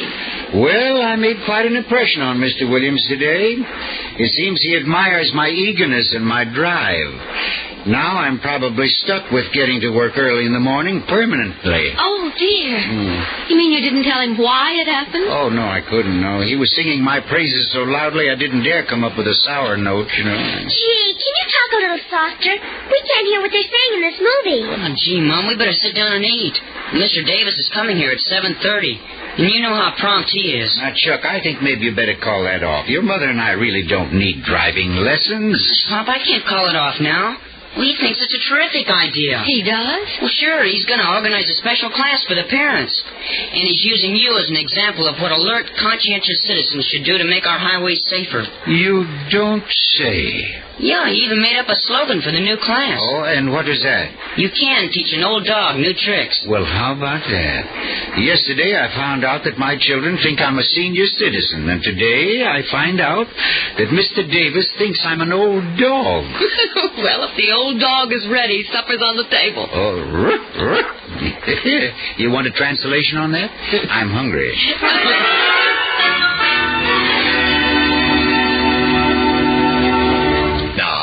Although both of you have been driving for many years, I'm going to start this series of lessons in precisely the same way I would start with a new teenage driver. Oh, I think that's an excellent idea, Mr. Davis. Yeah, there might be some very important steps we'd forgotten and that we're overlooking, Mr. Davis. Well, I'm glad you're so cooperative, Mr. and Mrs. Ruggles. Now, this is the ignition key. You put it in the ignition and turn it. Oh, well, we haven't been overlooking that. No. Well, now, the actual operation of a motor vehicle is extremely simple. Oh, I'm sure you'll make it so. The manufacturers and designers have made it so simple even a child can operate one. Automatic shift, no clutch, power brakes, power steering, power seats, power windows. The whole thing becomes absurdly easy to operate. Oh, yeah, you're absolutely right, Mr. Davis. They've gotten the automobile to the point where it's almost as easy to drive as a horse and buggy. Yeah. However, the skill of maneuvering a vehicle on the streets and highways and through traffic is where most drivers fall down. Pedestrians fall down. Drivers pile up. Yeah, very witty, Mr. Ruggles. I thought it was, too. Very. And oh, so apropos. Now then, our first lesson will be in driving out of your driveway. And here is where we must learn a very difficult but very essential art. How to drive in the reverse position. Now, if you'll observe, I push the gear into the reverse position. I look in the rearview mirror. All's clear. Now I press the accelerator. Then, as we move slowly backward, I place my head out the window and look toward the rear of the car. Yeah, look out for that. Poor Mr. Davis. I should have told you about that tree, Mr. Davis. You know, it's right next to the driveway, but we all think it's so beautiful we just can't bear to cut it down. Did you get the number on that truck? Oh, dear. You've got an awful lump on the side of your head, Mr. Davis. Oh. Let me go and get a cool cloth. All right, Margaret. And while we're waiting, Mr. Davis, maybe we can go over that ignition key part again, huh?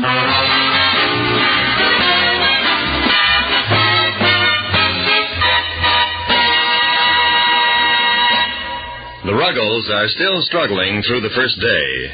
With trouble piling up on them, what will tomorrow bring? One thing is certain, things aren't going to be any easier for the Ruggles.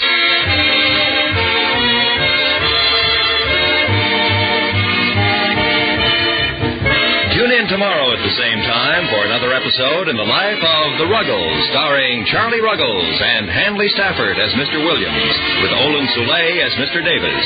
Roy Rowan speaking.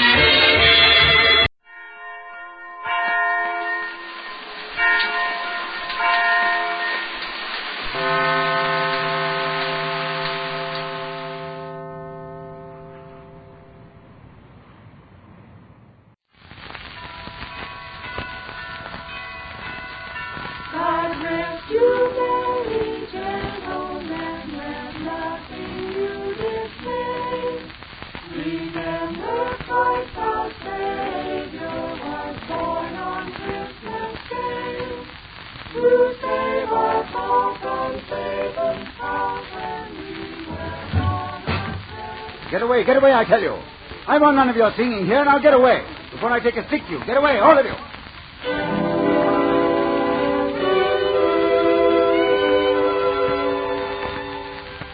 It was I who said those words, may heaven help my soul. It was I who called them out into the London night on Christmas Eve, and sent those children scampering into the fog with fear in their hearts, where but a moment before had been the love of fellow man and God. I have learnt a great deal since then, and my story bears telling. My name is Ebenezer Scrooge, and the time of which I speak was Christmas, in the year of our Lord 1843. It was cold, bleak, biting weather. In my counting house, where I sat working busily over my ledgers, the fog came pouring in at every chink and keyhole. But I remember noting with silent glee that it had been a good year, and I was a much richer man. The city clocks had just struck 3, but already it was quite dark, and I had lit a candle to see by. My clerk had also lit a candle. The miserable wretch was warming his hands by it, wasting good time and money. I was just about to reprimand him when the door opened with a clatter. Merry Christmas, Uncle. God save you. Close that door. Do you want to freeze us out? I'm sorry, Uncle. Merry Christmas. Merry Christmas. And what reason have you to be merry? Heaven knows you're poor enough. Then what right have you to be sour? You're rich enough. This is a place of business, nephew. Now, thank you to leave us alone. No, don't be angry, Uncle. What else can I be when I live in such a world of fools? Merry Christmas. Humbug. What does it mean but a time for paying bills without money? A time for finding yourself a year older, but not an hour richer? If I had my way, every fool who goes about with Merry Christmas on his lips should be boiled in his own pudding and buried with a stake of holly through his heart. Now, get out. Uncle Ebenezer, if you'll only... Keep Christmas in your own way and let me keep it in mine. But that's just it. You don't keep it. I came to ask you to have dinner with us tomorrow. Thank you, nephew. I'll starve first. But why? We don't want anything from you. We ask nothing of you. Really? Not even a gift for your charming wife? A bauble for your pretty little child? Oh, come. I'm sorry you don't understand, Uncle. I came here purely out of the Christmas spirit. And when you go, will you please take it with you? Good night, nephew. Good night, sir. Merry Christmas! Humbug!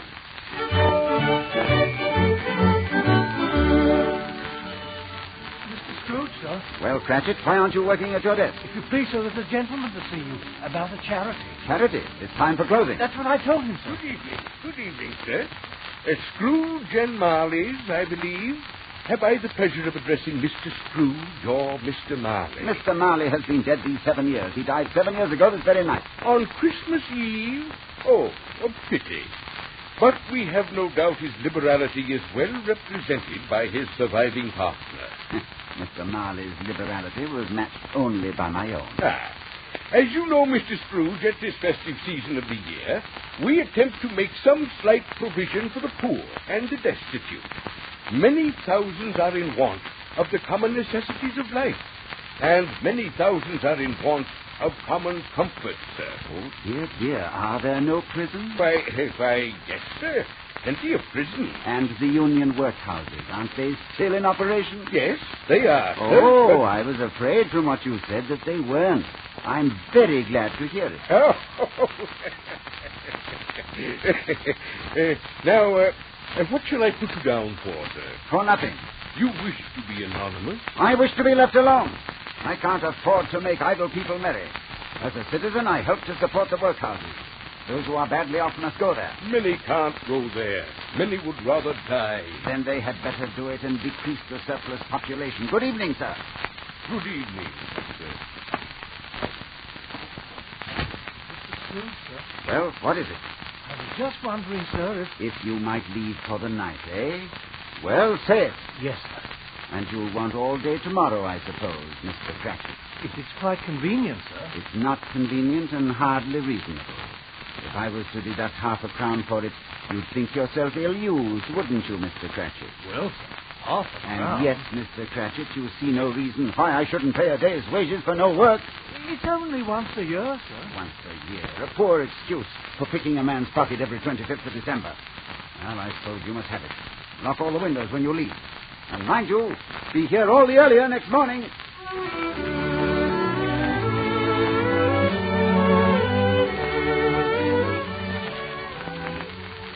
I felt no twinge of conscience that fateful Christmas Eve, no pang of remorse, no sense of guilt, for I had never known these weakling sentiments. Why, then, did my dark chambers seem darker than they ever had before? Why did I start in fear as I crossed the gloomy threshold of my house? What was there, waiting for me? I stood in the blackness, suddenly shaken by a chill, as though an icy hand had clasped its fingers round my heart. Then slowly I mounted the stairs. Once in my room, I knew I would be safe. Once locked behind my heavy door, this nameless fear that clutched at me would be gone. Quickly, I made myself ready for bed. And then, in the flickering light of my solitary candle, I saw it. It stood in the shadows, shining with a sickly bluish gleam. Its eyes were staring into mine, 2 dead eyes, staring out of a dead face. Who are you? What do you want with me? Who are you? Ask me rather who I was. In life, I was your partner. Jacob Marley. Marley. I know you now. But you are dead. You're dead. Why have you come here? It is required of every man that the spirit within him should walk abroad among his fellow men and travel far and wide. And if that spirit goes not forth in life, it is condemned to do so after death. No, stand back. His spirit is doomed to wander through the world and witness happiness it cannot share, but might have shared on earth. You are fettered. You're in chains. Tell me why. I wear the chain I forged in life. Of my own free will I wore it. I made it link by link and yard by yard. Is its pattern strange to you? Money boxes, keys and padlocks, heavy purses, rotting steel. I think you know this pattern well. You were always a good man of business, Marley. Business. Mankind was my business. Charity, mercy, forbearance were my business. But I turned my back on these and looked for wealth. I suffer for it now. But you are 7 years dead. You are beyond suffering. Hear me. My time is nearly gone. As I have suffered, so will you. For your life is mean. Your soul is shriveled, as mine was. But while that life still beats in you, you have yet one chance, one hope of escaping my fate. What hope is that you speak of? Tell me, Marley. You will be haunted by three spirits. Look for the first in the dark of the morning when the clock strikes 1. The second spirit on the stroke of 2. The third will come when the bell tolls 3. Look to see me no more, but remember well what I have said. Remember and take heed. Remember.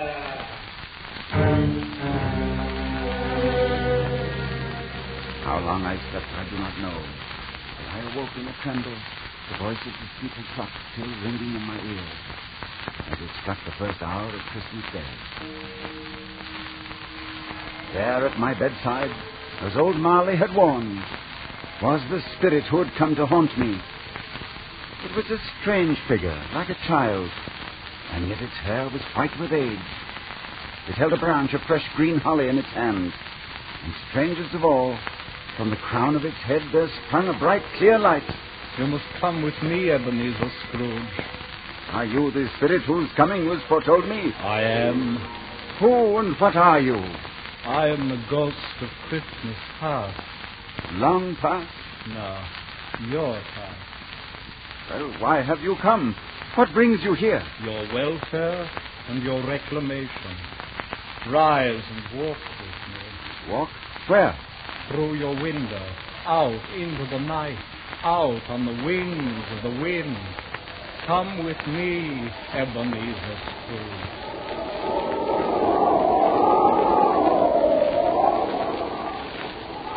Wait. What place is this? Where are we? Look there below and tell me what you see. I see a school, a cold and draughty hall. I see a long, bare, melancholy room in which a boy sits reading. A solitary child, neglected by his friends, for they have all gone home for Christmas. He wants to cry, but doesn't dare. Now he lifts his head. I see his face. His name? His name is Ebenezer Scrooge.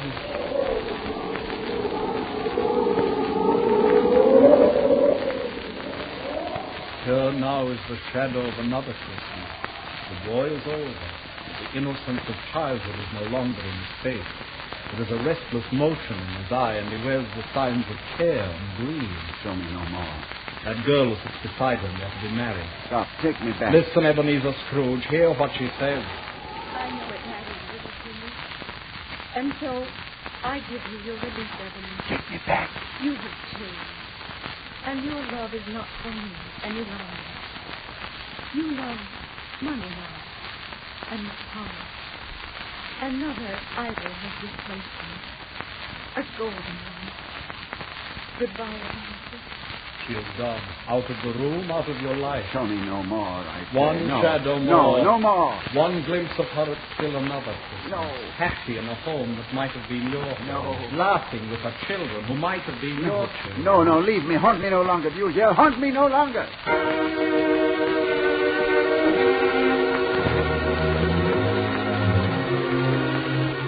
Again I slept.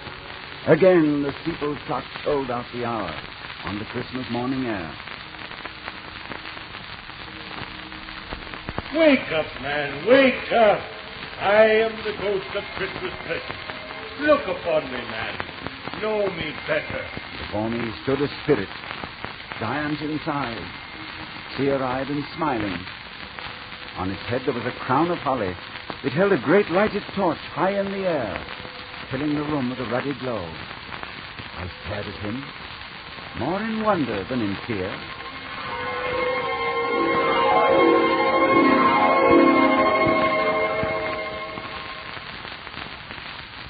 And then the second spirit laughed. Have you never seen the like of me before? Never. What? You've never walked with my brothers? Have you many brothers, Spirit? More than 1,800. One for every Christmas since the first. Will you come with me, man? I've seen the Christmases of the past. They brought me no joy. Oh, come along, man, come along. I will show you the Christmas of today.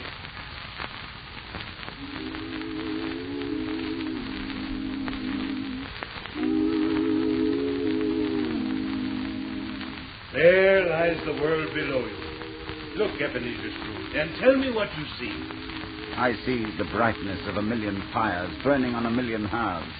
I see families joined together. Making merry. Over nothing. I see children with their bright new toys. Laughing. And invalids on their sick beds. Smiling with new hope. I see a place where miners live, who labor in the bowels of the earth. And even they are happy on this night. Yes, they appear so. And there at sea, look, a ship tossed by the wind.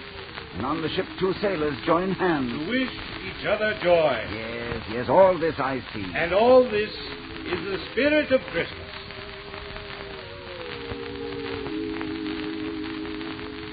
Come with me now. There is a miserable room in a miserable house where lives a man that you know well. There. You see him? Hi, that's my clerk, Bob Cratchit. But the others, I know them not. Bob Cratchit has a wife and children. 5 children. And all these mouths are fed and bodies clothed on the 15 shillings which you so kindly give him every week. A wife and children? I never knew that. You might have known. You never asked. That child, the youngest of the 5, he has a crutch. He is a cripple? The crutch supports his body. His spirit stands alone. Your father's here. Chairs to the table. Peter, fetch the goose. Martha, the potatoes need your hand. Oh, Bob, there's such a goose. Tiny Tim could tell you that, couldn't you, Tim? I smelled it, Mother. I could smell it coming up the stairs. My little one. And what a good boy at church, Bob. As good as gold, eh, Tiny Tim? It was nice to be in church this morning, Mother. I wanted everyone to see me. Why, Tiny Tim? Because I'm a cripple. And if people see a cripple on Christmas Day, well, then they'll remember that this is God's day. And it's God who makes the cripples walk and the blind to see. Tiny Tim. Well, isn't it, Mother? Yes, dear. Isn't it, Father? Who else, my son? And you'll make me walk, too. Someday I'll just throw away my crutch, and I'll never have to use it again. Will I, Father? Never. Why, you're growing stronger every day. Feel his arm, Mother. Just feel it. Feel my arm, Mother. Feel my arm.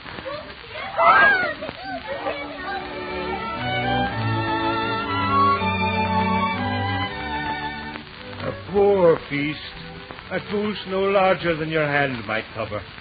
But the Cratchits are not hard to please. There never was such a goose. I don't believe there ever was such a goose cooked.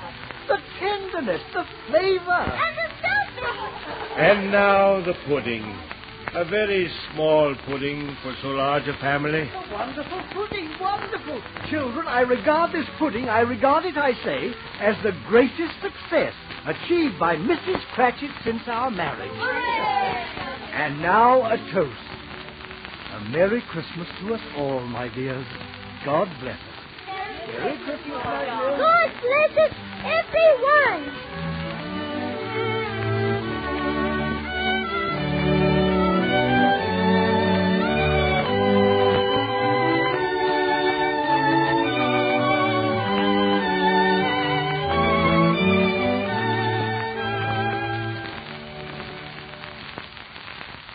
The feast is over. The Cratchits all gather round the fire now, and Tiny Tim will sing to them. Just one short tune before he's off to bed. Tiny Tim. He's so pale, so thin. Tell me, will he live? Spirit, will Tiny Tim live? I see a vacant seat in the poor chimney corner, and a crutch without an owner. If these shadows remain unaltered, the child will die. No, say he will be spared. Tell me he will be spared. Do you worry? Why?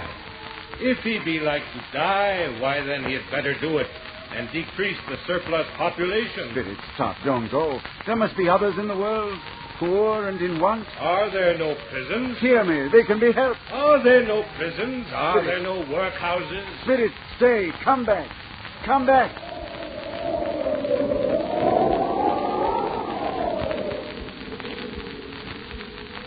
The spirit had gone. I was alone on the windswept street, my shoulders bowed with shame. And far off, I heard the hours strike.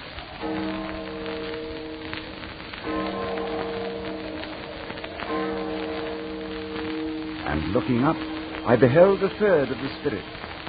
It was a phantom, shrouded in a long black robe. A hood concealed its face, but from the folds of the robe a thin white hand was outstretched toward me, beckoning. I am the ghost of Christmas yet to come. I will show you the shadows of things that have not happened, but will happen in the time before us. Ghost of the future, I fear you more than any specter I have seen. Come.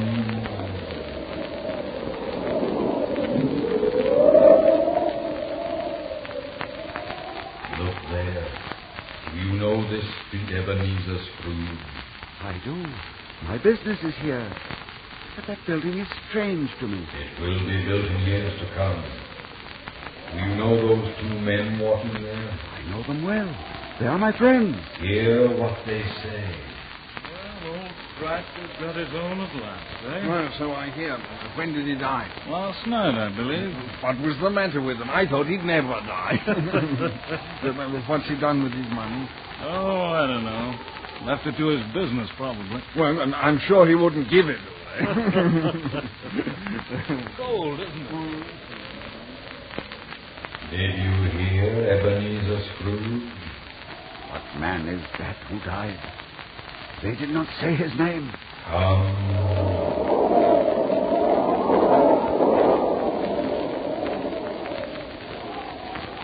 Tell me now what you see. A room. A dark and gloomy chamber. On the bed a figure lies covered with a shroud. Someone is dead in this room. Remove the shroud and look upon his face. I am afraid. Remove the shroud. It is my own face that I see. My own. You are dead, Ebenezer Scrooge. But why am I alone? Why is there no one here? There are none to mourn you. Not one voice lifted in prayer. Not one tear shed. Alone in the dark forever. Alone. No, there must be someone. I have friends. Those men we heard upon the street, they were your friends. Come.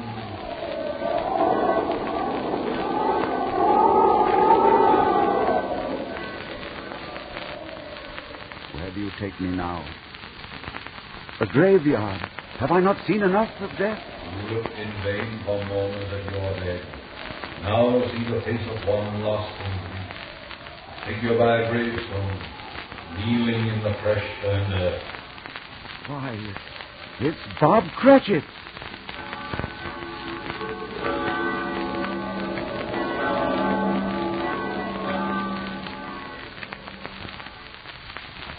It's Bob Cratchit kneeling there, but why? Why? Death has passed his humble house and laid a wreath upon his step. But the grave. It's such a small grave. Is it? Did Tiny Tim die? Hear the father mourning for the son. I wish that you could see this place, Tiny Tim. There's grass here such as you've never seen before. And flowers, too, and birds.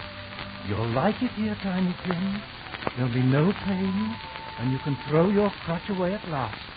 And you won't be alone either, for I'll come here every Sunday as I promised, and as I walk home I'll feel your tiny weight upon my shoulder the way we used to walk, eh, Tim? And I'll hear your laugh, and I'll see your smile, and I'll think to myself, why, he's here just as he always was. He's here. Tiny Tim. Tiny Tim. Tiny Tim, born 1838, departed this life, aged 7 years. Must this be? Must that father cry out his heart upon a gravestone? Tell me this must not be. There was a man named Ebenezer Scrooge. He might have saved this child. He will. Let me have one chance. It was promised me if I altered my life. I will honor Christmas in my heart and try to keep it all the year. I will live in the past, the present, and the future. The Spirit of God shall strive in me, I swear. Only tell me that I may sponge away the writing on that gravestone. Tell me.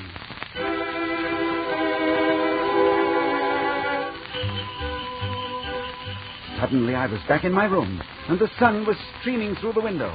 I had a sudden fear that Christmas Day had passed. With a cry, I sprang from my bed and threw open the window. You there, boy. What day is this? What day? Today? Why, it's Christmas Day. Christmas Day. I haven't missed it. Hello there, my fine fellow. Hello. You know the poulterers at the corner? I could hope I did. Oh, an intelligent boy. Have they sold the prize turkey that was hanging there? What? The turkey as big as me? Ha ha, delightful boy. It's a pleasure to talk to you. Is it still there? It's hanging there now. Then go and buy it, boy. Yahoo. No, I'm in earnest. Here's the money. Go and buy it. Tell him to send it to Bob Cratchit's house. And whatever's left is for you. And hurry, boy, hurry. I've been invited to my nephew's for dinner. I'm going. Yes, sir. Merry Christmas, boy. Merry Christmas.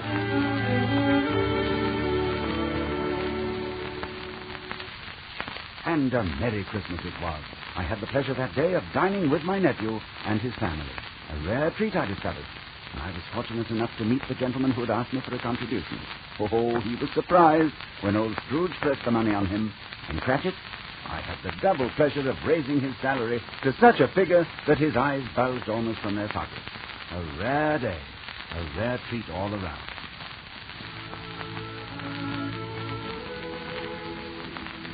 Yes, that was a Christmas for you. And I may tell you that Tiny Tim did not die. He's well and growing stronger day by day. A fine boy. I'll see him tonight at dinner, for this is Christmas once again. Yes, I keep Christmas now, for I have learned this, that no greater glory is given us than the love of fellow man, for in that love is love of God. May we keep Christmas always. May its fires burn forever in our hearts. And so, as Tiny Tim observes, God bless us every one.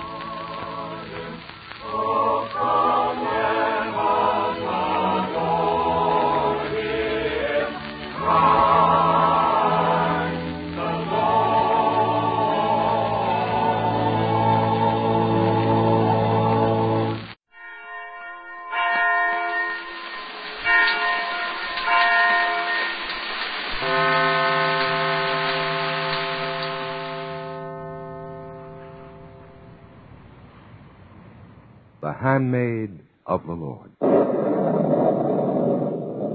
Hear ye therefore, O house of David. Is it a small thing for you to be grievous to men, that you are grievous to my God also? Therefore the Lord himself shall give you a sign. Behold, a virgin shall conceive, and bear a son, and his name shall be called Emmanuel. And thou, Bethlehem Ephratah, art a little one among the thousands of Judah. Out of thee shall he come forth unto me, that is to be the ruler of Israel. And his going forth is from the beginning, from the days of eternity. Thus spoke the prophets of old, and their words were known to all the Jews who treasured them in their hearts, and looked to the day of the coming of the Anointed One, the Messiah, the Redeemer of Israel, who would fulfill the Lord's promise given to Abraham and Moses. And after many generations, the Lord did give the promised sign. But the elders and the learned of Nazareth knew it not, for they were concerned with earthly and legalistic matters involving a certain Joseph who had come out of Judea into Galilee in search of a bride. Joseph? Ah, Enoch. What brings you here so early in the day? Oh, something that's a very serious matter, perhaps. Oh. Of what nature? Concerns you. The elders meet tonight. They've asked me to request your presence. Well, they want me there? Well, why? What have I done? That I don't know. That's what they wish to find out. Well, am I charged with something? Well, to be sure, I was a bit late paying the tithe, but that's been settled between me and the rabbi. No, it's nothing like that. Well, then you do know. Joseph. What is it?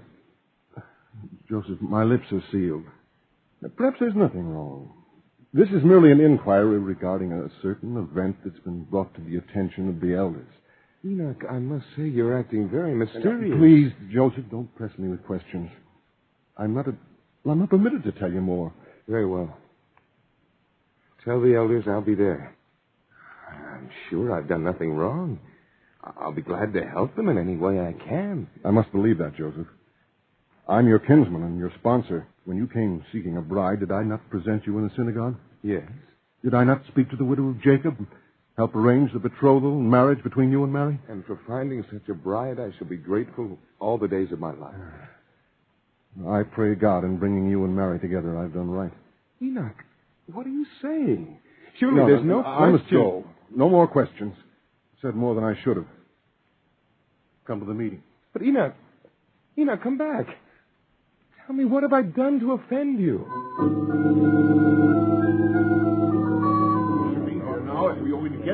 Moreover, when he first came to Nazareth, did I not say at the time, and there are those here who will confirm it, did I not say we should find out more about him before presenting him to the widow of Jacob?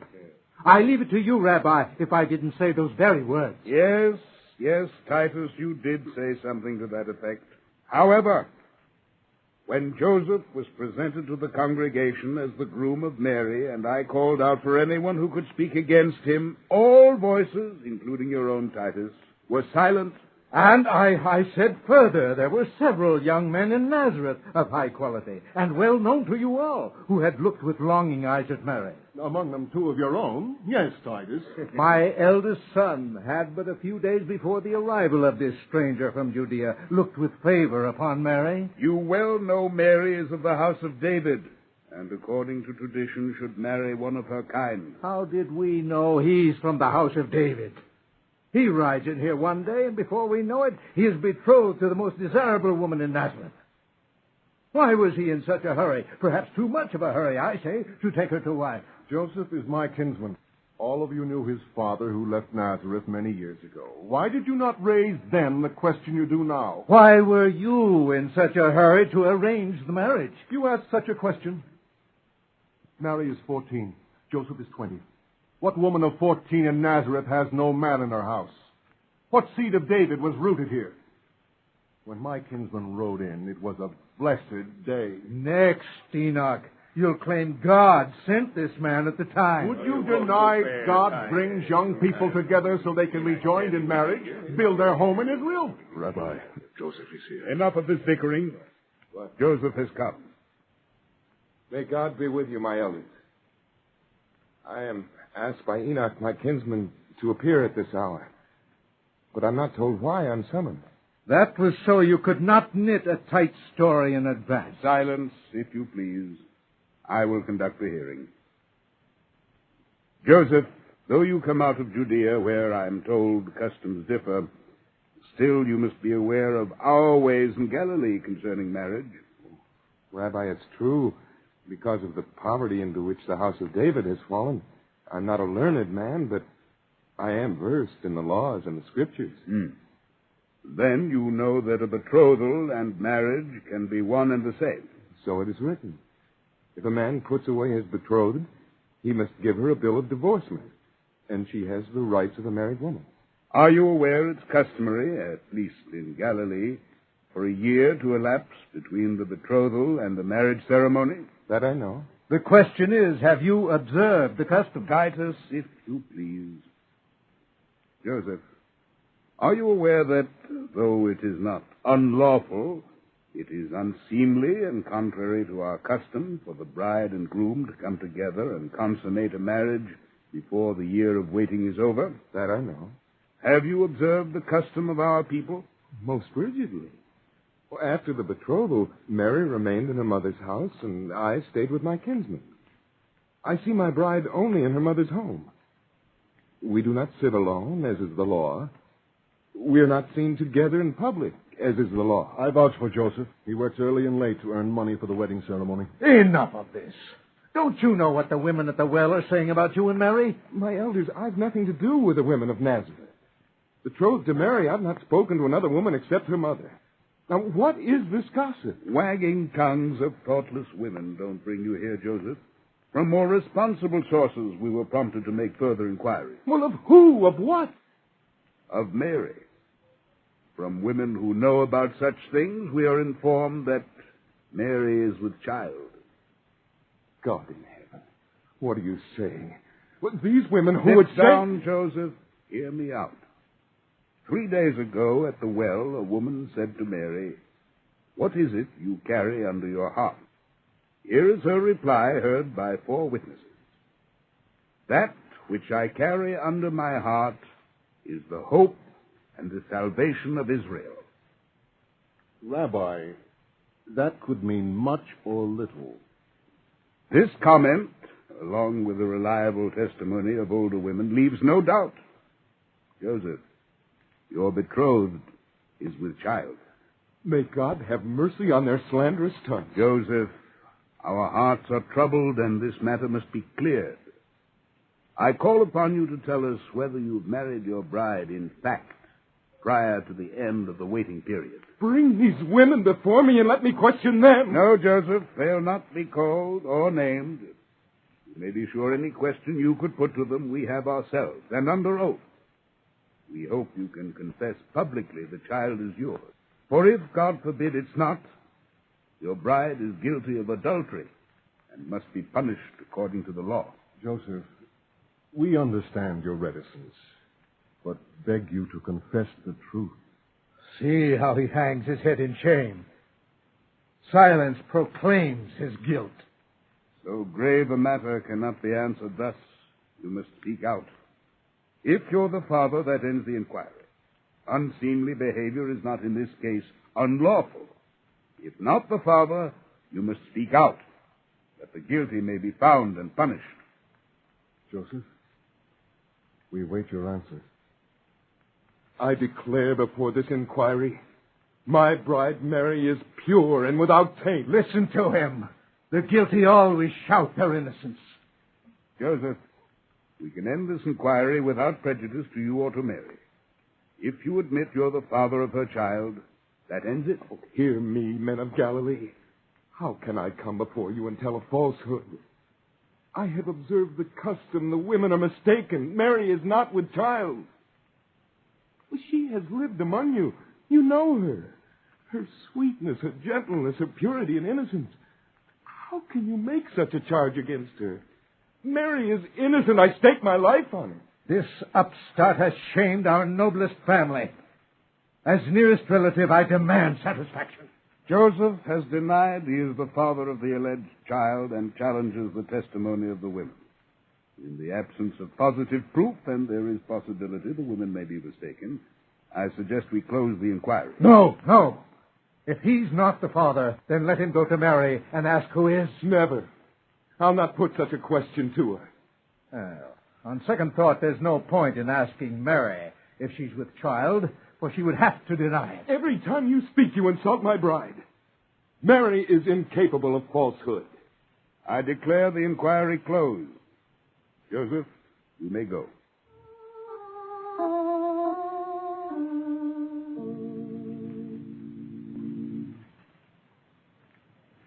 Joseph, you are so silent tonight.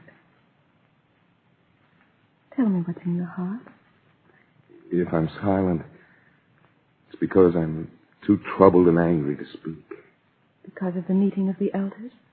Do you know about that? Oh, Joseph, if there were only some way to tell you how blessed you and I are. Mary, the things they said about us, I just can't understand why those women would do such a thing. They spoke the truth, Joseph. Mary, you don't know what you're saying. They are good women. They don't tell idle tales. But, Mary, they told the elders that you're with child. It's the truth, Joseph. God has blessed me with a child. Mary. Believe me when I say God has blessed us. They said the evidence was beyond contradiction. I wouldn't believe them. I staked my life on your innocence. Now from your own lips you tell me it's true? I do not know, man. I told them you were incapable of falsehood. I refused to ask if you were with child. But that is why I told you I was.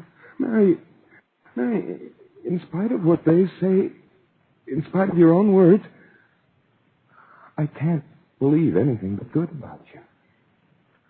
I can't find it in my heart to question you. My mind tells me to leave Nazareth. Oh, Joseph, I wouldn't know how to answer your questions, but don't leave me. Please. My child will need a father on earth. But I don't know what to do, what to say or believe. Glory, not shame, shines from your eyes because of what's happened. You don't bow your head as a guilty woman would. If only I could think clearly. I don't know what to do. But whatever it is, may God be with you always.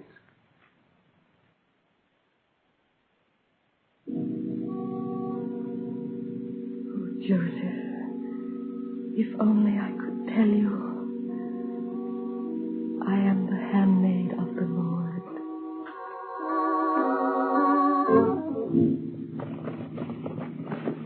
Joseph? What are you doing at this late hour? Packing my tools. I'm leaving. There's no need. It's best I leave and send Mary a bill of divorce. That's unthinkable. What a Mary. People will then certainly say the child is not yours. Tell them they're wrong. A man can put away his wife if she finds no favor in his eyes. That's the law. Now, don't ride out like a thief in the night. What reason is there to stay? Have you considered Mary and her child? I shall provide for them as best I can. At a distance? It's not food and clothing she'll need. People will scorn her. The women at the well will taunt her. She needs protection. People will think the worst if you run away. Enoch, it's for her sake I'm leaving. Stay for her sake. A divorced woman is like a bird with a broken wing. No, it's best I go. Her kinsmen will stir up trouble for me. She will be shunned by them. Oh, wait a few days. Tempers were hot tonight. See what the morning brings. I ask for my sake as well as yours and Mary's. Oh, Enoch, the sight of me in your company would turn them against you. Let that be on my head. Well, since you ask it, I will stay for a while.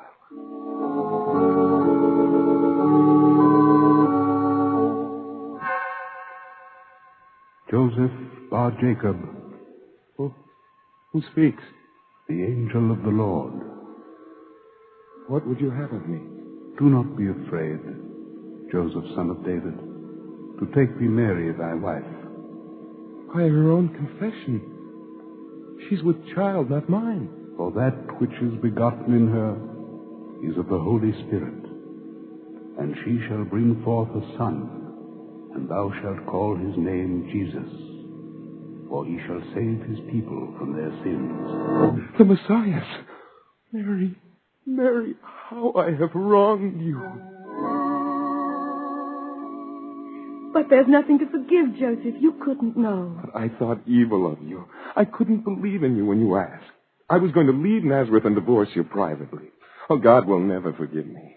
Joseph, in making you the earthly father of his son, he has forgiven you.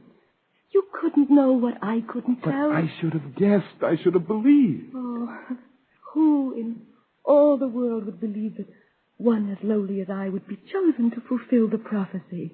Mary, how did all this happen? Several months ago. And all this time you've had to keep your secret? That day, I came in from the garden, and I felt a presence in my room. I was frightened, but in a strange way, not as one is frightened by danger. And then I was blinded by a light more dazzling than the sun. And I fell to the floor, and I covered my eyes. And when I looked up, I was no longer alone. Hail, full of grace, the Lord is with thee. Who are you? Do not be afraid, Mary, for thou hast found grace with God. Behold, thou shalt conceive in thy womb, and shalt bring forth a son, and thou shalt call his name Jesus. He shall be great, and shall be called the Son of the Most High. And the Lord God will give him the throne of David his father, and he shall be king over the house of Jacob forever, and of his kingdom there shall be no end. How shall this happen, since I do not know man? The Holy Spirit shall come upon thee, and the power of the Most High shall overshadow thee. And therefore the Holy One to be born shall be called the Son of God. Behold the handmaid of the Lord. Be it done to me according to thy word. Mother of the Messiah, what a sinner I am to have doubted you for an instant. But now that you know the truth, there's no need to blame yourself, Joseph. And you did believe in me. For when I stood in danger of stoning, you defended me. Oh, Mary, you who are closer to God than any living person, ask him to forgive me. It will be done. And now we must give thought of what we must do in the days to come. Yes. Joseph, do you think we're permitted to say anything about what's happened? Oh, I don't think it would be wise. Oh, yet I would want to shout it for all Israel to hear. No one would believe us. We would be mocked and laughed at, perhaps put away as unsound in mind. As you said, who would believe that the Messiah would be entrusted to a carpenter and a peasant woman of Nazareth? But then, what are we to do? Live our lives as usual, until such time as the child is born. And then? Then bring him up according to the law, until such time as God reveals him to the world. Oh, with a wise husband, God has now twice blessed me. You must realize that with this holy secret, our lives will not be easy. We are ordinary people, but your son's life is governed by prophecy. My heart grows cold. Joseph, I'm afraid. Oh, why are you afraid? The prophecies. There are so many of them, and some, Joseph, are so terrible. Like a lamb led to the slaughter, lifted up. They laugh me to scorn. Oh, there are many prophecies, but not all apply to the Messiah. You may be sure God will protect his own. But still, my heart is numb with fright. Keep in mind the words of the angel, the messenger of God who speaks for God. Didn't he say he will be king over the house of Jacob forever? Yes. And of his kingdom there will be no end? Yes. Oh, Joseph, you comfort me. You restore my courage. Now it came to pass in those days that a decree went forth from Caesar Augustus that a census of the whole world should be taken. This first census took place while Cyrenus was governor of Syria. And all were going, each to his own town, to register. Mary? Mary? What is it, Joseph? We must go to Bethlehem. Notice has just come that Caesar has ordered a census. But what's that to do with our going to Bethlehem? Well, he is following the Jewish custom. Each person must go to his own town to register. Being of the house of David, we must go to Bethlehem. My time is near. Joseph, do you suppose this has come that the child be born in Bethlehem to fulfill the prophecy? God works in many ways to perfect his plans. When is this census? Oh, it must be completed by the year's end. Oh, well then, let's start at once. Oh, but can you stand the trip at this time? Oh, Joseph, I will endure. The child must be born in Bethlehem. Oh, how much farther, Joseph? We're about 2 miles out of Jerusalem. That makes it about 4 miles to Bethlehem. Are you all right? Yes. Just tired, Joseph. Look down there. Those lights come from Bethlehem. Hurry, Joseph. I'm very cold. Oh, just a little while. You'll be out of this rain where it's warm and dry.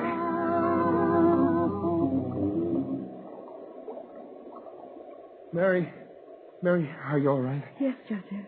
Oh, Mary, there's no room for us at the inn. Oh. What few private rooms the men had were filled days ago. People are sleeping on the floors or huddled with the animals under the portico. What are we to do? Well, the innkeeper's wife said that there was a cave up the road. It's used as a stable, but she said it would be dry. And there was plenty of clean straw for a bed. Take me there, Joseph. It's the place God has chosen. Now, Mary, you were not told that. Joseph, my time has come. Take me to the stable. Let me put my cloak around you, Mary. You must be chill. Oh, no. No, I don't need it now. I'm very comfortable. Well, then, you lie on the straw and I'll get some food ready. Yes. You sure now you're all right? Oh, yes. Just getting out of the rain and lying down was all I needed. Well, the census will take only a few days. Then we can go to the house of my relative. We should stay here until after your purification. But the child must be presented to the temple. Well, since we must pass through Jerusalem on the way home... Never mind the food. But, Mary... Do as I say. Leave me now, Joseph. I will call you if I need you. Mary, are you Joseph, sure? Before you go, put some fresh straw in the manger. Straw? In the manger? Yes. I will use the manger as a crib.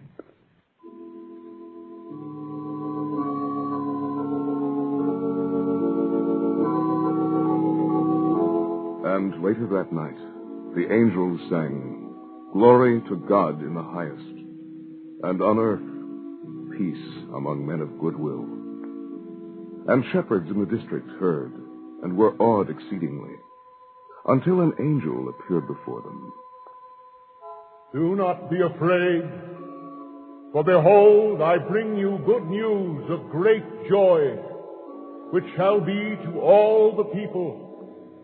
For today, in the town of David, a Savior has been born to you, who is Christ the Lord.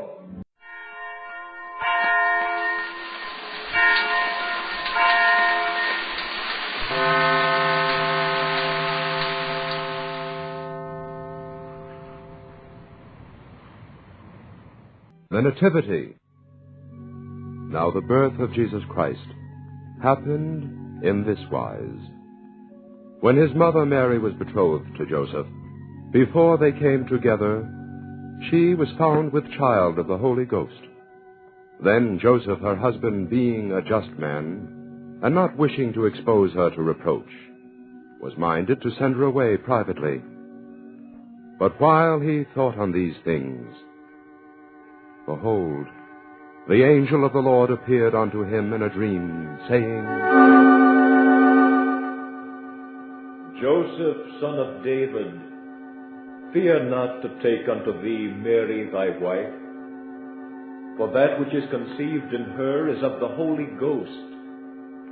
And she shall bring forth a son, and thou shalt call his name Jesus, for he shall save his people from their sins. Now it came to pass in those days that there went out a decree from Caesar Augustus that a census should be taken of the whole world forthwith. And this first took place when Cyrenius was governor of Syria.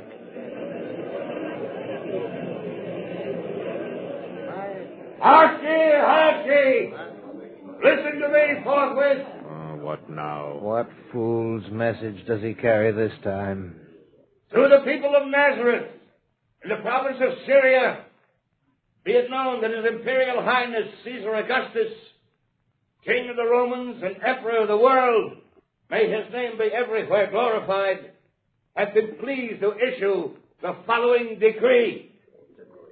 The decree: all those of his subjects, be they men, women, or children, who are at present residing in this district, are to proceed.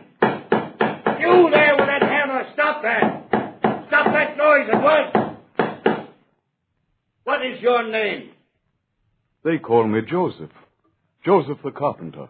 Well, Joseph, save your hammering for another time, and listen to the decree forthwith.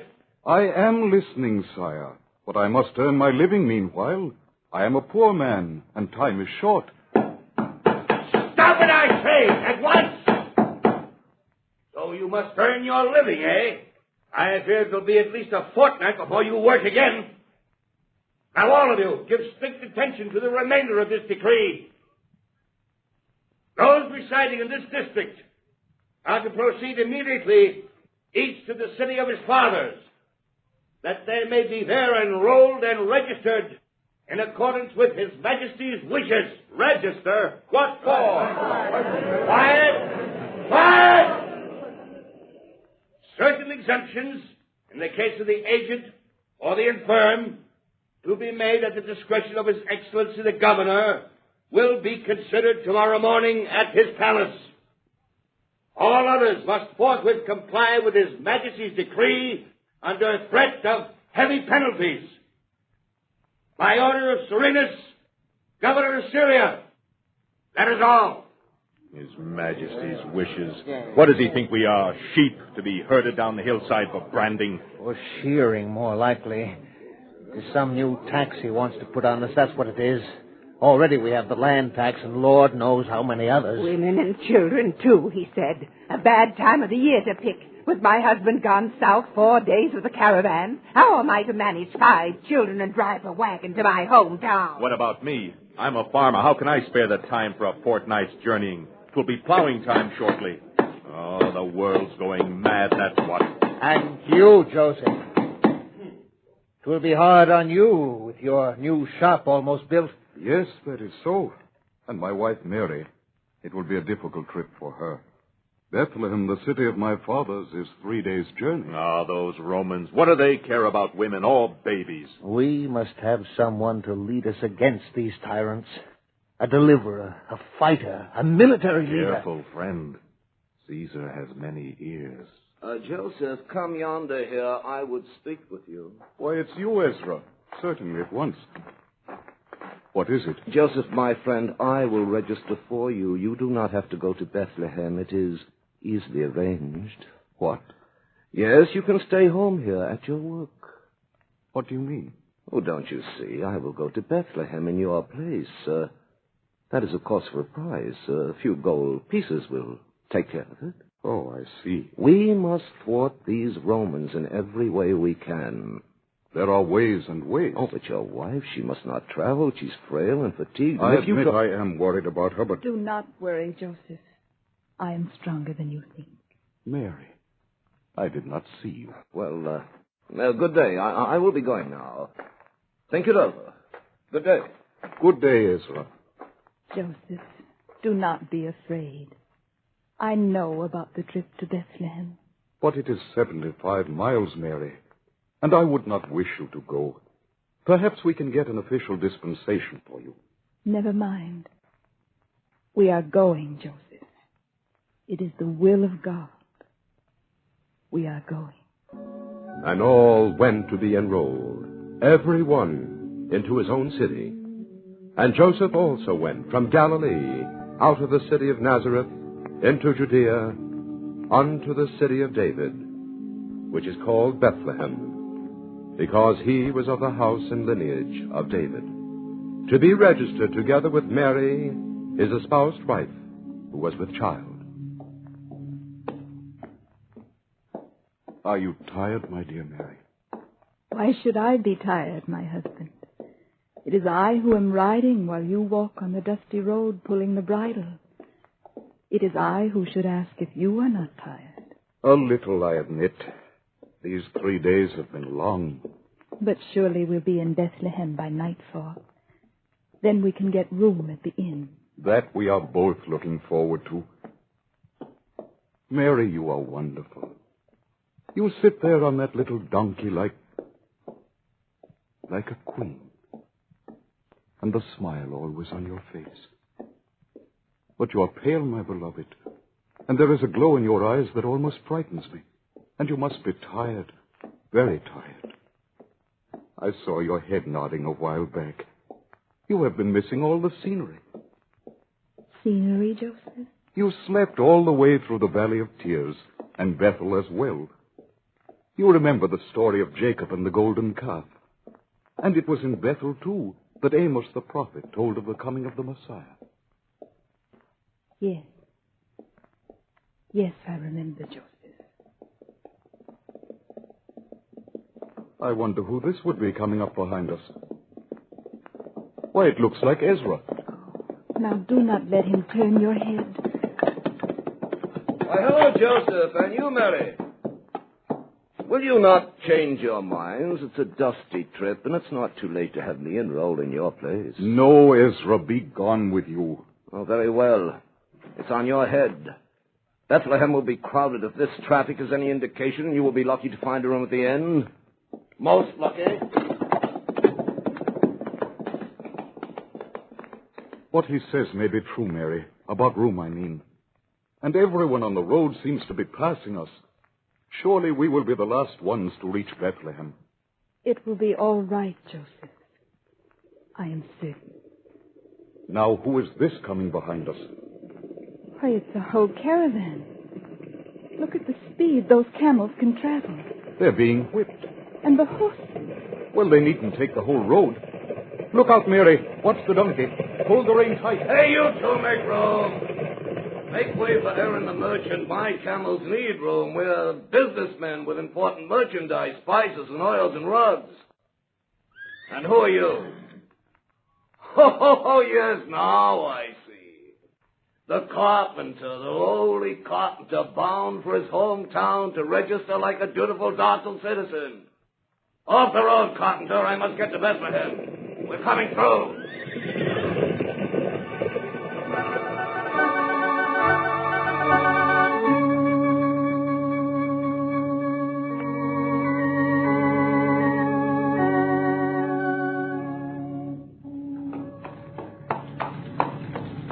Gentlemen, there is a couple here resting by the side of the road. Do you think they're all right? Well, let us see, Martha. Oh, there, boy. Oh. Look, there's a young girl and her father. How lovely she is in her sleep. Did you say father? Why, that's her husband. It is Joseph and Mary of Nazareth. I've known them distantly. He's a carpenter. Quiet sort of man, but able and strong. The girl's face. Have you noticed? Her eyes. They're open now. Large and deep they are. The strange sort of light shining in them, as if she had all the happiness of the world in her heart, and all the sorrow.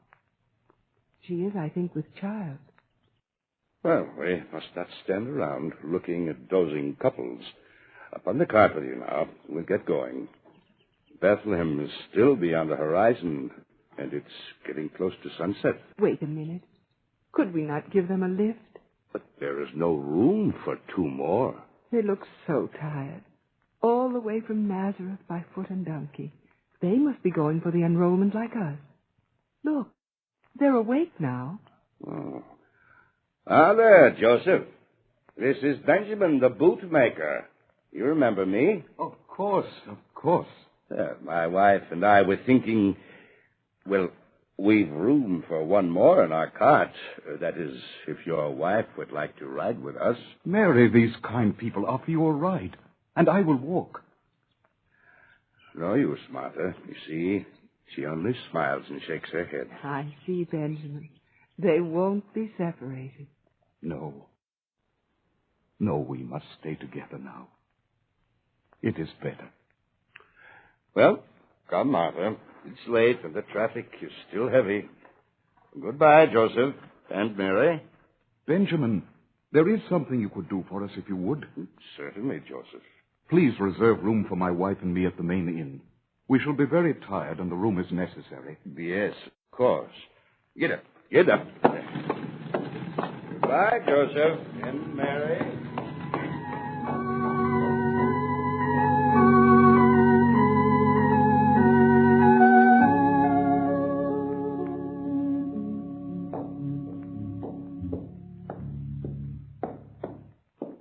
At last. There it is, Mary. Over there beyond the horizon.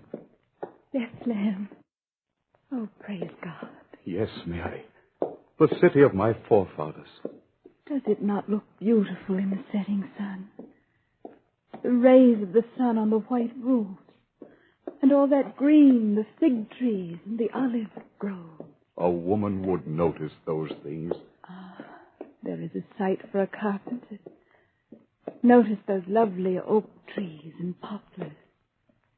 As far as the eye can see. From trees like that, I shall someday build you a magnificent house with a garden. But we have a house, Joseph. That is so, but with a child coming. Mary, are you all right? Hold on to me with your free hand. We shall soon be there. We shall soon be at the inn. Yes. We shall soon be there.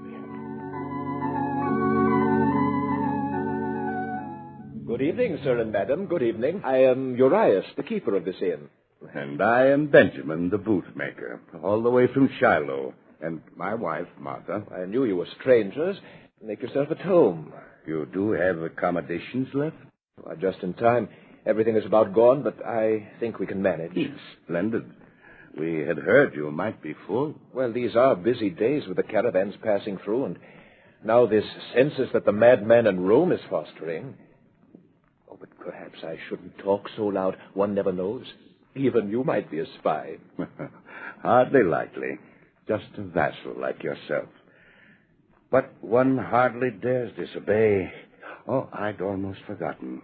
We have 2 friends still on the way. They'll be here any moment. I wonder if you might not reserve room for them. Well, let me see. Yes, I think so. Why not? Oh, but it's the very last room left. Their names? Joseph the carpenter from Nazareth and his wife, Mary. I shall make a note instantly. Do they have money? Not much, I'm afraid. Not very much. Oh, here's my wife, Esther. Good evening to you. Good evening. She will show you to your rooms. Good night. Sleep soundly. Well, thank you. Good night, Uriah. Good night. Are you by any chance the keeper of this austere inn? Not by chance, my friend, by hard work and intelligence. The name is Urias. Good evening. The same. I am Aaron the merchant. Perhaps you've heard of me. Indeed, I have. Aaron of Damascus, one of the biggest traders throughout Judea. Well, then you know me good. I was delayed on the road, and I'm stopping overnight here in Bethlehem, and will need a room for the night. Most unfortunate. I'm deeply sorry. What? Well, we've just rented the last one. I'm holding it for a couple. Well, surely this cannot be, my friend Urias. I have money. I can pay well. Well, there are other smaller inns in Bethlehem. But this is the best.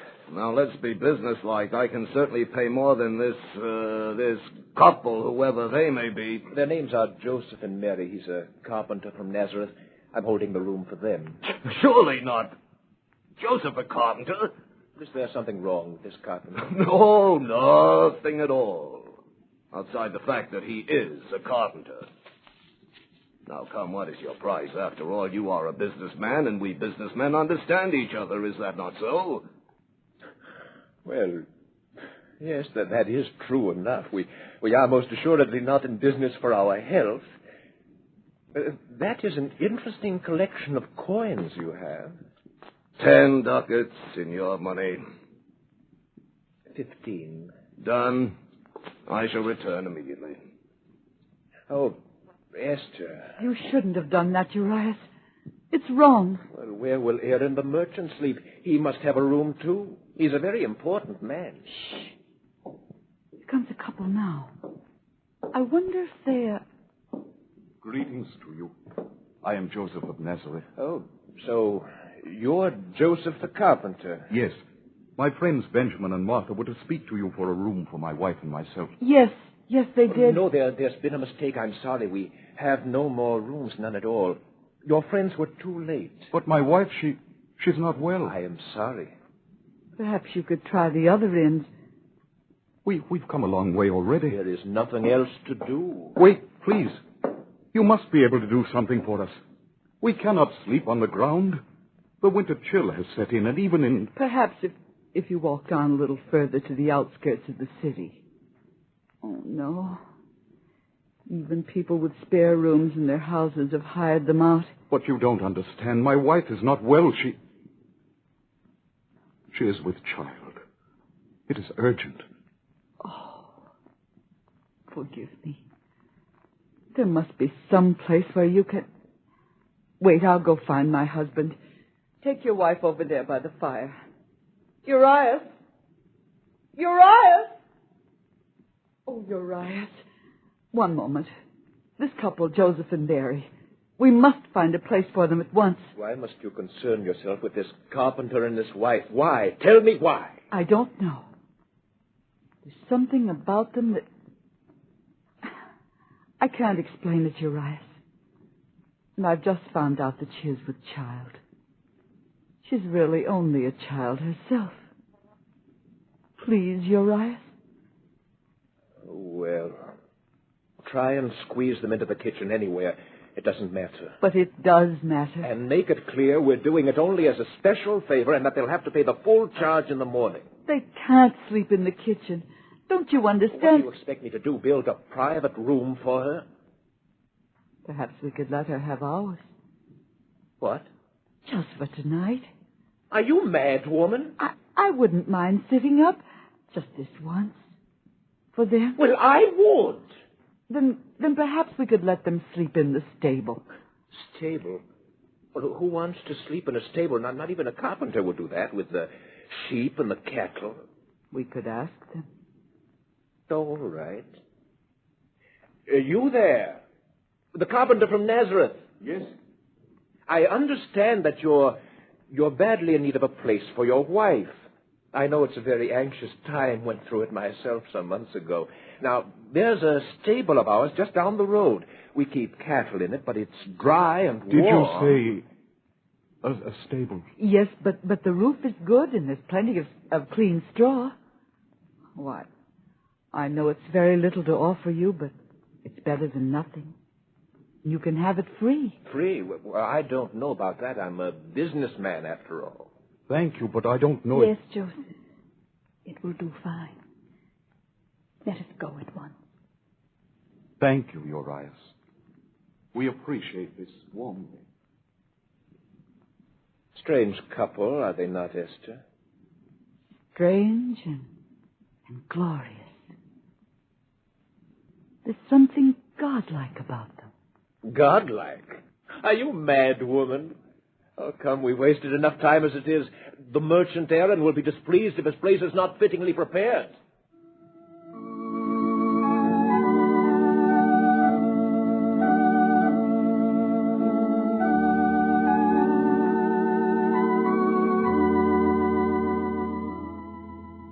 And there were in the same country shepherds, abiding in the fields, and watching their flocks by night.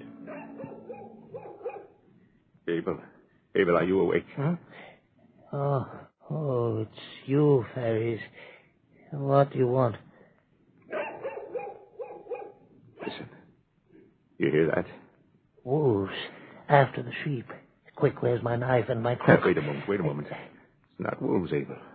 But the dog is excited. Can you see anything stirring there below? No, nothing. What makes him bark? Not thieves, or we'd see the sheep moving. Look, over there on the ridge. He sees something. He's frightened. I don't like it, fairies. There's something queer about the way... Oh, Lord God. Look up at the sky. The clouds are ablaze with fire. Red gold and silver.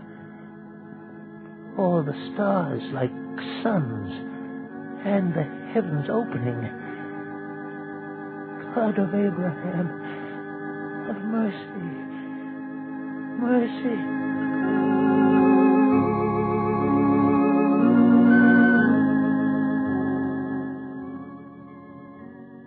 Fear not, shepherds, for behold, I bring you tidings of great joy that shall be to all people. For there is born to you this day, in the city of David, a Savior who is Christ the Lord. And this shall be a sign unto you. You shall find the infant wrapped in swaddling clothes and laid in a manger. Glory to God in the highest, and on earth peace to men of good will.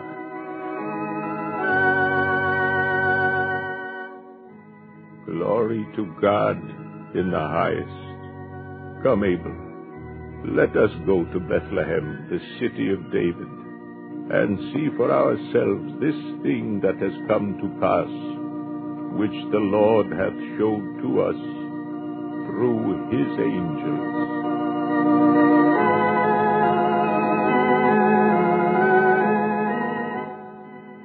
And they came with haste, and found Mary and Joseph and the infant lying in the manger. And seeing him, they understood all that had been spoken to them concerning this child. And they all did rejoice together, glorifying and praising the Lord God. And he shall reign over the house of Jacob forever, and of his kingdom there shall be no end.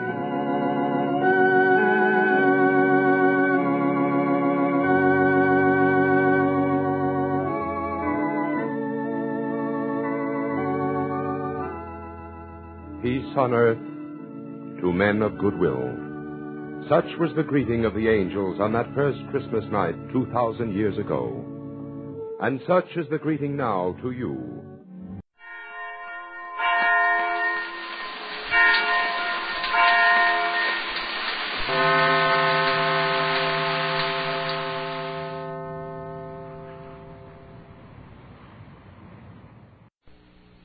Now, here are Don Amici and Francis Langford as John and Blanche Bickerson in The Honeymoon is Over.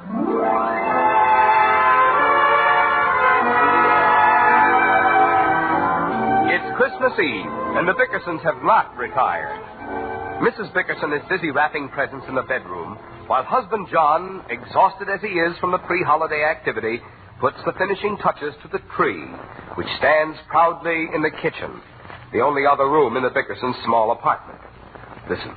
John, will you bring the scissors, please? John, what is he doing in there?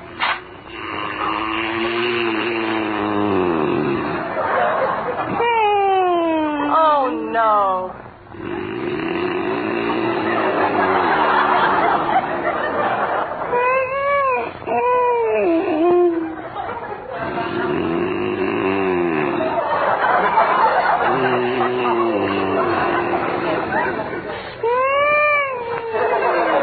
How can a man fall asleep on a ladder?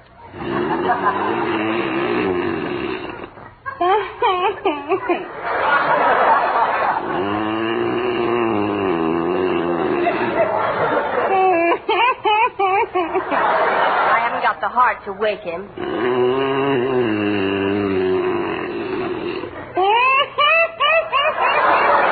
I better get him off of there. John! John! What's the matter, Blanche? What happened? Oh, you poor dear. Did you hurt yourself? No, I'm all right.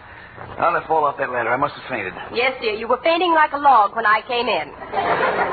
Why, John, What? you never even touched your dinner. Not a morsel of it.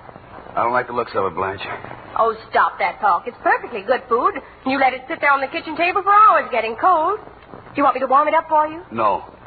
Just tell me what's on that big plate. Are you trying to be funny, John? I'm not trying to be funny, Blanche. What is it? You know very well I can only cook two things, liver and rice pudding. Well, which one is that?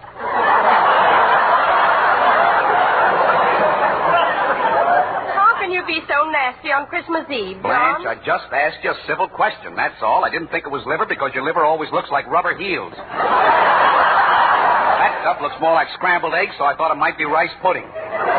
Why don't you taste it and find out? I'm not hungry. That's why you're always tired, John. You don't eat enough. I eat plenty. What'd you have for lunch today? Well, you ought to know you packed it for me. And listen, Blanche, I'm getting sick of carrying my lunch to the office in paper sacks.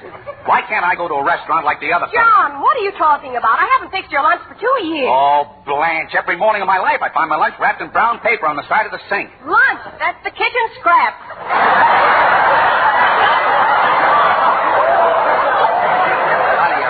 No wonder I never have an appetite. Why do you do that to me, Blanche? Go on, eat some dinner and finish trimming the tree. I don't want any dinner. I want to go to sleep. Aren't you going to finish the tree? I can do it in the morning. But, John, tomorrow morning is Christmas Day. I expect a lot of people to drop in. The butcher's coming and the milkman is coming. Listen, Blanche, I can't afford to give those guys presents. Why did you invite them over? I didn't invite them. They're coming here to collect their bills. Bills? What bills? I gave you money for the bills. Well, I had to buy presents, didn't I? My sister Clara sent me a package, and I had to get her something in return. No, you didn't. Nobody asked her to send you anything. Well, she did just the same. So I bought her a bottle of perfume. How much was that? $24. $24? But nobody can carry that much perfume. It's only an ounce, silly. It's the latest perfume. Very daring. It's called Perhaps. Perhaps. For $24, you should get Positively.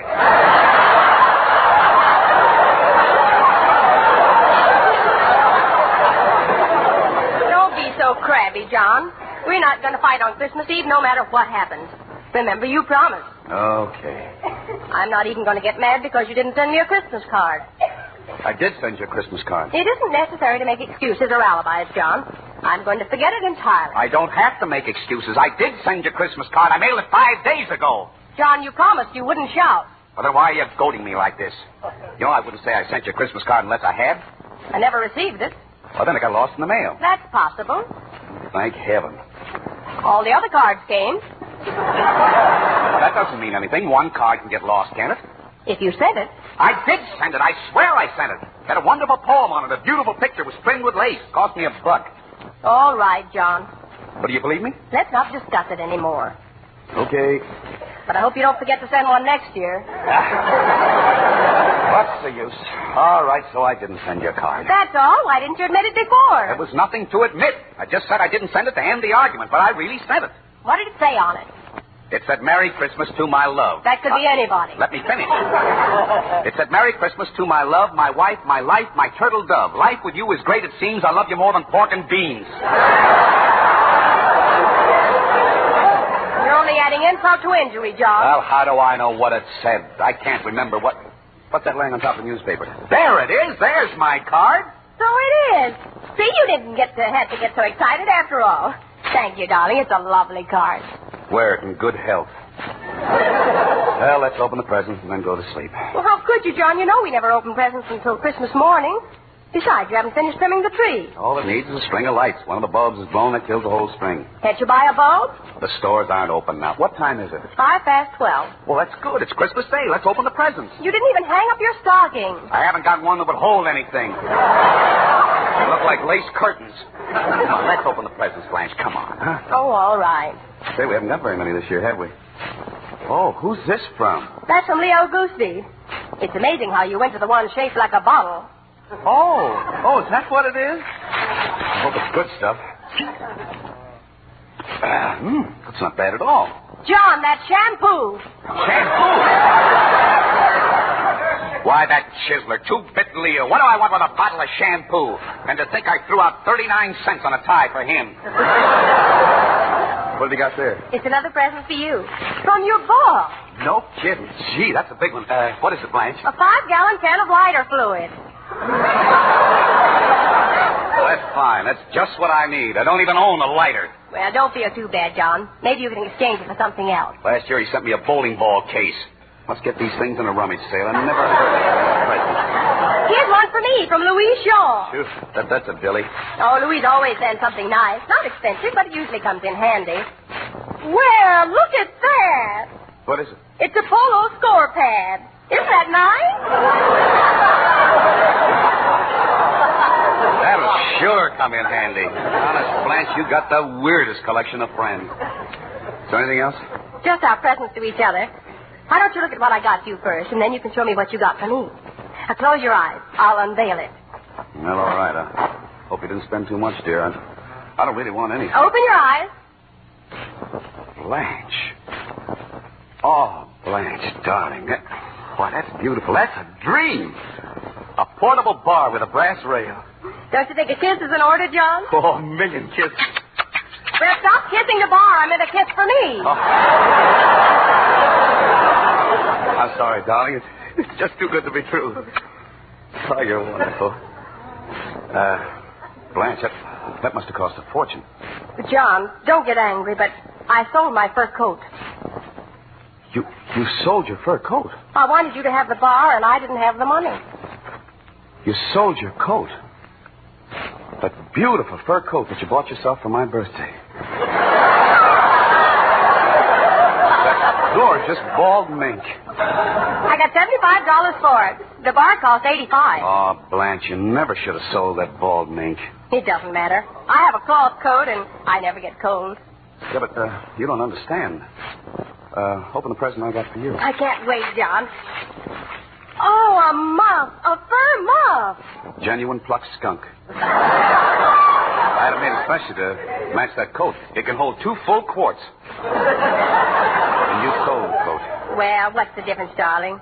Someday you'll make a lot of money, and then you'll be able to have a coat that'll match them up. I'm very happy, John. I know, but... And you still have the gorgeous bar. Yeah, that's just it. What's the matter? I sold all my bourbon to pay for the muff. It's great, isn't it? What a break for both of us. I think it's wonderful, John. What do you mean, Blanche? I've never been so happy in my life. We both made a sacrifice, and that's worth more than all the gold and precious jewels in the world.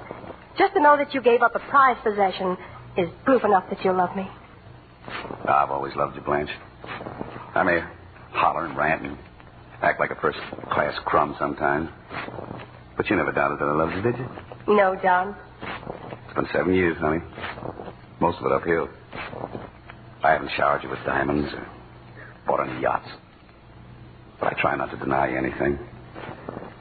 I suppose you have your little faults. What woman hasn't? Or what man either, for that matter. We're both pretty sensitive people. Maybe that's why we beef so much. Still, I don't think we're any worse than any other married couple. At least we have a safety valve and we can let off steam. Some of the others just carry it inside until the break comes. Now, Blanche, I like it this way. And I love you more than anything on earth. John. Cut that out.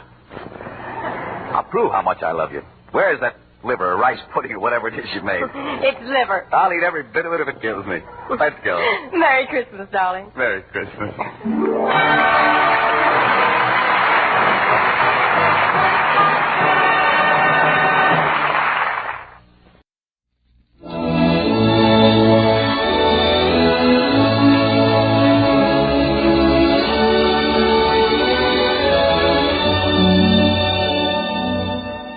RKO presents selections from the musical score of The Bells of St. Mary, starring Bing Crosby and Ingrid Bergman. A warm, human motion picture filled with the magic of Bing and the artistry of Bergman.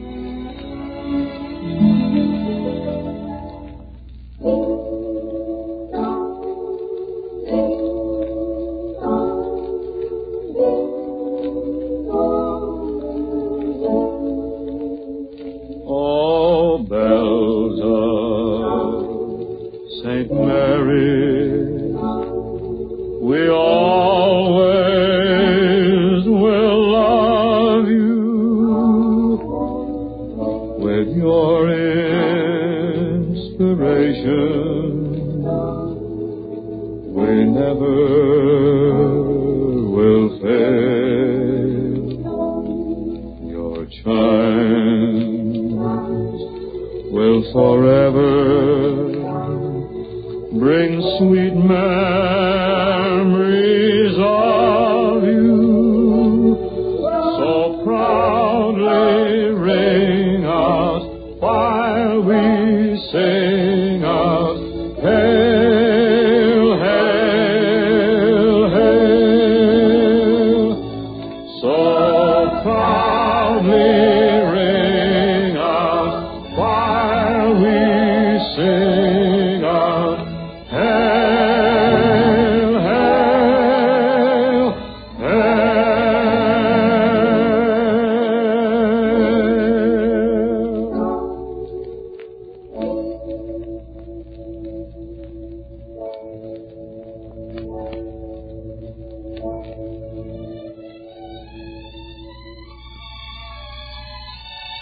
When you see the bells of St. Mary's, your heart will be wearing a smile. It's Bing Crosby at his best, alone in a woman's world. Father of 48 lovable, mischievous kids. And the Ingrid Bergman you want to see, in the most inspired role of her Academy Award career. 2 Academy Award winners, directed by a third. The inimitable Leo McCarey, who gave you Going My Way. Together in The Bells of St. Mary's.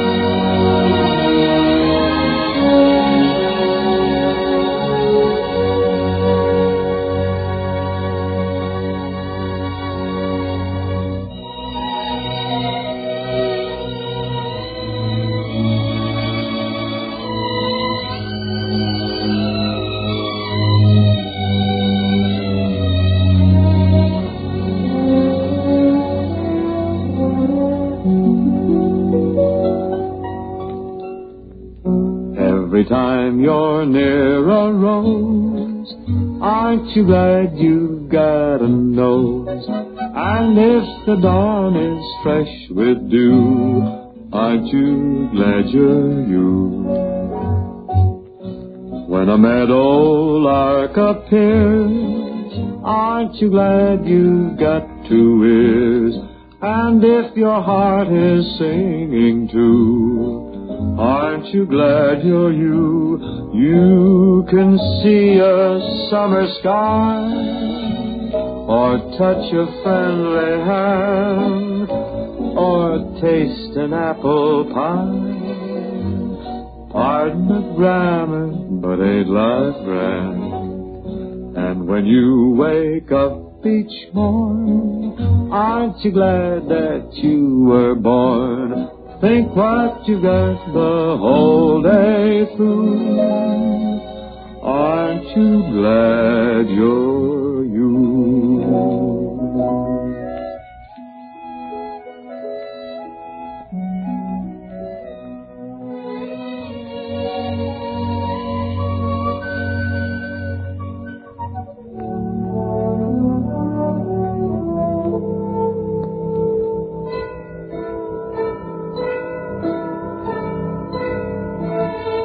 The happy prettiest, heartiest gift of this or any other year. The Bells of St. Mary, with the magic of Bing Crosby, the artistry of Ingrid Bergman, the genius of director Leo McCarey.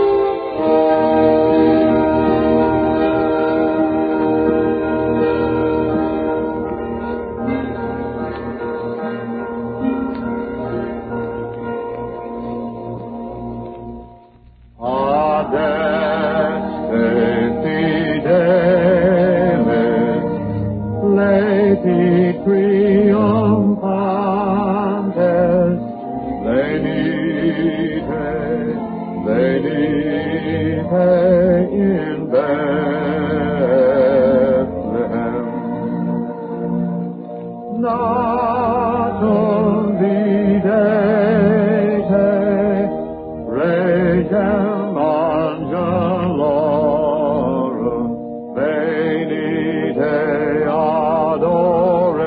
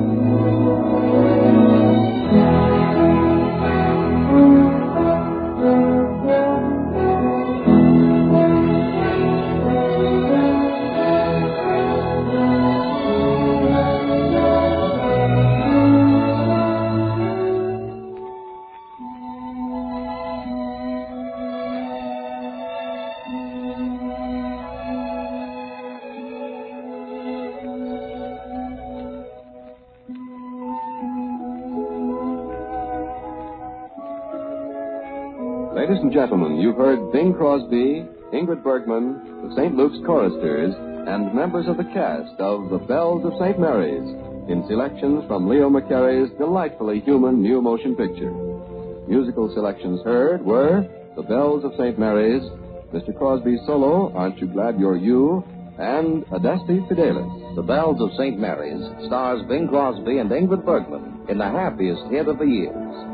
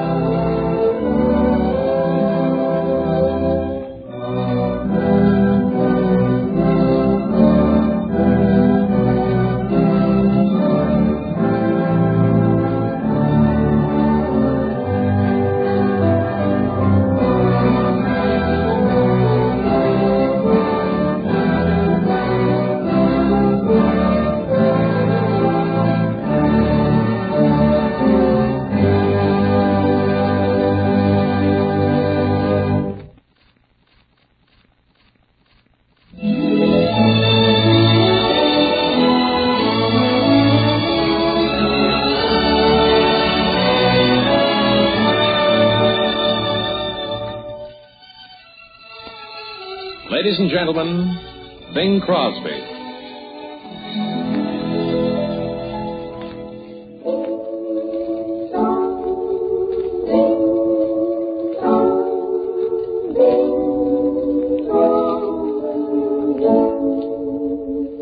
Oh, bells of St. Mary, we always will love you with your inspiration. We never will fail. Your chimes will forever bring sweet memories of you. So proudly ring out while we sing out, hail, hail, hail. So proudly ring out while we sing out, hail, hail,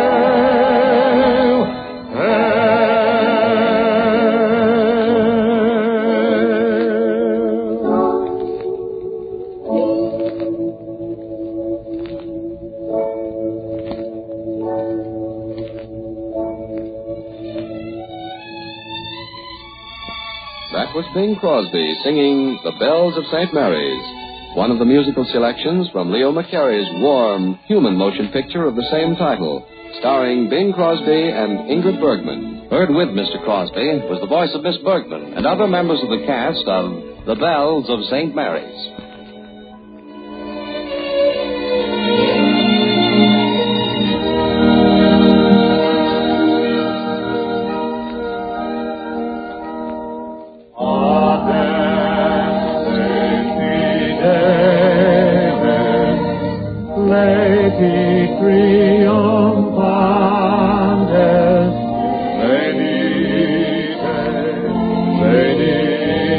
in Bethlehem.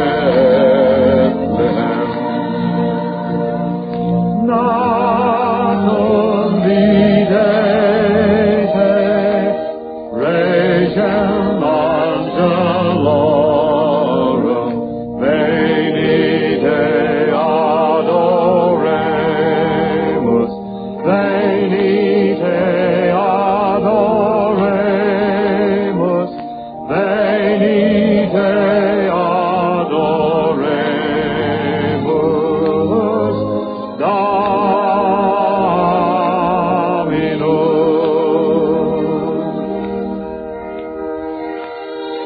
Yes, the joyfully jubilant Adeste Fidelis from The Bells of St. Mary's, starring Bing Crosby and Ingrid Bergman. Your heart will be wearing a smile when you see The Bells of St. Mary's.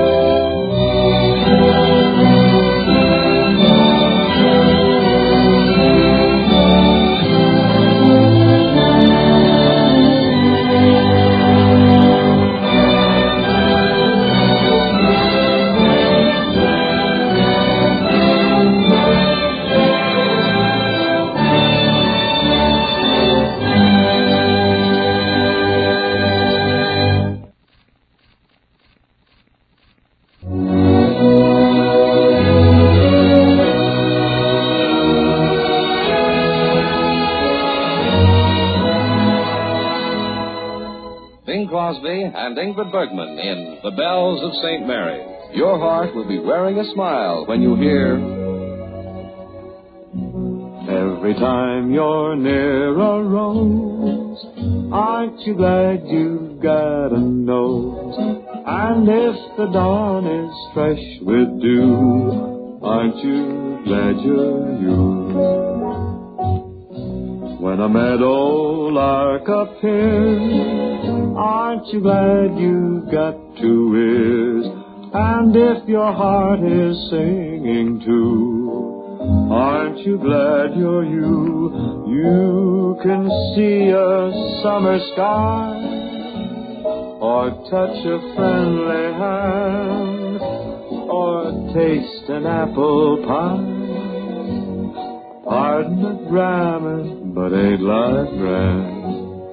And when you wake up each morn, aren't you glad that you were born? Think what you got the whole day through.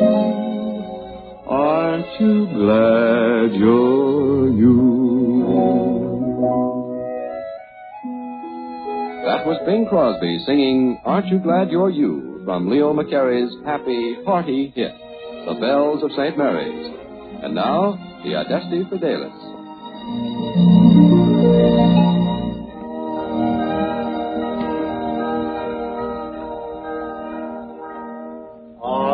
Adeste Fidelis,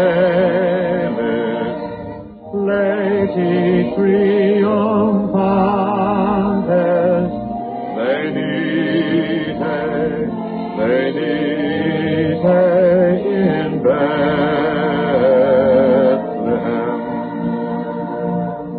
Natum videte, regem angelorum, venite adoremus, venite adoremus, venite adoremus,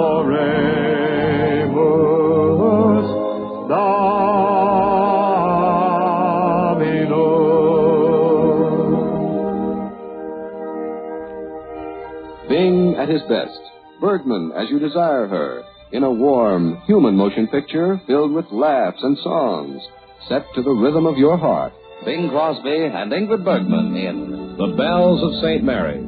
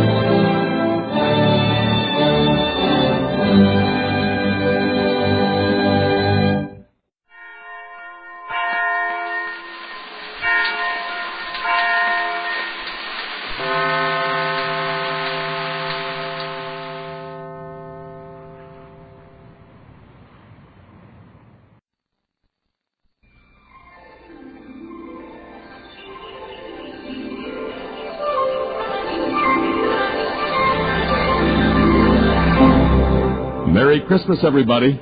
My name is Lee Allen, and the story you're about to hear has become a Christmas tradition. It's been broadcast for over 25 years on radio stations all over America. The story was given to me by Ed Hardy, news director of a radio station much like this one. It was a copy of a letter written by a young Marine named Michael, who was hospitalized after being wounded on a Korean battlefield. The letter was written home to his mother, but it was first seen and read by a Navy chaplain. In the letter, Michael describes what happened to him on that lonely, frozen battlefield. When the chaplain first saw the letter, he talked with the boy's mother, the sergeant in charge of the boys' patrol, and the patrol members themselves. Privately, they will all still tell you that what you're about to hear is a true story. We simply read the letter at Christmas time and let it stand on its own merit. The sergeant, the patrol members, and Michael are real people. The story is the letter, a copy of the original. A letter from Michael.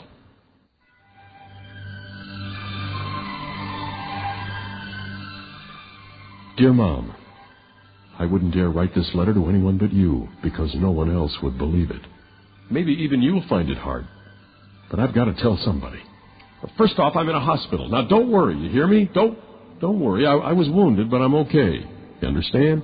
Okay. The doctor says I'll be up and around in a month, but that isn't what I want to tell you. Remember when I joined the Marines last year? Remember when I left, how you told me to say a prayer to St. Michael every day? You really didn't have to tell me that. Ever since I can remember, you always told me to pray to St. Michael the Archangel. You even named me after him. Well, I always have. When I got to Korea, I prayed even harder. Remember the prayer you taught me? Michael, Michael of the morning, fresh court of heaven adorning. You know the rest of it. Well, I said it every day. Sometimes when I was marching, sometimes resting, but always before I went to sleep. I even got some of the other fellows to say it. Well, one day I was with an advanced detail way up forward of the front lines. I was plodding along in the bitter cold. My breath was like cigar smoke. I thought I knew every guy in a patrol, and alongside of me comes another Marine I'd never met before. He was bigger than any Marine I'd ever seen. He must have been 6'4" and built in proportion. Gave me a feeling of security to have such a buddy near. Anyway, there we were, trudging along. Rest of the patrol spread out. Just to start a conversation, I said, "Cold, ain't it?" And then I laughed. Here I was with a good chance of getting killed any minute, and I'm talking about the weather. My companion seemed to understand. I heard him laugh softly. I looked at him. "I've never seen you before. I thought I knew every man in the outfit." "I just joined at the last minute," he replied. "The name is Michael." "Is that so?" I said. "That's my name, too." "I know," he said, and then went on, "Michael, Michael of the morning." I was too amazed to say anything for a minute. How did he know my name and the prayer that you had taught me? Then I smiled to myself. Every guy in the outfit knew about me. Hadn't I taught the prayer to anyone who'd listen? Why, now and then they even referred to me as St. Michael. Neither of us spoke for a time, and then he broke the silence. "We're going to have some trouble up ahead." He must have been in fine physical shape, for he was breathing so lightly I couldn't see his breath. Mine poured out in great clouds.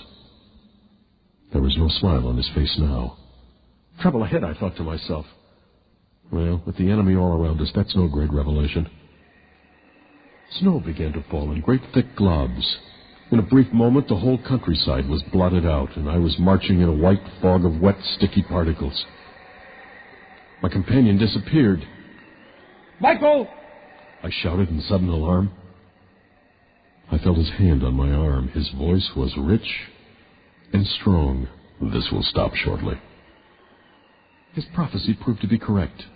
In a few minutes, the snow stopped as abruptly as it had begun. The sun was a hard, shining disk. I looked back for the rest of the patrol. There was no one in sight. We lost him in that heavy fall of snow. I looked ahead as we came over a little rise. "Mom, my heart stopped." There were 7 of them. in their padded pants and jackets and funny little hats. Only there wasn't anything funny about them now. 7 rifles were aimed at us. Down, Michael! I screamed and hit the frozen earth. I heard those rifles fire almost as one. I heard the bullets. But there was Michael, still standing. Mom, those guys couldn't have missed. Not at that range. I expected to see him literally blown to bits. But there he stood, making no effort to fire himself. He was paralyzed with fear. It happens sometimes, Mom, even to the bravest. He was like a bird, fascinated by a snake. At least, that's what I thought then. I jumped up to pull him down and felt a sudden flame in my chest. I often wondered what it felt like to be hit. Now, I know. I remember feeling strong arms about me, arms that laid me ever so gently on a pillow of snow. I opened my eyes for one last look. I was dying. Maybe I was even dead. I remember thinking, well, this isn't so bad. Maybe I was looking into the sun. Maybe I was in shock. But it seemed I saw Michael standing erect again. Only this time, his face was shining with terrible splendor. As I say, maybe it was the sun in my eyes, but he seemed to change as I watched him. He grew bigger. His arms stretched out wide. Maybe it was the snow falling again, but there was a brightness around him, like the wings of an angel. In his hand was a sword that flashed with 1,000,000 lights. Well, that's the last thing I remember till the rest of the fellows came up and found me. I don't know how much time had passed, but now and then I had a moment's respite from the pain, fever. I remember telling them of the enemy just ahead. "Where's Michael?" I asked. I saw them look at one another. "Where's who?" asked one. Michael, that big Marine I was walking with just before the snow squall hit us." "Kid," said the sergeant, "you weren't walking with anyone. I had my eyes on you the whole time. You were getting too far out. I was just going to call you in when you disappeared in the snow." He looked at me curiously. "How'd you do it, kid?" "How'd I do what?" I asked, half angry despite my wound. "This big Marine named Michael and I were just..." "Son," said the sergeant kindly, "I picked this outfit myself, and there just ain't another Michael in it. You're the only Mike in it." He paused for a moment. "Just how'd you do it, kid?" "We heard shots. There hasn't been a shot fired from your rifle. And there isn't a bit of lead in them 7 bodies over the hill there." I didn't say anything. What could I say? I could only look open-mouthed with amazement. It was then the sergeant spoke again. "Kid," he said gently, "every one of those 7 bodies over the hill there was killed by a sword stroke." That's all I can tell you, Mom. As I say, it may have been the sun in my eyes. It may have been the cold or the pain.